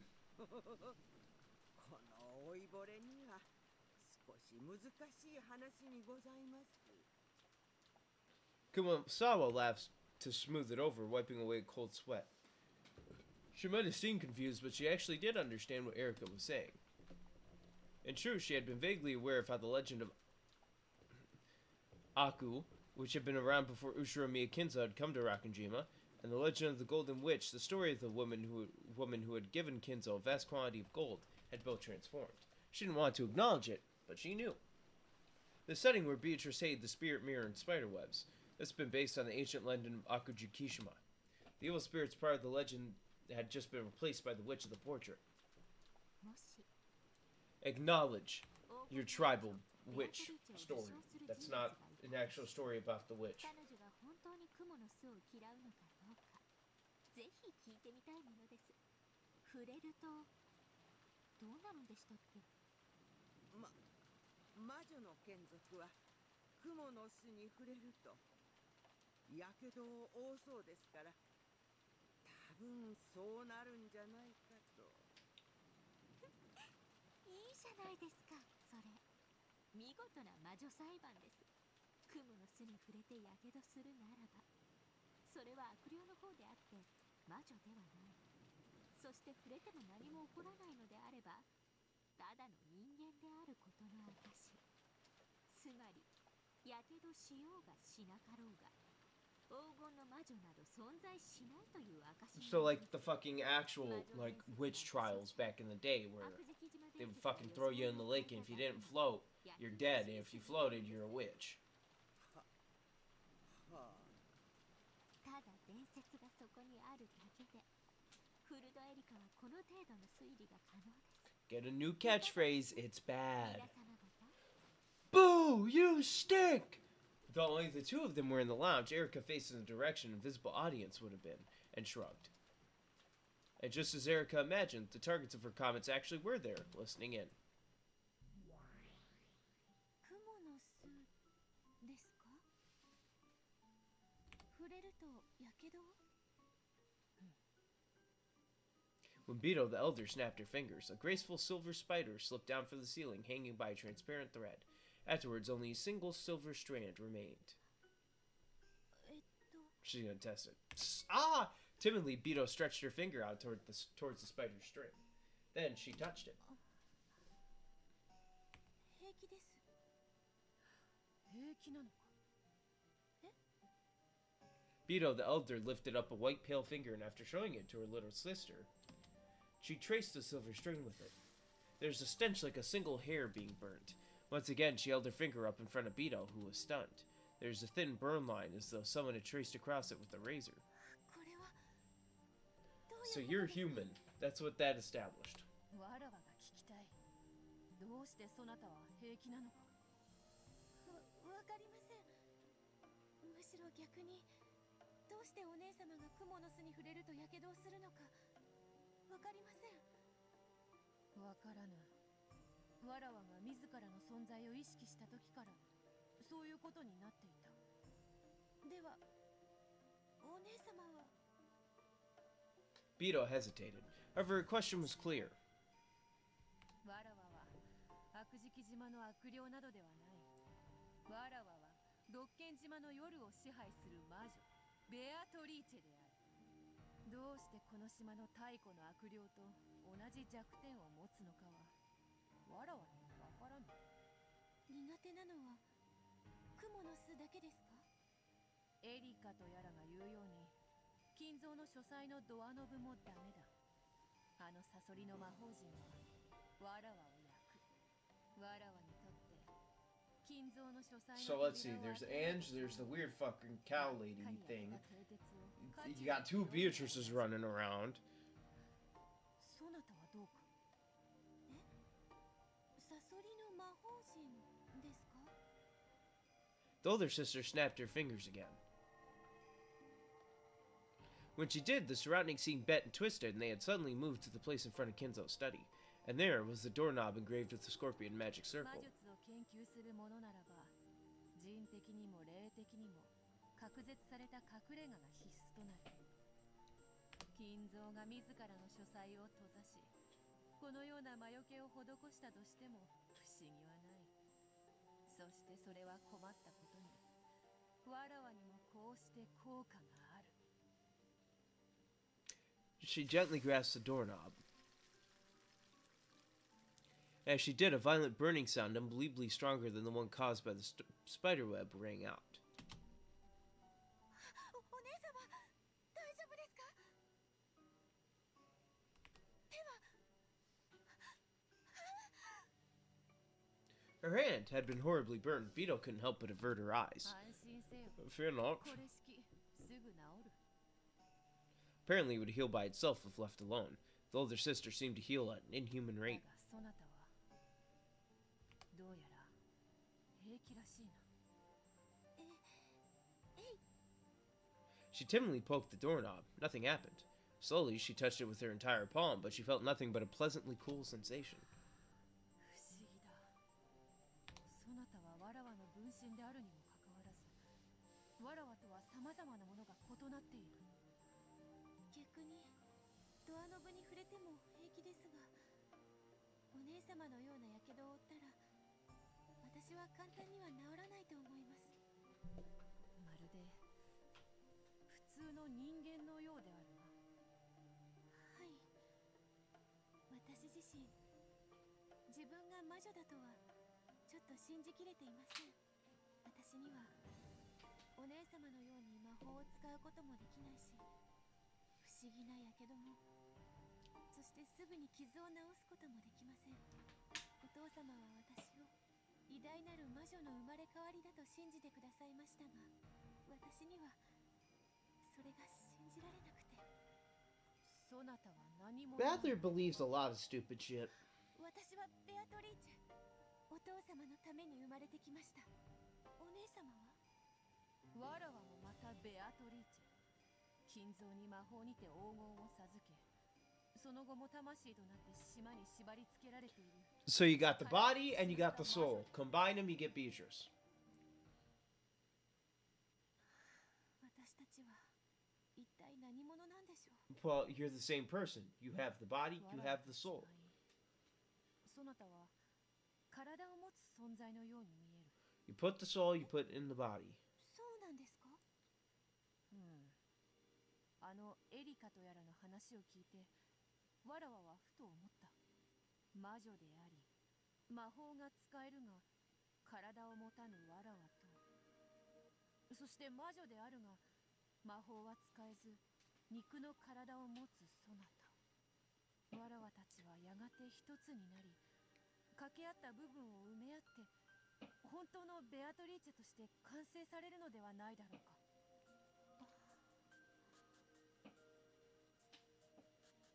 It seemed to make sense. Both of the Beatrices were missing something. If they became one, then they would surely be very close to the Beatrice that Badler desired. 試して No. 手を出す The older sister slowly raised her palm and held it out before Beto. The large burn from a second ago really had started to heal already. わらわたちは一つになれるかもしれぬ The only way I know how to fuse is to fusion ha! Or and whatever they say わらわが beforehand. 知りたいそなたと一つになることで未来のわらわを知りたい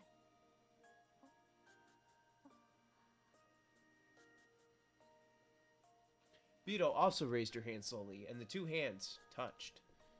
They're holding hands. We're gonna get a hentai now. But nothing happened.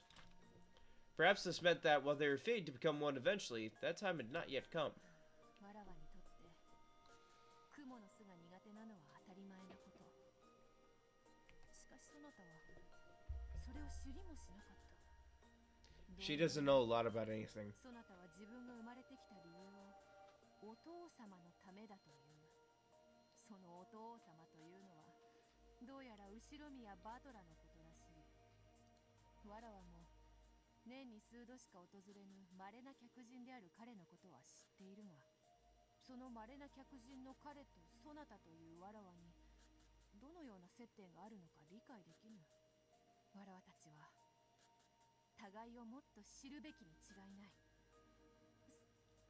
そうですね私たちは互いを知り合うことで Here's a simple scenario I would like. We just take the hair on the one on the right and put it on the body of the one on the left, and we get peak Beatrice.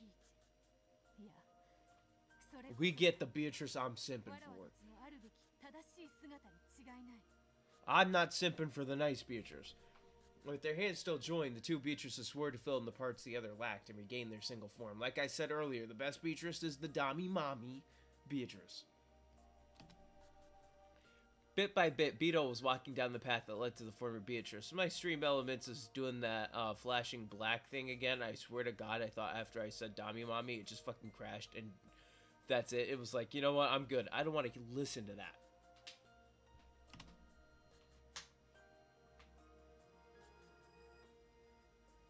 To just think that the technology I'm using right now didn't even exist back when this game took place in the late 80s. Like, think about it. You ever think a motherfucker in the 80s is just sitting there going, holy shit, you can stream audio from your computer to a website? I could hear the eerie sound of wind and rain. Magic of a different interpretation. We gotta check the characters.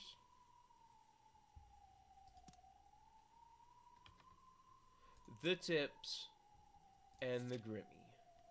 And we're set. Once again, I hazily regained consciousness on top of the bed. The finger that the witch had bitten off was attached to my hand. That's not to say that it was all an illusion, but my finger was now attached. After all, the pain and the teeth marks as though a witch had bitten it were still there. Yet the window, which I'd supposedly smashed, had been fixed as though it had never been broken in the first place. How can I escape from this creepy room? Why am I locked up in this eerie room all alone? I want to get out. I have to get out. Please, let me out. The door was sealed with a firm chain. I could open it a crack, but only enough to peek out into the corridor at best. Even getting just a fist through it would probably be hard. The window wouldn't budge either. It was no better than a barred prison window. The bathroom didn't even have a window. The only thing that could get out of there was the water that flowed out if you turned on the tap. No matter what I do, I can't think of a way out of here.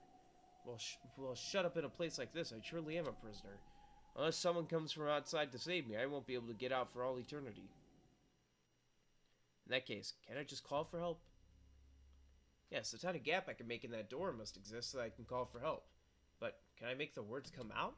Earlier I tried to call out for help, but for some reason the words couldn't escape my mouth. Maybe I was just confused. I might have lost my voice in my haste and confusion. I'll open the door and make that crack appear one more time. The warm light of the hallway flowed in, making the darkness of the room stand out all the more. Though I couldn't hear any voices, I did feel something peaceful. Sure, everyone's in the room at the other end of the hallway chatting happily about something. If I can just call out, surely someone will come to save me. uh, Holding back some indescribable fear, I tried yelling once more.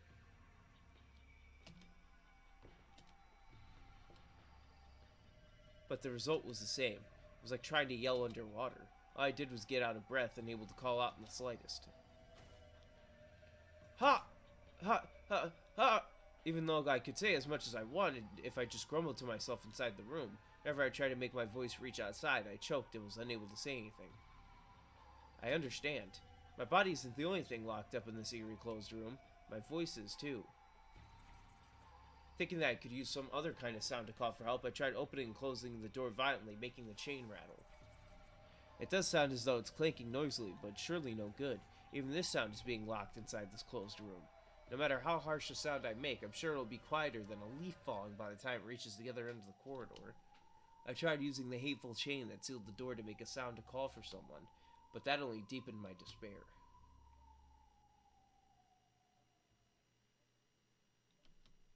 This chain. That's insane. Just a second ago, it was a stiff chain that looked like it might be used to seal a monster away, but at some point, it transformed into a normal chain lock. This changes everything. Now I can just undo it from the inside.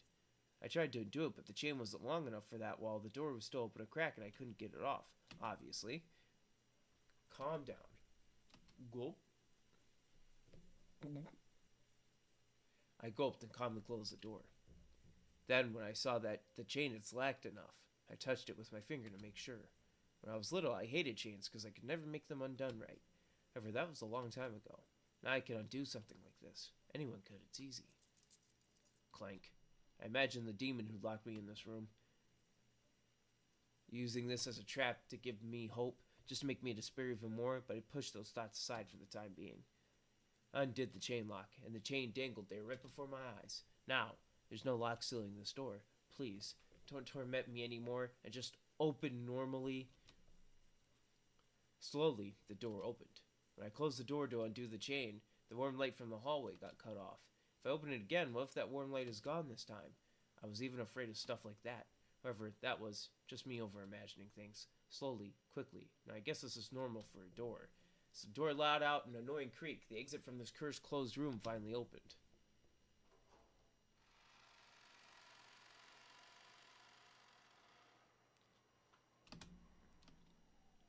Ha! I did it! I did it! Even my cry of joy was strangled. But that doesn't matter anymore. All that matters is that I can get out. I poked my head out and looked left and right down the corridor. The warm corridor. I could sense people having fun at the other end. Everyone's right there. Let's go, right now. Yeah? At that moment, something cold and heartless crushed my throat. It was as though an iron loop had been fastened around my neck and pulled on hard from behind. No, not as though. Without my knowing, at some point, a thick metal collar had been fastened around my neck. When did this happen? When I turned around, I despaired even more. Out from the inner side of the door I had just opened, a thick chain had extended and attached itself to this collar I was wearing. I pulled on it, but didn't even budge. When I shook it, the whole door creaked. What the hell? The chain that connected to my collar was attached to the inner side of the door. Yes. The same vanishing chain that had secured the door a short while back had suddenly become a chain holding me in place.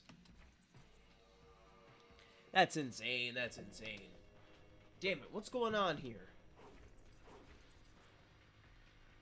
I wish I could answer that question of what the fuck is going on here, but I seriously don't know. I pulled with all my strength, trying to tear the whole door off, but I already knew from repeated experiments that I wouldn't even budge. I'm sure this chain will disappear once I go back inside the room, but it'll never let me leave that room. Though it apparently turned back into a normal chain lock, nothing had actually changed. The chain lock still bound me to that room. Tears flowing down my face, I pulled with all I had. It was completely useless. No matter what I did, I'd never tear it loose. And I wasn't even permitted to call out for help. I felt a confused anger at how the demon had mercilessly made me think that I'd escaped for just an instant. But no matter how much I yelled, no voice came out. No one on the other end of the corridor could hear me. Then, I noticed an odd stain on the wall of the corridor. It wasn't a stain. They were letters traced out by a finger that had been covered in red paint. Those letters, which looked like they'd been drawn by blood, answered my biggest question. The chain lock must be set. You're allowed to unset it, but it must then be reset. Unless it is set, this exit of yours will be unusable. I instantly understood the meaning of that ominous message. Then I tried it out and understood completely. When I returned to the room and reset the chain lock, the collar around my neck disappeared. When I undid the chain lock again, that heavy feeling around my neck returned. In other words, I cannot leave this room while the chain lock is still unset. In that case, why don't I just set the chain while outside the room? I undid the chain one more time. The collar and chain appeared around my neck again. I stepped out into the corridor and closed the door behind me, leaving only the slightest of cracks. I stuck my hand through that crack, grabbed the dangling chain, and tried to reset it somehow. Damn it! Even though it's so easy to do from the inside, why is it so hard to do from the outside? The gap needed to be wide if I wanted to manipulate the chain well. However, that made the chain too short to reach. To make the chain reach just a bit further, I'd have to close the door a little bit more. But if I do that, there won't even be enough of a gap to fit my hand in. Of course, that was perfectly natural. Chain locks are made to be used from the inside. They'd be completely pointless if you could set and unset them from the outside. That's why the length of the chain is specially chosen, to prevent anyone from setting or unsetting it from the outside. I've never seen a chain lock in my life. Then can I use some kind of hard and thin tool? If the gap of the door is just a finger's width across, that's more than enough for the chain to reach. If I could just bend a wire hanger so that it fits through the crack, and work the chain with that. That's right, there's a closet just to the side of the door. Could there be some hangers in there? Found one. Oh, thank God. A single cheap-looking hanger like one you might find in a laundry room was hanging there. Really? I'm pretty sure that when I last looked a short while ago, nothing like this was in the closet. Ah, who cares? Quickly, quickly. I twisted the wire hanger, bending the end with the tip around. I formed a loop at the end to grab at things with, making for a sort of burglar's tool. I then dashed out into the corridor again and closed the door almost as far as it would go. My wrist could never pass through this. However, if I close it this much, the chain should have extra length to spare. And this crack is large enough for me to stick the hanger through. Now it's just a matter of technique. If I keep trying, I'll definitely be able to do it eventually. I'm certain of it.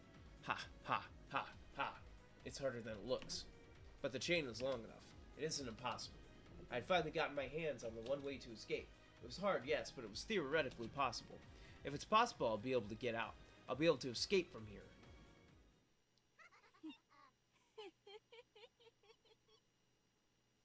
Who are you? You sound like a rat. At that moment, I felt a heavy weight on the far side of the door. It felt as though someone inside the room had pressed their forehead against the door and was drawn closer. And she, the witch, had laughed. Then I felt a powerful and strange force on the wire hanger. Is she trying to grab it away from me? Yeah, right, like hell I'll let go. Like hell I'll let my one key out of here get stolen while my guard's down. Fortunately, I'd stuck my wrist through it so that I wouldn't drop it if my hand got tired. I won't be able to snatch this out of my hands.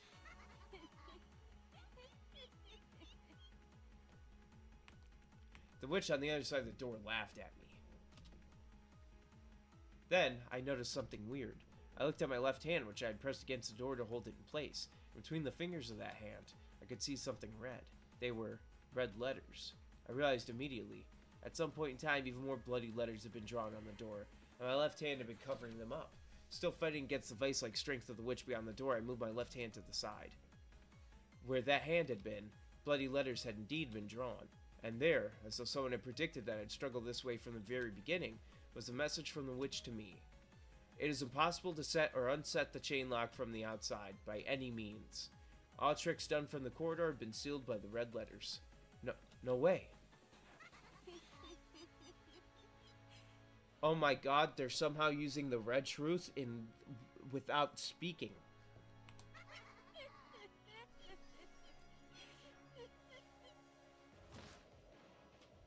There was suddenly a terrible sound. The force pulling on the hanger was suddenly released. Then, when I pulled it out and looked, I lost all hope. So I'd been hit by the acid of the room's darkness. The tip of the hanger had burnt and bubbled and melted off. Now it's pitifully short. This can't be used for anything. It would be useless to search for a substitute. All schemes to set the chain from the outside have been prevented. Damn it! Damn it! Damn it! Damn it! I threw the remnants of the wire hanger against the floor, faced the hallway, filled with a warm light, and called for help. However, I just choked, unable to speak at all. Everyone's just down the corridor. Everything's peaceful there.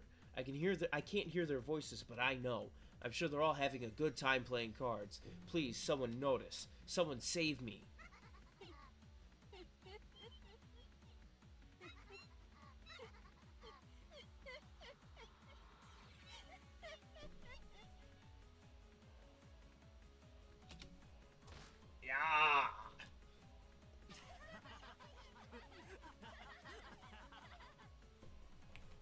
This time wasn't the witch's voice. It was the happy voices of everyone else, which I could hear coming from the other end of the hallway. Someone come over here and save me!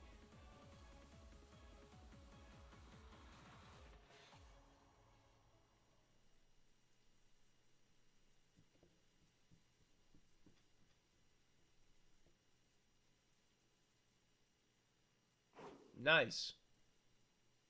Very nice. George slammed his last card down, ending the game with his victory once again. Everyone gasped in unison. The cousin room was filled with laughter as they enjoyed their card game.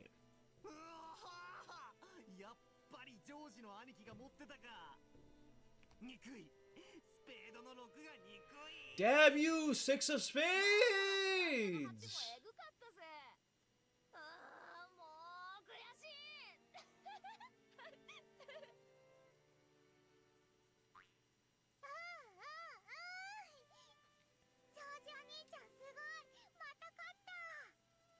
そうだよ。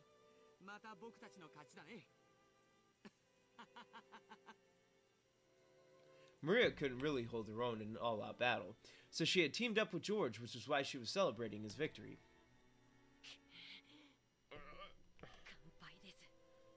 Get fucked, kid. Kanan winced and let his cards drop at the table. The game of sevens between Kanan and the cousins had been a fierce battle. Normally they would take things away since Maria was there, so this sort of game was rare. Take things easy, my bad. Kanan started taking the game seriously, unwilling to lose, so George and Badler had responded, and the battle had grown fierce. Unlike Badler, who was carefree enough to enjoy it whether he won or lost, Kanan's mood changed drastically with every victory and defeat. It was less of a dislike for losing and more that he just wasn't used to playing. He wasn't used to trading a few wins and losses with his opponents, so he took even losses within a game seriously. Since he had resolved to win and had unfortunately challenged the veteran players George and Badler, the result was plain to see. As Kanan slumped his shoulders, Jessica slapped him on the back. Good job, sport! でも楽しいぜ。本気で戦うのはね。本気だろうとそうでなかろうと、結果が負けでは何の意味も。とんでもない。本気で戦った結果の負けならすがすがしいもんだぜ。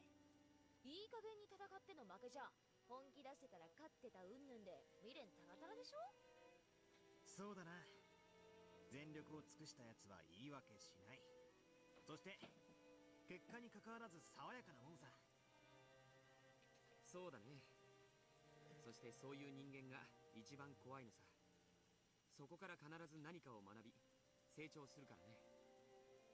確かに僕は臆病だから何も学ばなかった。だから未だに未熟なんだ。I am furniture, so my dreams I might have are pointless, because he'd rigidly believed that he distanced himself from everything, shutting himself away. However, during that same time, Shannon had undergone many life adventures, and now her hand was resting on the door separating furniture and humans. The old Kanan would only have seen this card game as a way to pass the time. However, the new Kanan was now capable of gaining something new from this experience. That's probably what it means to grow. Furniture does nothing but rot with the passage of time. The ability to grow is a privilege given only to humans. Fucking furniture this, furniture that, human this, human that, fuck you.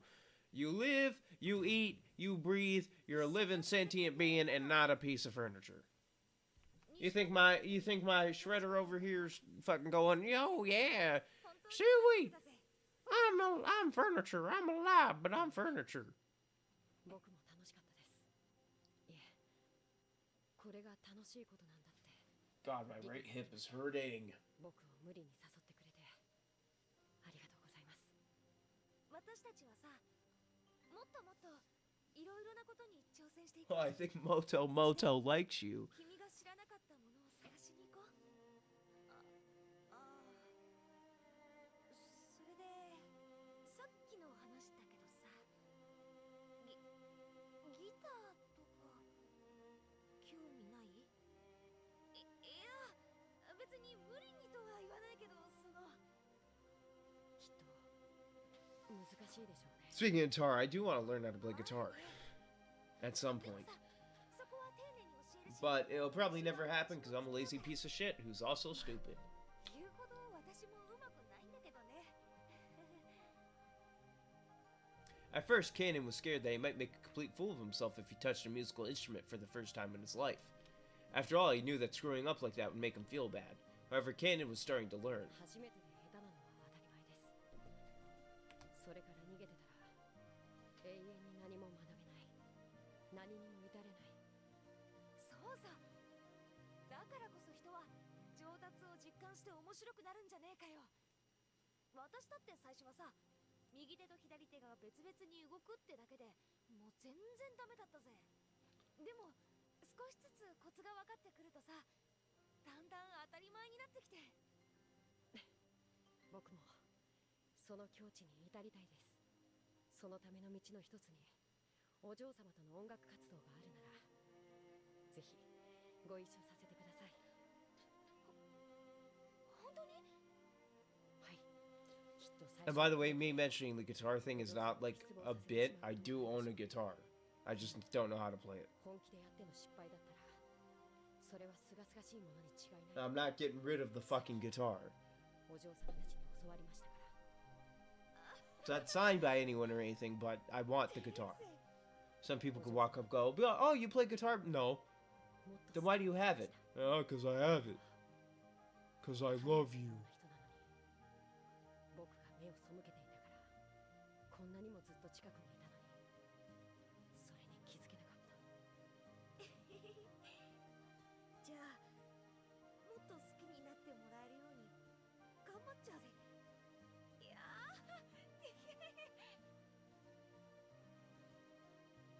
Kanan's serious and competitive words were more than enough to make Jessica shy. However, Kanan's expression unexpectedly clouded. お嬢様を好きになれる理由はこんなにもはっきりしています。 I love you because I'm not letting Shannon beat me. だからわからなくて辛いです。何が？ Will you marry me? お嬢様が僕を好きになる理由です。 Fucking お嬢様と違う。 more love story bullshit. 僕は何も照らしてない。今だってお嬢様に照らされながらその背中についていってるだけです。そんなみすぼらしい僕をお嬢様が好きになる理由が何一つ思いつかないんです。そんなことはないぜ。カノン君にだっていいところはいっぱいある。恥を忍んでお聞きします。お嬢様は僕の何が気に入る？ They're alone, so why aren't they just saying their names? Since he had never learned anything on his own, he had never been able to take the initiative with her in any way. The fact that he was accepting her affection one-sidedly, unable to do anything but simply receive it, made him sad and frustrated at himself. Jessica was lost for words. After all, compared to the reason that Kanan had started to love Jessica, Jessica's reason was a lot more vague. She had heard Shannon talking about her love with George. At school, she and her friends had always talked about relationships with boys. There would have been nothing strange about a girl fascinated by the idea of romance developing an interest in a nearby member of the opposite sex. However, if you put that into words, it might be misinterpreted to mean that any nearby boy would have done just as well. However, she could still be proud of the feelings she felt at this very instant. She really did love Kanan. She truly wanted to experience romance. As a result, they might end up together, or they might not. However, if she reached that result without holding back, she could accept it no matter which it was. That's why she was able to become serious and honest about how she felt. However, she couldn't find the right words to tell Kanan this. When Kanan saw Jessica bite her lower lip in frustration, he finally realized. バカだな。僕は。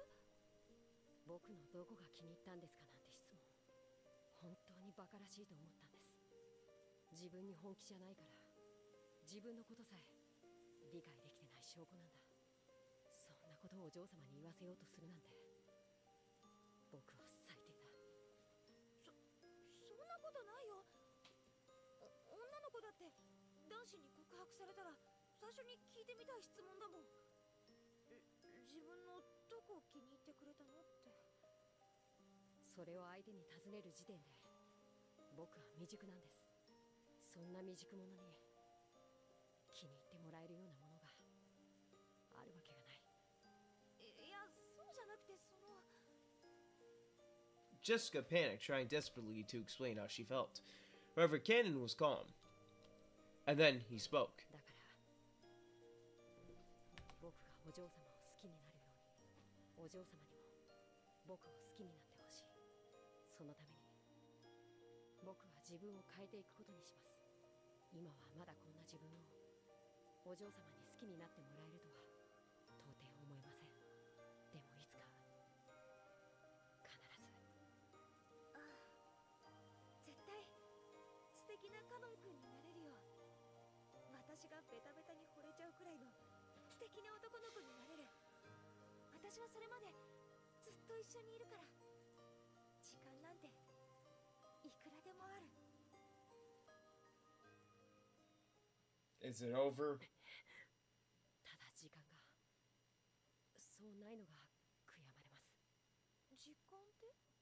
家具の話をするとお嬢様が悲しまれます。でも話さなければなりません。そしてそれは僕が本気で戦わなければならないことでもあるのです。何の話？家具だから恋ができないとか、そういう話ならもう聞きたくないよ。カノン君は家具なんかじゃない、人間だよ。はい、だから人間になろうと思います。ですがまだ家具なんです。ならなろうよ、人間に。かつて魔女は教えてくれました。この世の一なる元素、それは愛だと。それはこの世に住まう人間は当たり前のように享受できるものです。I still don't understand the furniture human talk. 生み出されたこの世ならざるものは当たり前ではないのです。その当たり So how is Canon and Shannon not from this world then? 奇跡が必要なんです。 In just the same way that Nesa and George-sama would never have ended up as they have without borrowing the power of the golden butterfly brooch. さっきからこれがわからないの。何がわからぬというか、聞かせ。 I don't understand anything. 今回のゲームが始まり、短くない時間がシャノンやカノンの恋への決意に割かれてきたわ。それ自体は自らを家具と蔑んできた少年少女の青春の決意と成長の物語と好意的に見てもいい。でも二人のある前提にさっきから強い違和感を覚えるの。なぜ魔法が必要なのかであるか。シャノンもカノンも、いえ、あえて家具と呼ぶわ。家具たちは最初から一貫して人間とは恋愛ができないと主張してきた。そこに黄金蝶のブローチという魔法が介在し、その魔法という奇跡の結果、ジョージお兄ちゃんとの恋愛が成立した。そう主張してるわ。身分の違いによる許されぬ恋が実るには、魔法の奇跡でもないことにはありえぬと、そう考えたとしても無理はあるまい。そうね。だから使用人の身分であるシャノンとカノンが共に後ろ宮家の人間に恋をし、許されざる恋に苦悩して自らを家具と卑下したとしても、それは納得できるの。ではそなたの納得。 I can't accept the fact that he said that he's not from this 再び world. 魔法の力がなければ結婚はできない。それがシャノンとカノンの二人の共通認識になってる。これがどうしてもよく理解できないの。 After meeting in secret for quite some time, George and Shannon had finally gotten engaged. Both were fully prepared for it emotionally, and though there would be some trouble with the relatives, it would probably be impossible for anyone to prevent their marriage by this point. 結ばれようとする二人の間に立つなぞ。飛ぶ矢の前に立ちて。 Oh, I can catch an arrow. Put me in ODS, Official Duck Studios, when Joey got shot through that door. I would have caught that fucker. そういうこと。伴侶を生涯守りきると誓ったジョージお兄ちゃんにとって、両親の反対や感動さえ恐れるものではない。むしろそれらさえも彼女への愛を示すちょうどいい試練だとさえ思っているわ。つまり二人は必ず結婚する。誰も拒めない。そして二人は婚約を快諾した。誰にも拒めない、阻めない、馬に蹴られてなんとやらであるな。そう。だから不思議なの。魔法なんて必要ない。 If George and Shannon had wanted Ava's approval for their engagement, and magic might really have been necessary. After all, Ava had forbidden his relationship with her. No matter how much George spoke on Shanton's behalf, the chances of Ava being convinced were very near zero. If that were the case, it would be understandable if they'd wanted a magical miracle to make Ava acknowledge the engagement. しかしジョージお兄ちゃんはきっぱりと誓ってるわ。両親に婚約を認められなくても構わないと。そう、二人の婚約を阻む理由は何も存在しないの。そしてそれはシャノンだってよく知ってるはず。なのになぜ彼女はこの順風満帆の婚約を受けたこの夜になおも魔法の奇跡を祈るの？魔法の奇跡を得なければ結ばれる資格もないというのが家具たちの主張であるの。つまりこういうこと。シャノンはジョージの婚約を受けているけど、魔法の奇跡がなければ成就されない障害が残っていると知っていることになる。そしてその障害は二人の努力では取り除けないとも。だから魔法という奇跡が必要。どうして魔法がいるの？愛し合う二人に結ばれるための他にどんな奇跡が必要？ Again, I don't know what they mean by not from this world. Because I'm assuming they mean actual world. Feathering listened to Ange's interpretation, smiling and whatever. Apparently she had already reached that conclusion and enjoyed watching Ange finally manage to do the same. そしてその疑問はカノンにも向けられるわ。ジェシカお姉ちゃんとの恋路は始まったばかりだけど、二人の気持ちはまっすぐ。何の障害もないわ。黄金蝶のブローチの力なんか関係なく、もう恋仲に慣れてる。何年もの交際を経て、やがては結婚に行き着いても何もおかしくない。こっちも障害は何も存在しないのよ。クラウスと夏日に結婚を認めさせようと思わない限り、こちらもまた魔法の奇跡は必要なさそうであるな。そういうこと。シャノンの生き方を見て、カノンもまた生き方を変えた。そして素直な気持ちを伝え、ジェシカお姉ちゃんと二人で恋路を歩み始めた。必要ないのよ、もはや魔法は。片思いの相手になら恋のおまじないも必要かもしれない。でももはや両者は相思相愛、意思も疎通できてる。なのにどうしてその上魔法の奇跡が必要なの？ Honestly, who knows? Both very sure were in relationships of mutual love. There shouldn't have been any need for a miracle any longer. So why do they still desire some miracle? And on top of that, the single brooch was portrayed as bestowing only a single miracle. Felt almost as though Shannon was hesitating because if she used up that miracle for herself, Can's chances at love would be automatically sealed away for eternity. つまりこういうことよ。どうして家具は恋をしてはいけないの？魔法という奇跡なくしてはなぜ恋が許されぬことになっているのかが。そしてかたくなに恋ができないと嘆いていた家具たちにそれを許すことのできる黄金蝶のブローチって一体何だっていうの？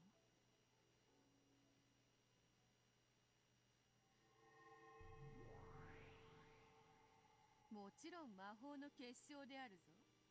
ただし多くの魔法と同様に半魔法の毒素で焼かれもする。つまり魔女や魔法を信じる者にしか効果がないということなんですね。その通りだ。 I love by the end of these fucking Umineko stream VODs and shit, I'm just silent. I don't care anymore. Because all I'm doing is just reading. 何も知らぬ者が拾ったとしたら、その者が半魔法の毒をまとっていたら、I feel like this should have been like a exclusive to like Patreon, and it should have been just a show or some shit. 直接の手渡しでなければ力を失うことが多いということだ。 If this was like a 30-minute show, oh boy, I would love it way more than what I'm loving it now. 半魔法の毒素がなくなり、権限することができるのと同じに、大勢の人間がそのアイテムの魔力を信じれば、逆に魔力を維持することもある。皮肉な話ですね。私たち魔女がどんな魔法を授けても、それを受け取れるかどうか。 Something better, interesting better happen, or I'm done in like 9 to 8 minutes. そうだと聞いているぞ。同じ薬を飲んでもその効果を知らされている人間にはより大きい効果が出るという。あ、ちょっとわかります。風邪薬とか飲んだ時、薬効の解説書とか読んでると薬の効きがいいような気がしますよね。As she listened, Beto thought that magic sounded a bit like a ritual. When most humans think of magic, they think of incredible miracles being performed one after another in front of a crowd of other humans. However, this true magic that the older sister spoke of sounded almost like a ritual, something that has no effect if the person using it doesn't believe. Shannon's heart was captured by George bit by bit as he grew by leaps and bounds. However, she had given up, thinking that one of a different class such as herself would never find love with him. That was when Beatrice had given her the golden butterfly brooch and encouraged her. Giving up means that you've got zero chance of success. However, if the power of magic makes you think there might be some chance of your wish coming true, then the odds of it happening are at least greater than zero. Zero remains zero forever, so miracle is a fitting word to describe even a faint chance coming into existence. Humans can use magic to defeat resignation. The process by which they themselves make their probability of success zero. When a human refuses to give up, though, their chances of success may be small, those chances do exist. And the more determined they become, the greater those odds rise. It was easy to imagine Shannon making earnest wishes upon that brooch, believing in its effect, and trying little things over and over again to get George to like her. So it's the power of believing.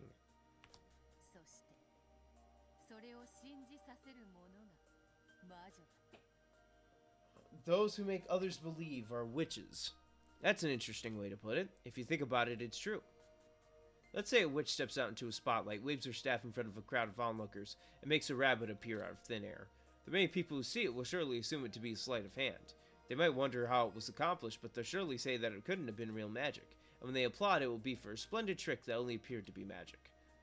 But what if?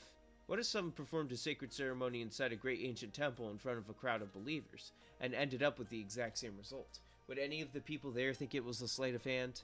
In fact, in the ancient past, when magic tricks as a form of entertainment didn't even exist and divine spirits were worshipped, this would undoubtedly have been a miracle of magic.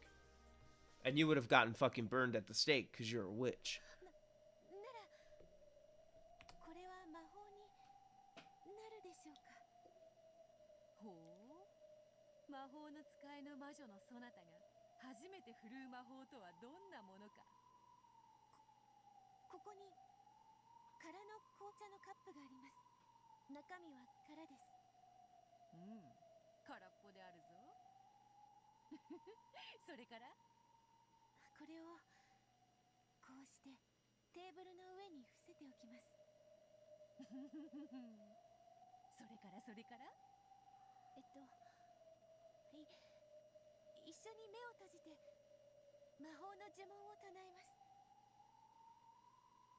It was the same magic that had been used to give Maria candies.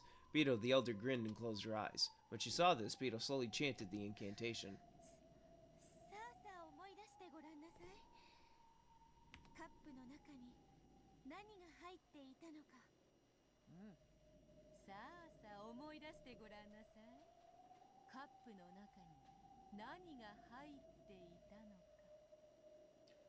As she chanted, Beto slowly opened her eyes and made sure that the older sister was repeating her with her eyes closed.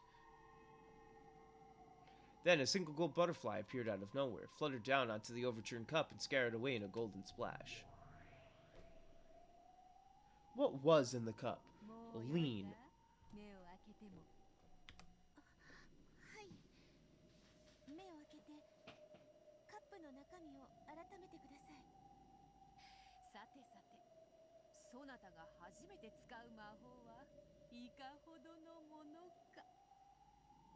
Taking her time and dragging out the suspense a little, the older sister lifted up the cup.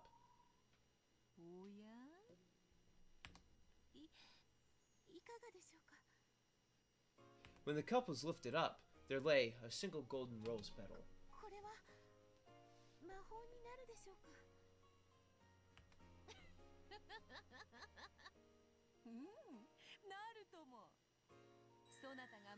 Oh, the golden guarantee!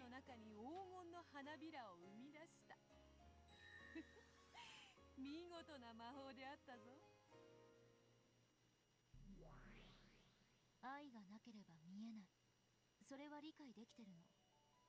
これを手品だと断じるもよし、魔法だと信じるもよし、そのものの毒素次第であろうな。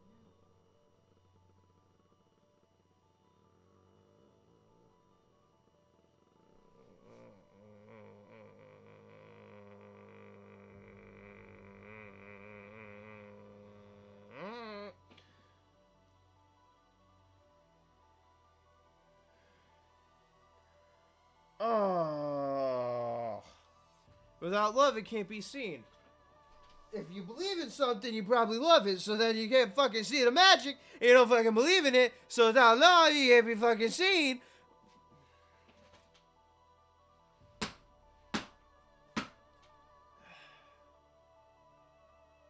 These last few episodes are gonna make me feel really fucking, like, stupid. Without love, it can't be seen. You believe it? You wanna know something I believe? I like to believe when I watch pro wrestling. I sit there and I choose to believe that everything that's happening is a legit fight, even though I know it's fake. Because it makes it more fun. So without me believing in it, the fun that I'm experiencing cannot be had, cannot be seen, essentially. So without love, it cannot be seen. I fucking hate everything about everything in this fucking brain of mine. Ah! We continue.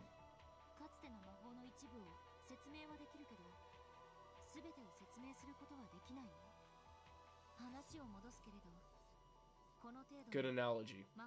You were fucking here the whole time?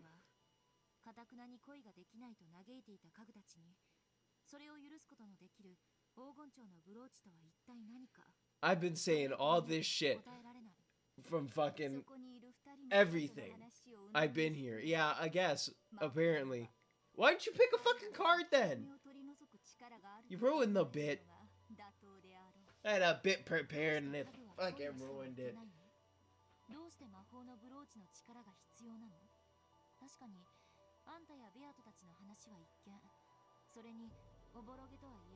So that just confirms my viewer counter is not broken. It was never broken. We go back to this one question that I've asked many times. Who the fuck did I yell at when I yelled wake up? Because the viewer counter wasn't broken.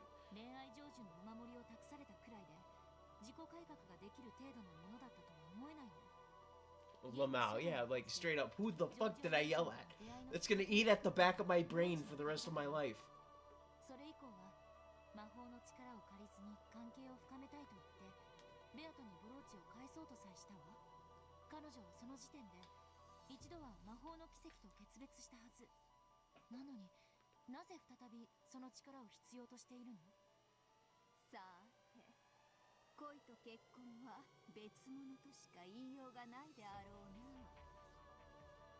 Featherine laughed lightly. She had probably formed a theory of her own and was laughing at Ange, who hadn't reached it yet. Yeah, this game, yeah, I can tell just from that moment with that without love it can't be seen and the believing thing. My god, yeah, I can tell right now this game from this point on, this visual novel is going to make me feel like a right dumbass. And I'm fucking prepared for it now. I guess. I don't know who it was. Yeah, I don't know either. It was somebody. I doubt they watch the channel anymore.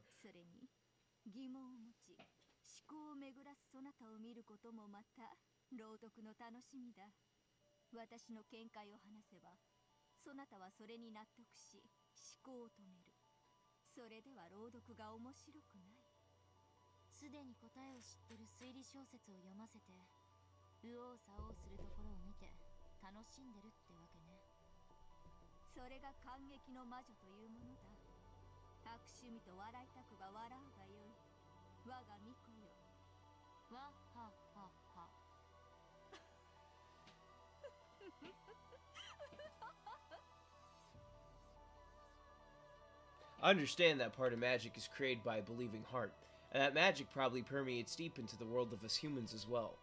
However, though it permeates so far, the power that dwells within magic is small. Lots of people visit shrines to pray for success on tests. So, I'm gonna be honest, Weird reason to visit a shrine for success on test and not success on life, but you know what? I can't complain. It's not my culture. It's not my culture. I can't tell you if it's weird or not, but I feel like it is. However, people rarely credit such a visit as the reason for their success. By itself, praying does little more than give one peace of mind. In love, where even a small chance and a little bit of courage can result in major changes, this power can sometimes bring about incredible transformations. However, would something like that really be enough to change the insurmountable fate of furniture? In the past, when Shannon and George were brought together, I imagined that the brooch's magic power functioned as little more than a ritualistic charm. However, by now, the magical power that the furniture seek from that brooch, it's not something as vague as a ritual. It feels much stronger, like a whole different interpretation of magic. If you believe in a sleight of hand, it becomes magic. But that's no more than a child's trick, and that only explains one part of magic. They are hoping for something. They're hoping for something with much, much more power, for true magic, not a sleight of hand. 家具たちは黄金蝶のブローチにどんな魔法を期待しているというの？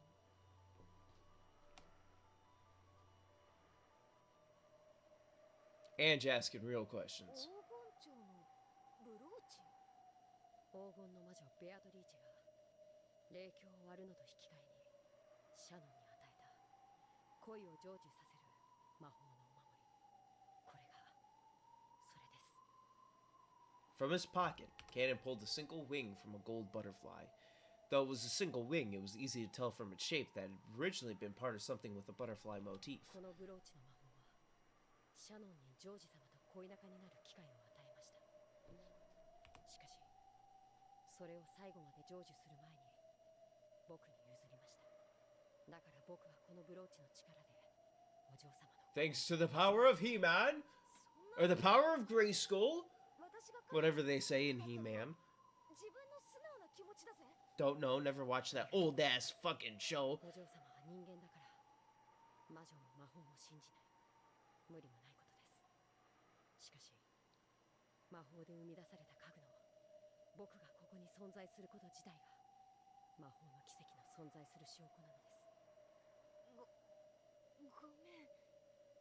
何の話？ Jessica tried to make sense of Cannon's words. However, she couldn't understand and had to ask him to repeat it, wearing a stiff smile. Yeah, what do you mean? シャノン、恋を成就させるには魔法が必要なのです。そのための鍵がこのブローチ。 He believes. 死んで割ったので僕たちは一つずつ持ち合っています。 The brooch has lost its power when it was split in half. However, if it was ever joined together again, its magic would be revived. It would revive the miraculous power that could join furniture and a human together. しかし一つのブローチは一人の願いしか叶えない。家具の僕たちはこの一つのブローチによってどちらかしか結ばれ得ないのです。 That was the final seed of love, a spark of love, which the old, shrilly laughing Beatrice had sown. The old Beatrice had said that humans tormented by this spark were like ripe fruit, which she crudely used for her own enjoyment. However, the magic infused within this seed was real. Like the One Piece. It was the only crystallization of magic that the Golden Witch Beatrice ever left in this world. Its glint increased.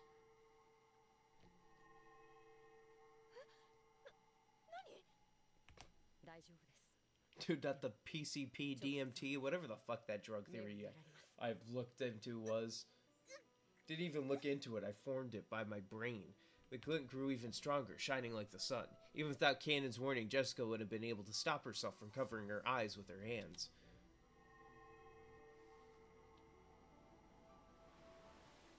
As the light grew stronger, a sound like the roar of the wind or the tide also grew in intensity. The sound of the wind and rain outside had already been overwhelmed. Jessica could no longer even stand, and she crouched on the floor. A flood of sound and light. Until it withdrew, Jessica could do nothing but moan. Oh, Jessica, damn, what are you guys doing down there?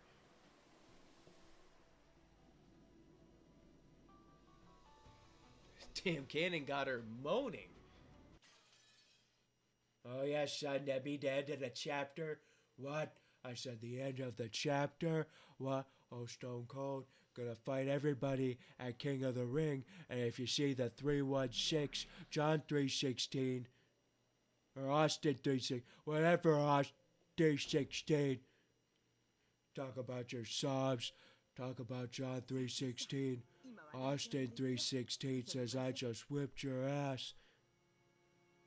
As far as the WWF Championship is concerned, doesn't matter if it's Shawn Michaels or Davey Boy Smith, I'm fixing to run through all of them. And that's the bottom line, cause Stone Cold said so. お父様が甘いものをお好きだといいのですが。ええ、お好きですもの。甘いものに限らず、何でもよくお召し上がり He pigs out on everything. He'll be sitting there and he's just shoving raw meat into his face. After waiting for the master of the room to be out, Bito and Kumasawa entered the study. Then they quickly cleaned up the books on the desk, set down the basket they had brought there, and opened it up. Inside were several cute cookies cut out in a butterfly shape. They set out a pretty plate and neatly arranged the cookies on it. It was the kind of subtle, conscientious touch that the recipient wasn't likely to even notice. My bad, the conscientious. The whole arrangement was filled with that sort of feeling.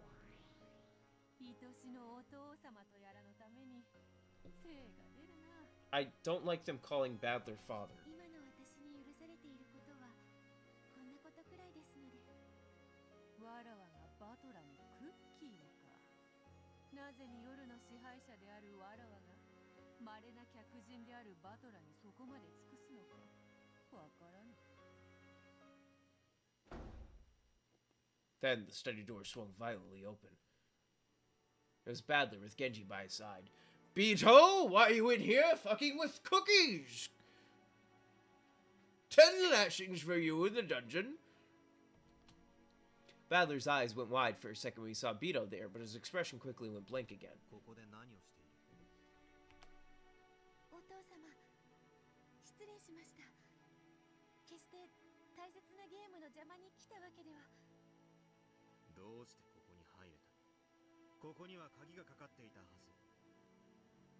申し訳ございません。親方様に内密で差し入れをお届けしたいとのことで、私が鍵をお貸ししました。ほら、見てあげて。 Look, it's cookies. Badler takes them, throws them in everybody's face. Go, eat these fucking cookies then.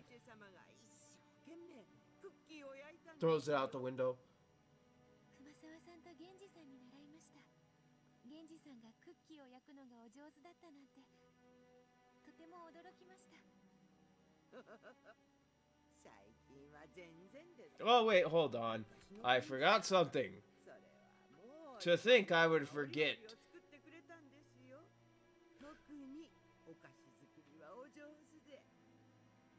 To think I'd forget the characters of Tips and the Grimmies, brother. I'm tired of doing a Hogan voice. I'm gonna tell you that right now. I know characters don't change, but I'm still gonna fucking click on it. Alright, it's still the same shit. Cookie? Cookie monster?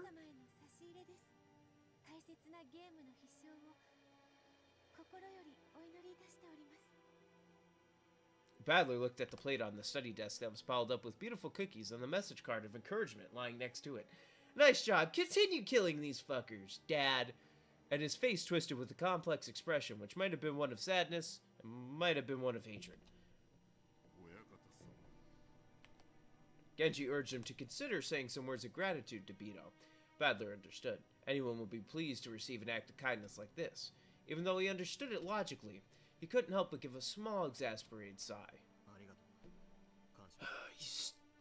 You dumb bitch. Thank you for the cookies, you stupid whore. だが甘いものは苦手だ。下げてくれ。親方様。同じことをもう一度言わせるな。片付けて下がってくれ。親方様。 He's turning into Kinzo, a spiteful old bastard. He takes a bite, fine. Spits it in Beatrice's face, goes, there's shit. 最中だ。 He just grabs 2 slices of bread, does the Gordon Ramsay thing. What are you? 最後のゲーム An idiot. だから I'm an idiot sandwich. 俺の心をかき乱すような真似は慎んでくれ。 Fucking, like, slaps an egg on the table for some reason and just yells, "It's fucking raw!" 大いに結構でございます。しかし、それをせめて一口お召しになる形では。 Takes a bite. Where's the lamb sauce? Speaking of Gordon Ramsay, my favorite line of Gordon Ramsay's is, "You're cooking it in a..." It's like some guy cooking scallops. This is Hell's Kitchen in like a pan. And he goes, if you cooked it in a fucking non-stick pan, they wouldn't stick. That's why it's called fucking non-stick! And it's fucking hilarious because he's just yelling at this person. And I love it because the way he says it, the way Gordon Ramsay says this is hilarious. It's just like, you need to cook it if they wouldn't stick if it was in a non-stick pan. That's why it's fucking called non-stick. And he gets so heated with it. It's insane. That's why it's called fucking non-stick. His voice goes high. I didn't even read that line. I didn't even read either of those. That's how heated I am on the non-stick.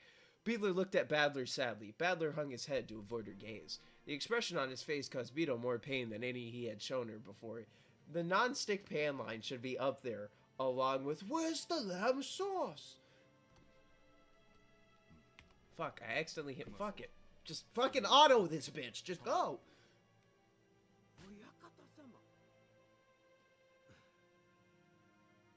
Kumasawa clung to Badler, but he turned his back to her. Is this really Kumasawa, or is it really Virginia and fucking Renov instead of Genji? 片付けましょう、熊沢さん。そういうわけには参りません。大切なゲーム、少しでも力添えしたいベアトリーチェ様が。Because I mean, Renov do be making cookies. 私でもお力になりたいと頑張られた差し入れでございます。それ、一口さえせずに下げろとは。女をバカにするにも程がございます。熊沢。親方様も男ならば、女の手作りの差し入れに。Yeah, Badler, you ain't a man. You don't got no balls. 女の気持ちを踏みにじろうというおつもりでしたら。I may have just pissed off the trans community there, but we'll leave it. ここは引きませんよ。引きません。 Oh, alright. I'm starting to lose my mind.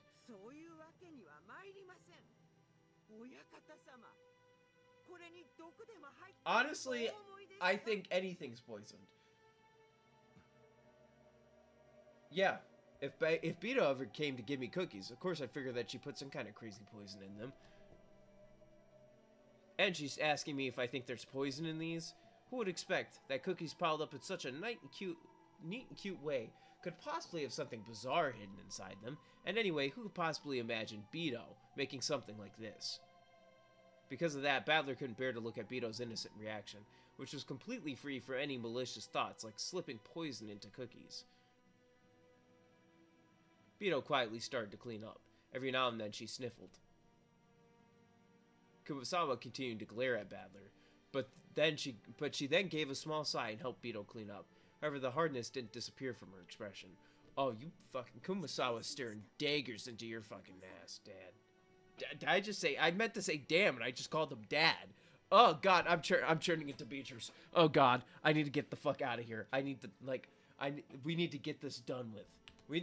Please turn 2 o'clock. I'm starting to turn into her.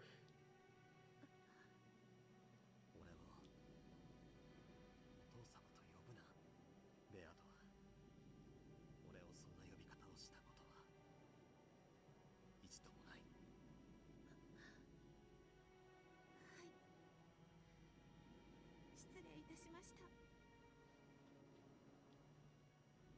Hanging her head so low that her chin touched her chest, Beetle hurried out of the study. After giving Badler a look, Kumasawa chased after her.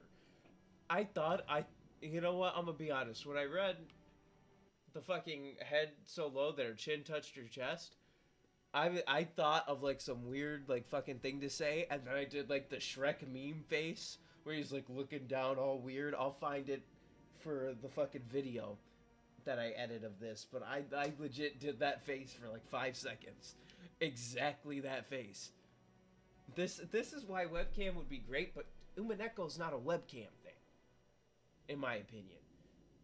Kumasawa threw the door open a bit violently, and the footsteps of the pair rapidly disappeared off into the distance.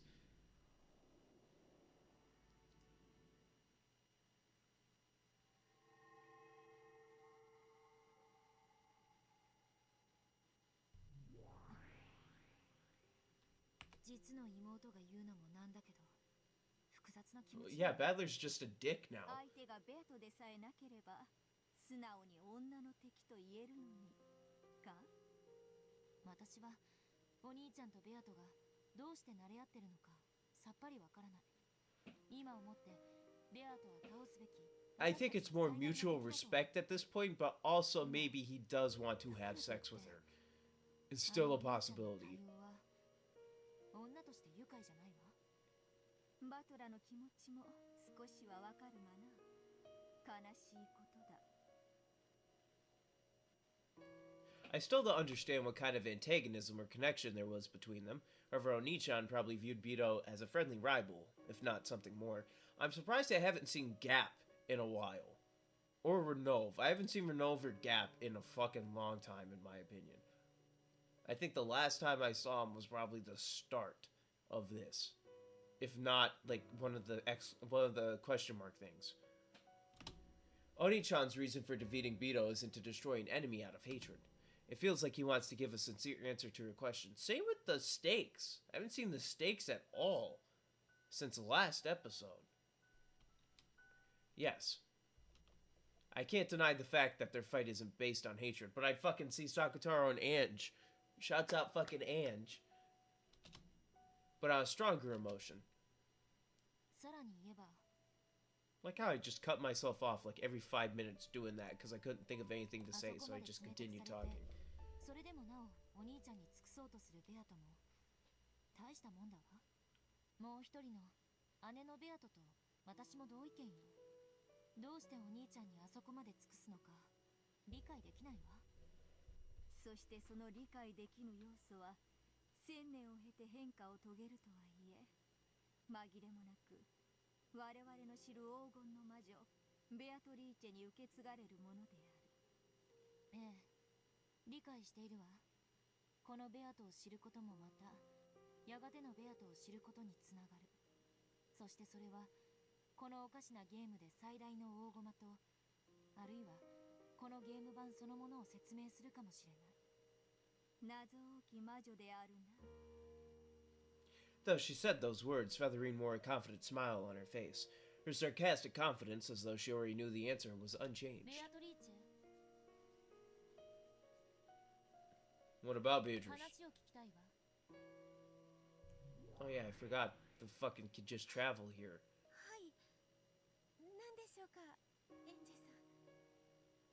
When Ange asked her question, Bito, who had been reading a fragment book in the shadows of the library, jumped. Because he made her. It's like literally a kid, you know, like... Yeah, like, it's like how fucking Germa felt about his sunflowers. He felt they were his children. It's like if the sunflowers knew that Germa fucking planted them and grew them, they'd probably be like, Father, I am Sunflower Man. And then Germa would probably fucking kill him. He'd put him in a meat grinder. He'd put him in a meat grinder. And he'd go, if I put you in a meat grinder and grind you up, you're probably dead.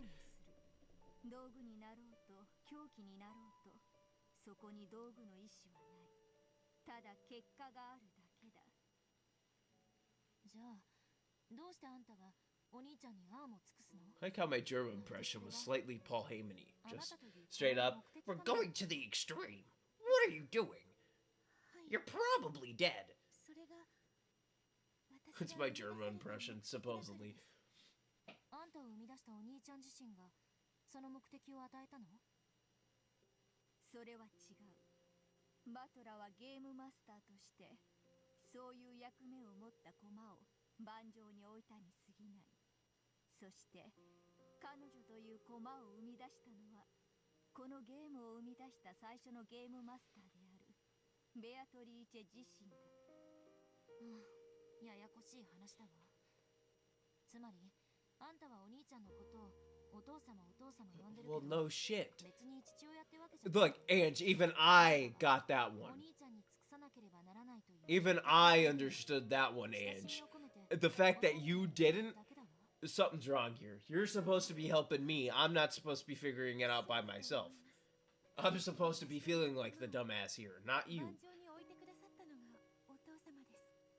お父様が盤上に置かなければ私という駒の出番はありません。ですから私がここにこうして存在し、そして私の目的のために尽くせるのは全てお父様のおかげなのです。なるほど。そしてそれはお父様と呼ぶのにふさわしいってわけね。じゃあ誰があんたにお兄ちゃんに尽くすように命じたの？ああ、それは初代ゲームマスターの。 Yeah, that's literally in the rules of her piece, right? I'm sure that's what they explained it. 後ろ宮バトラに尽くさねばならぬのかと尋ねたいのであろう。しかしそれを彼女に答えることはできぬ。彼女に与えられたのは目的だけ。 Yeah, like she was just told to. Look, Ange, you were at a different level and then you went down. 考えてみるがいい人の子よってわけね。で、ついでにあんたにはもうその察しがついていて、ニヤニヤしながら私が悩んでいるのを見ているってわけだわ。そなたは我が巫女としてつくづく優秀だ。私はお父様に尽くします。私の存在がお父様の幸福のお役に立てる。それが私の一番の喜びです。そして At that point, Beto hesitated. 何？ God, I hate hitting unauto for one fucking sentence. そして何を？はい。そしてそれをいつかお父様にお認めいただければ、それが私の一番の幸せなのです。 Look, your greatest effort is fusing with your other half. 尽くしたいってだけならまさに魔女の家具ねと言いたいところだけど、それを認めてもらいたい？それじゃ家具ってより。 And stopped mid-sentence. That's less like furniture, more like you're just a girl who loves Oni-chan. Yeah, you could fucking tell that. I don't get it. The driving force behind this Beto is that of a girl who adores Oni-chan. But then, what does that make her? A human? If the first Beto liked Oni-chan, then she should have adored him and devoted herself to him directly. Why would she create a piece of herself, a separate entity, to do it? As it stands, even if she does attract Oni-chan's attention, it will be towards the piece version of herself, not the creator who made that piece. If I ever like someone, I'll probably want to do things for them, but of course I'd want to do those things myself. After all, I would want him to notice me. It's a love that will always go unrewarded, no matter how devoted she is. And she's doing this out of her own free will. Beto's actions look no different from those of an average girl in love. She's devotedly doing all she can for him, dreaming that her kindness will eventually be acknowledged. Why would Beto create a piece like this? So we can acknowledge the tribal piece. Wrestling reference number 3. Maybe putting it in romantic terms is a bit too confusing. Let's try using food as an example. What are you, fucking Doug? This would be as pointless as creating a piece to eat food for you. What was that English? No matter how much food your piece eats on your behalf, you won't get any less hungry, right? You're the one who wants to eat. There's no reason to have a piece to do that in your place. For most jobs in this world, you can get someone else to do it for you. However, with love and food alone, there can never be any point to letting another person do it in your place. That's right. This Beto was created as a piece because of an impossible reason. Though at a glance she looks just like a normal girl, the more I know about her, the less I understand, like she's an imaginary number.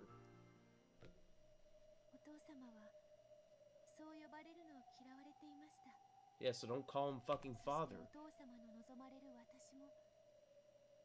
So don't call him father. The simple answer is just say Badler.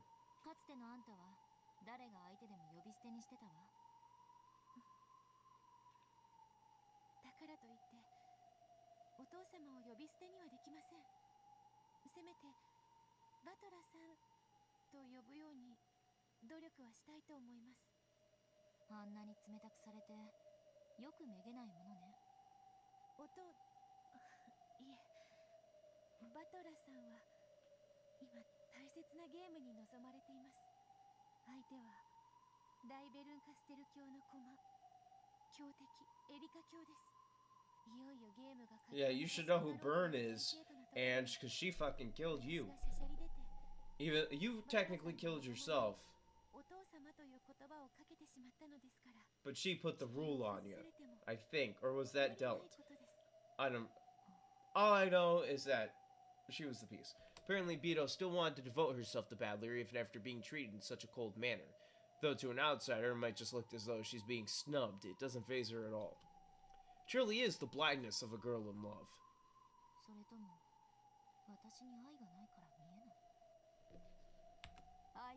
Or maybe it isn't, dude.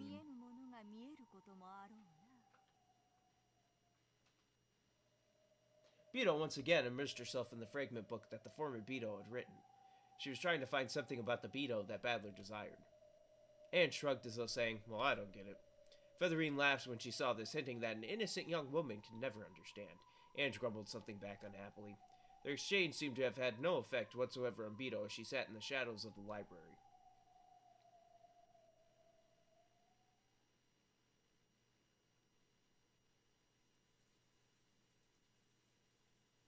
When do people die during this one?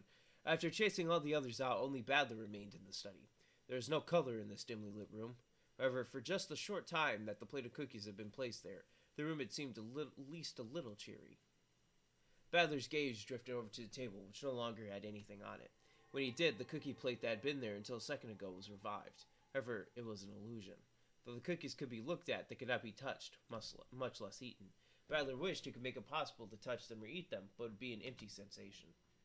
It would only give the touch and taste that Badler desired. He no longer had any way of knowing what kind of cookies they had been. Motherfucker, you're a fucking idiot. On the reception sofa across from Badler, a cloud of gold butterflies slowly gathered and took the form of the old Beto.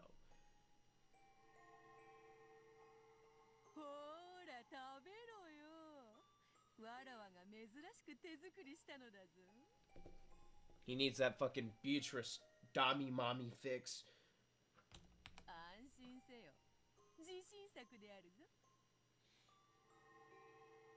Oh, Renault! Hey! I was just literally talking about you. Speak of the devil and the devil shall appear.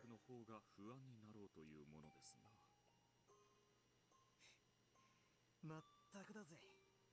お前が作るクッキーなんて、どうせおかしな毒が入ってるに決まってら。それは心外な。仮に入っていたとしても、そなたのあれがそうなってこうなっちゃうかもしれない程度のもんではないか。は？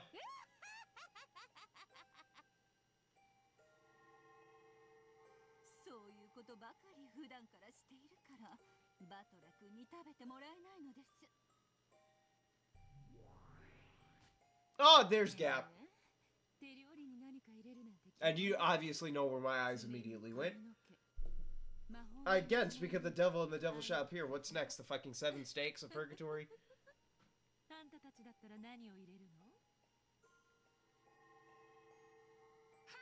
Speak of the devil and the devil shall appear. We hit it 3 times!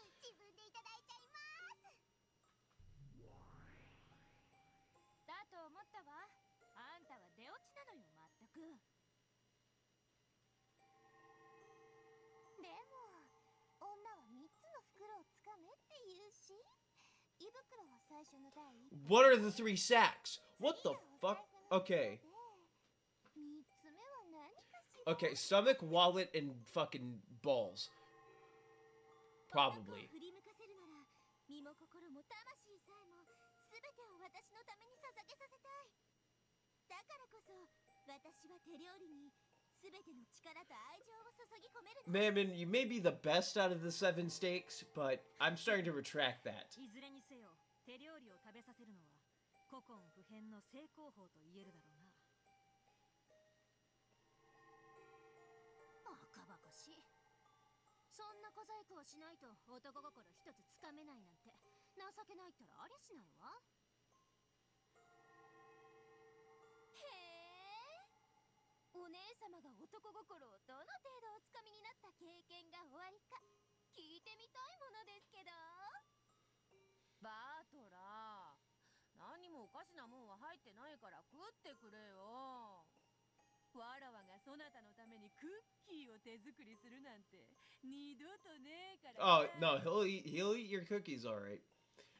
There probably won't be another chance. I slowly stretched my hand out to the illusion of the cookie plate and touched it. Oh, the illusion's fading. I'm off of my DMT trip. Just before I did, it became a cloud of gold butterflies and vanished into the darkness of the study. The illusions of Renov and Virgilia also disappeared. However, the illusion of Beto alone still remained on the sofa. 何が不満か。それも俺に言わせるつもりか。新しきわらわがそなたの望んだ姿とあまりに違えば違うほどわらわが二度と蘇らぬ存在であることを思い知らせるから。 Unless they somehow do the Dragon Ball fusion. いい女は逃したら二度と捕まらぬわ。今頃になってわらわがいい女だったと気づいたであろうが。うるせえ。お前なんか二度と現れなくてせいせいすら。 Beto lay sprawled on the sofa and looked up at the ceiling. Battler also turned his back and moved to the window. For a while, there was silence. 分かってな。そなたの期待するわらわは Someone's going crazy on the fucking instrument that they got. I couldn't come up with one. あのベアとは紛れもないお前自身ではあってもかつてのお前とは異なる存在でお前はもう絶対に蘇らない。わらわの魂、この女らしさ、性格の良さ、気風の良さは魔女としての1000年によって培われたもの。それは全く同じ1000年を経ぬ限りわらわと同じにはなり得ない。すなわちそなたがわらわを生み出そうと目論む時点ですでに生い立ちが異なるのだ。ああ、お前が絶対に蘇らないなんて。あのショーワル・ベルンカステルにバッチリ保証されてるぜ。だが期待しているのであろう。 If there's one thing this game has taught me, is that if you believe in it, it still has a chance to happen. みたいなのを期待しているのであろう。そんな妄想プロット、今時ラノベだって通用せぬわ。うるせえ。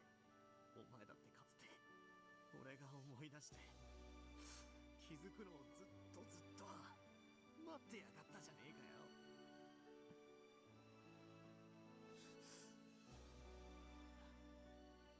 Does he know now? Then what is it? Does this mean that our relationship is exactly the opposite of how it once was? わらわもそなたがいつかはきっと気づく。思い出す。奇跡が起こる。そう信じてゲームを繰り返したこともあったのね。どういう気持ちだったんだよ、お前が俺とゲームをしている時は。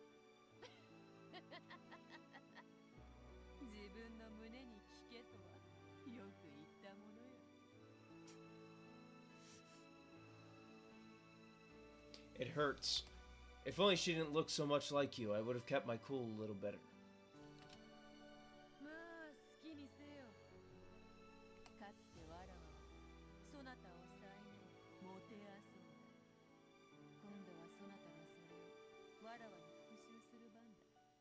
新しきわらわは何もわからずおろおろとするのみ。見るも焼くもそなた次第よ。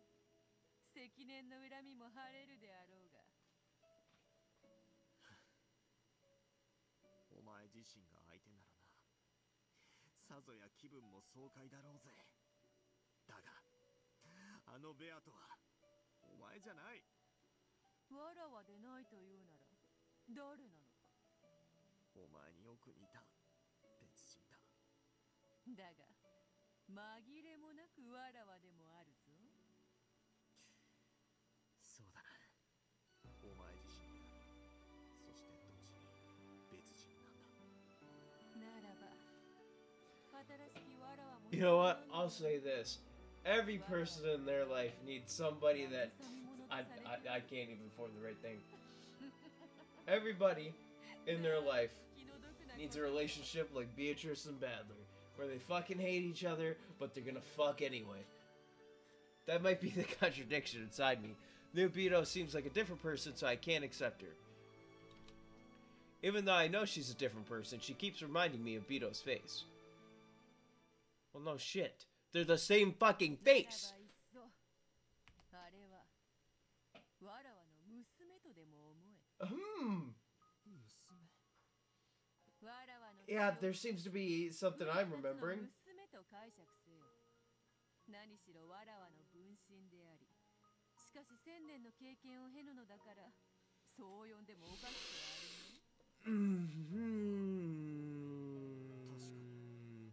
わらわは死して娘を残し、そなたに託したと。そう思うのか。さすればそなたも、あやつをどう受け止めればいいのか。Oh, yeah. 少しは考えやすいのではないか。I'm gonna stop this now. I'm at least gonna turn off auto because I'm gonna say this.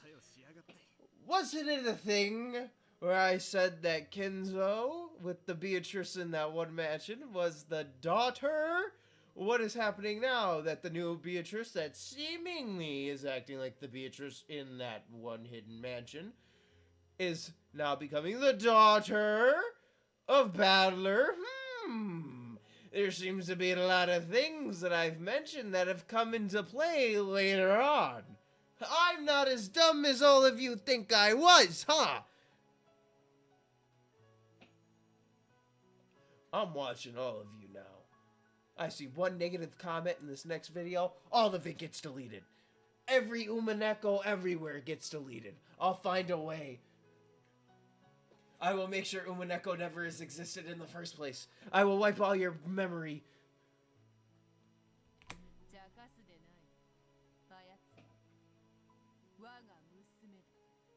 Again, platonic. Not platonic. Father-daughter relationship of love.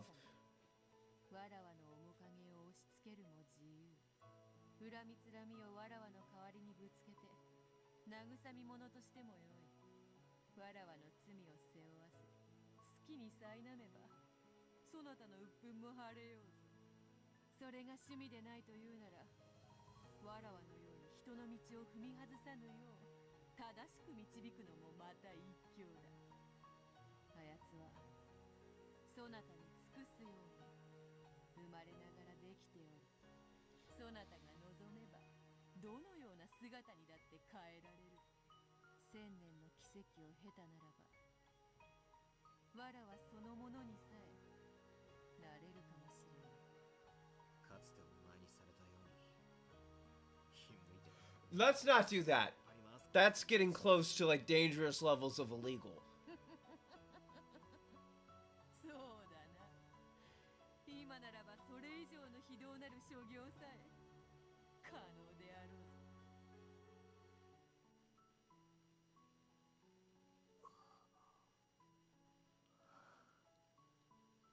So right now there's like 3 fucking Beatrices that exist. This one, and then the 2 others. The nice one and the fucked up portrait one. Yeah, she is exactly the same person, the same piece, which was created once more by the rule called Beatrice. However, when I'm unable to accept it that way, I can think of her as Beto's daughter, finding a clear guidepost for how to interact with her and smooth the uncertainty in my heart. Finally, The Rock has come back to whatever location he's in currently right now. Wrestling reference number 4. I understand how cruel I was to her then. My tears poured to the ground, and when I followed them with my eyes, I noticed that a white business card had fallen onto the floor. It was that message card that had adorned those cookies. I rushed her, telling her to clean up and leave right away, which is probably why it had fallen to the floor unnoticed. I picked it up and read the message on it. It was extremely short, pure, and sincere. It's so clear that I should be able to read it. However, it's blurred with tears, and I can't see anything.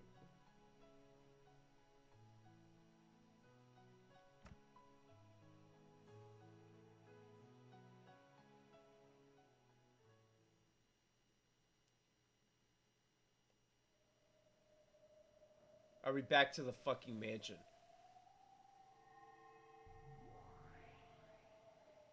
No, damn it! Where are we now?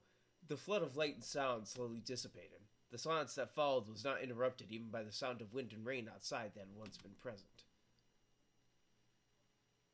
Both Jessica and George timidly opened their eyes. Where in the world is this? It was a strange room they had never seen before. It looked like a Western-style smoking room. Its furnishings were stylish and expensive. It felt like the room of some dignified person. There was a set of black tea on the table, as well as a chessboard, which seemed to be halfway through a game. However, there was something strangely out of place. The black and white checkerboard pattern made it feel like chess, but it looked like a very similar yet totally different game that no one knew of. It's similar to how it both looked like chess and not like chess. The furnishings of this room, no, the room itself, though it seemed like a Western smoking room, it also felt like something completely different.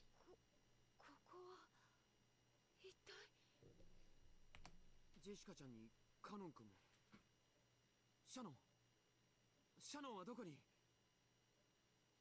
ジョージ様、私はここにおります。僕もここにいます。お嬢様、ジョージ様、このような場所にお連れしたことをお詫びいたします。一体何がどうなってるんだい。シャノンが取り出した蝶の羽のようなものが眩しく光り出したと思ったら God, why couldn't this just be normal? カノン君が黄金蝶のブローチとかいうのを取り出したらそれが輝き出して Oh, well, we're gonna battle to the death, and whoever wins gets this brooch, and then they find love.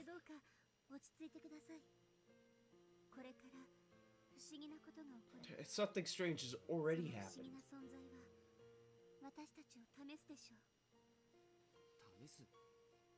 それがひょっとしてさっき君が言っていた僕たちが結ばれるために乗り越えなくてはならない試練というやつなのかい？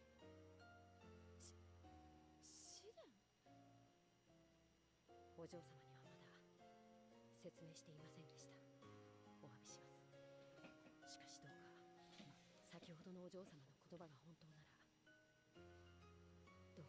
I think they are about to battle to the death. Yo, is that Hennessy back there behind him?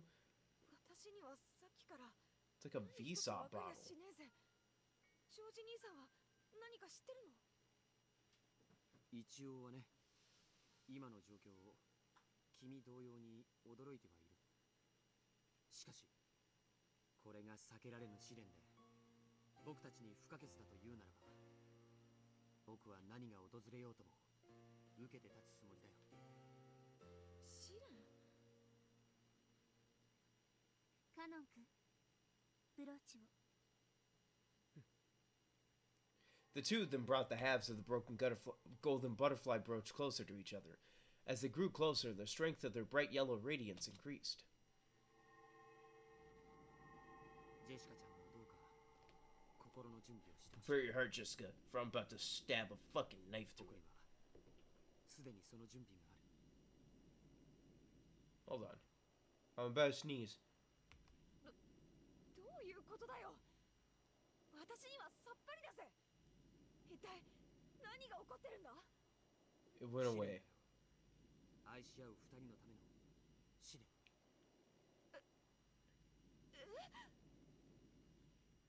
George spoke these awkward-seeming words quickly and easily. It was such an embarrassing line that Jessica couldn't help turning red. But the expression on George's face, which was so serious that it was almost grim, forced her to tense up as well. Shannon and Cannon were just as serious. With a glow in their eyes as though they were taking part in a sacred duel, the pair of them brought the two gold butterfly wings together. Then the wings they held became a single brooch and regained their magical power. An even more intense light filled the room, and the scene was burnt into the retinas of all present, as the brooch shattered and two shining things flew out of it.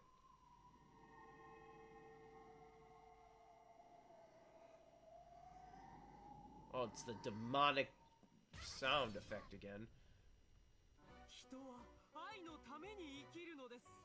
Oh God.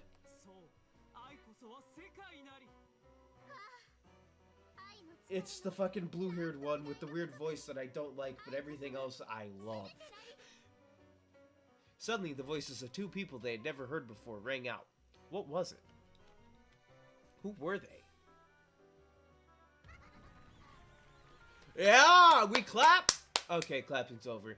George and Jessica nervously opened their eyes. When they did, they saw that two demons had appeared there. Almost as though the two halves of the brooch had become them.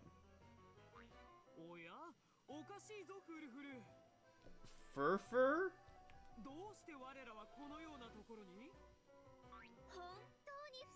Zapar.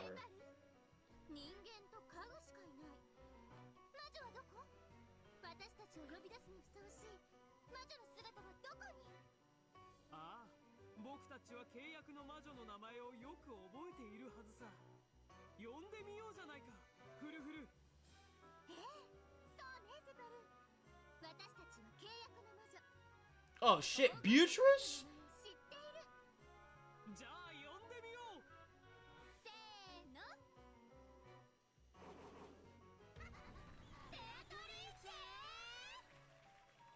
Considering their exaggerated theatrical manner and their slightly comical style of talking,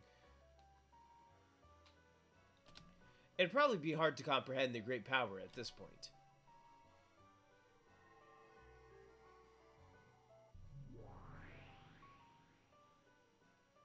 When the two demons called Beatrice's name, a cyclone of gold butterflies picked up throughout the room.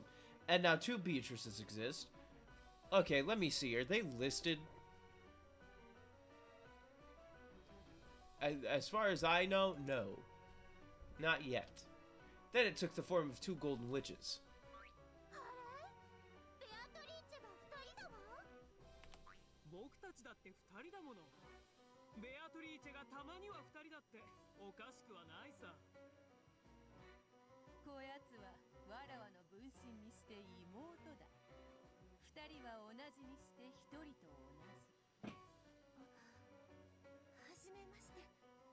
I think my brain just got fried. Animal style.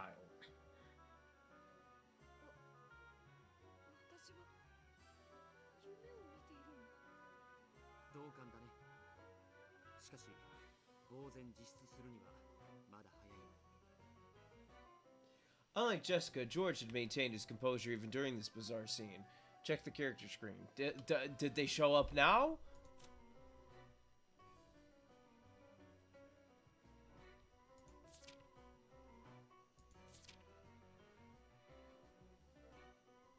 For what? There's nothing. I already checked it. Yeah, I already checked it. Like, I checked it and then all of a sudden checked the character screen. It's like, why? Like, I didn't hear anything new. Fuck, now I gotta fucking look. Unlike Jessica, George during this bizarre scene. Alright. After all, Shannon already told them what would happen next.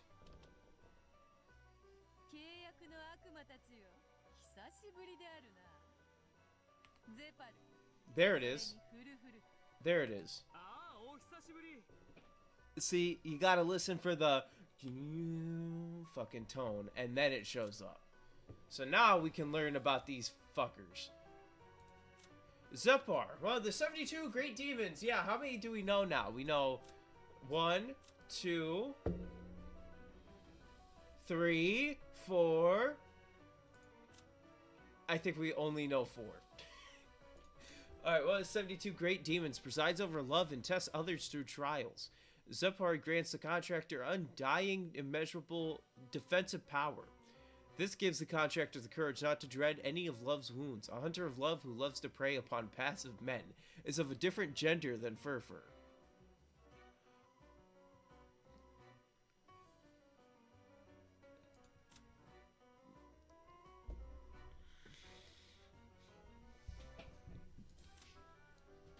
Then what's the fucking gender? Oh god.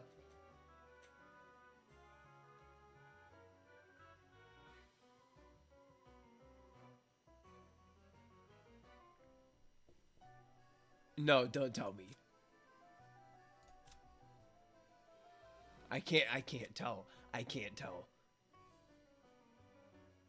There's not an obvious way to tell. Furfur, one of the 72 great demons, presides over love and tests others through trials. Furfur grants the contractor endless and inexhaustible offensive power. This gives the contractor the courage not to fear any of love's barriers. A trainer of love who teaches passive men the taste of flesh. So, okay, maybe Furfur? Because teaching men the taste of flesh, this scenario is just all kind. Is a different gender than Zepar. You know what? Fuck this. I don't like any of it. I don't like any of it anymore. I take back the smash on this one. Maybe.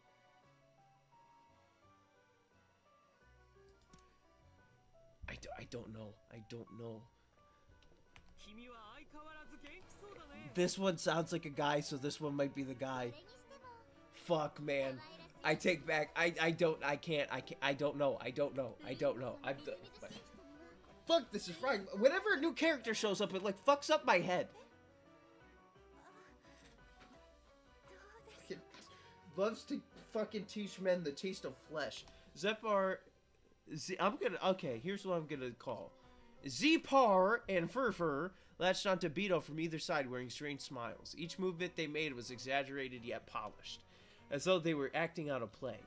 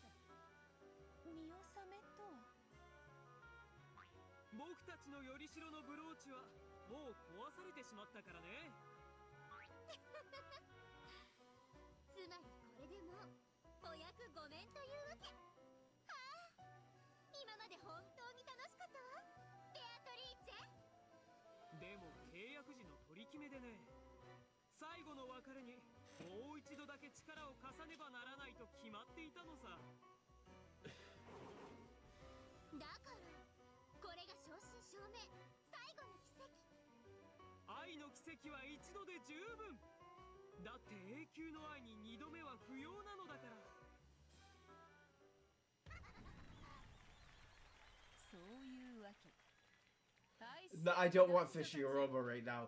My head is confused by what is what. One of them's talking about teaching men how to suck dick. The other one sounds like a dude.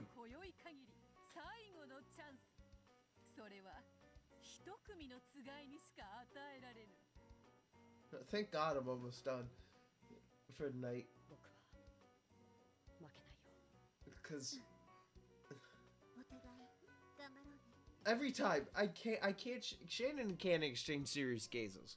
Every time a new character gets introduced, my head gets fucked up. Like, my brain doesn't want to do shit no more. Every time, without fucking fail. And it's like, I should expect it at this point, but I fucking don't. Because we're in episode 6, and they just introduced 2 new fucking characters in episode 6. There's 2 episodes left after this. And it's like, how? Like, I'm expecting, like, the whole fucking, a whole new crew at the end of episode 8. Everyone's just different. Both had already readied themselves to fight for the sake of their love. Jessica, I gave up trying to get it long ago. You need to do that too. Jessica was finally starting to figure this place out. These demons were probably planning to pit her and Cannon against George and Shannon.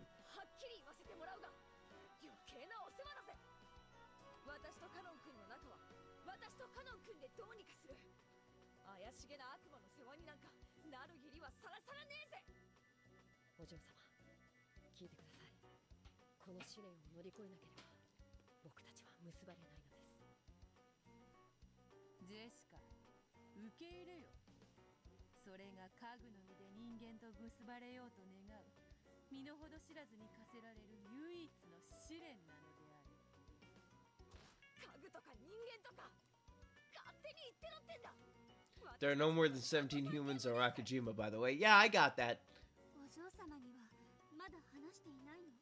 I got that.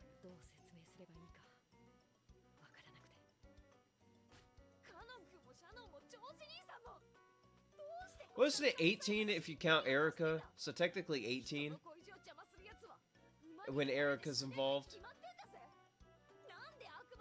It's just, like, every time I see new characters, it's like, yo, where the fuck, like, why do we have more new characters? Like, I know they're not human, and they're literally just the fucking brooch itself. 18 including Erica, yes. Yeah, like, they're just the fucking brooch themselves. That's literally all they are. They're just a fucking brooch. Because this is happening in fucking...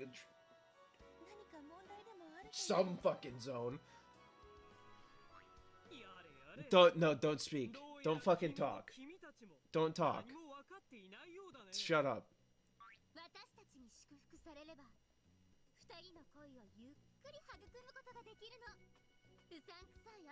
At least I'm not going crazy like, how do I explain this shit? Because I don't want to. I'm too far at the end of this in order to try and explain anything. So it's fun. Okay, well, I'm it's practically like 2, so. Because that is fate that I ended right now. Just fucking, I almost exited without saving, and that would have pissed me off the most. Alright. Well. I'm just gonna save my outro here. Or, you know what, fuck it. That was a voice crack. Fuck it. Let's just go to the title screen. And we'll fucking do the outro here. So, I have been your host, Sean Tyler, and this has been the Saberleaf Network with Umineko. Go, follow me on Twitch. Follow me on Twitter. Follow me on Instagram. I mean X for Twitter. Follow me on Instagram. Join my Discord server so you can just shit that you want me to play and stuff like that. All that is in the links of descriptions of YouTube and Twitch. Let's see. If Skyrim mod pack plays and works. So if you want me to play Skyrim, I can do that. But that's up to you guys. Again, you want me to play it, Discord server, drop it there. Like I said earlier, make sure you smash the like button, you subscribe, you ring the bell notification, all that YouTube shit. What the fuck else? Yeah, if you're watching this on YouTube, do that. Again, everything is linked everywhere. Stay golden, people of the YouTube Twitch intro. I am out. Goodbye.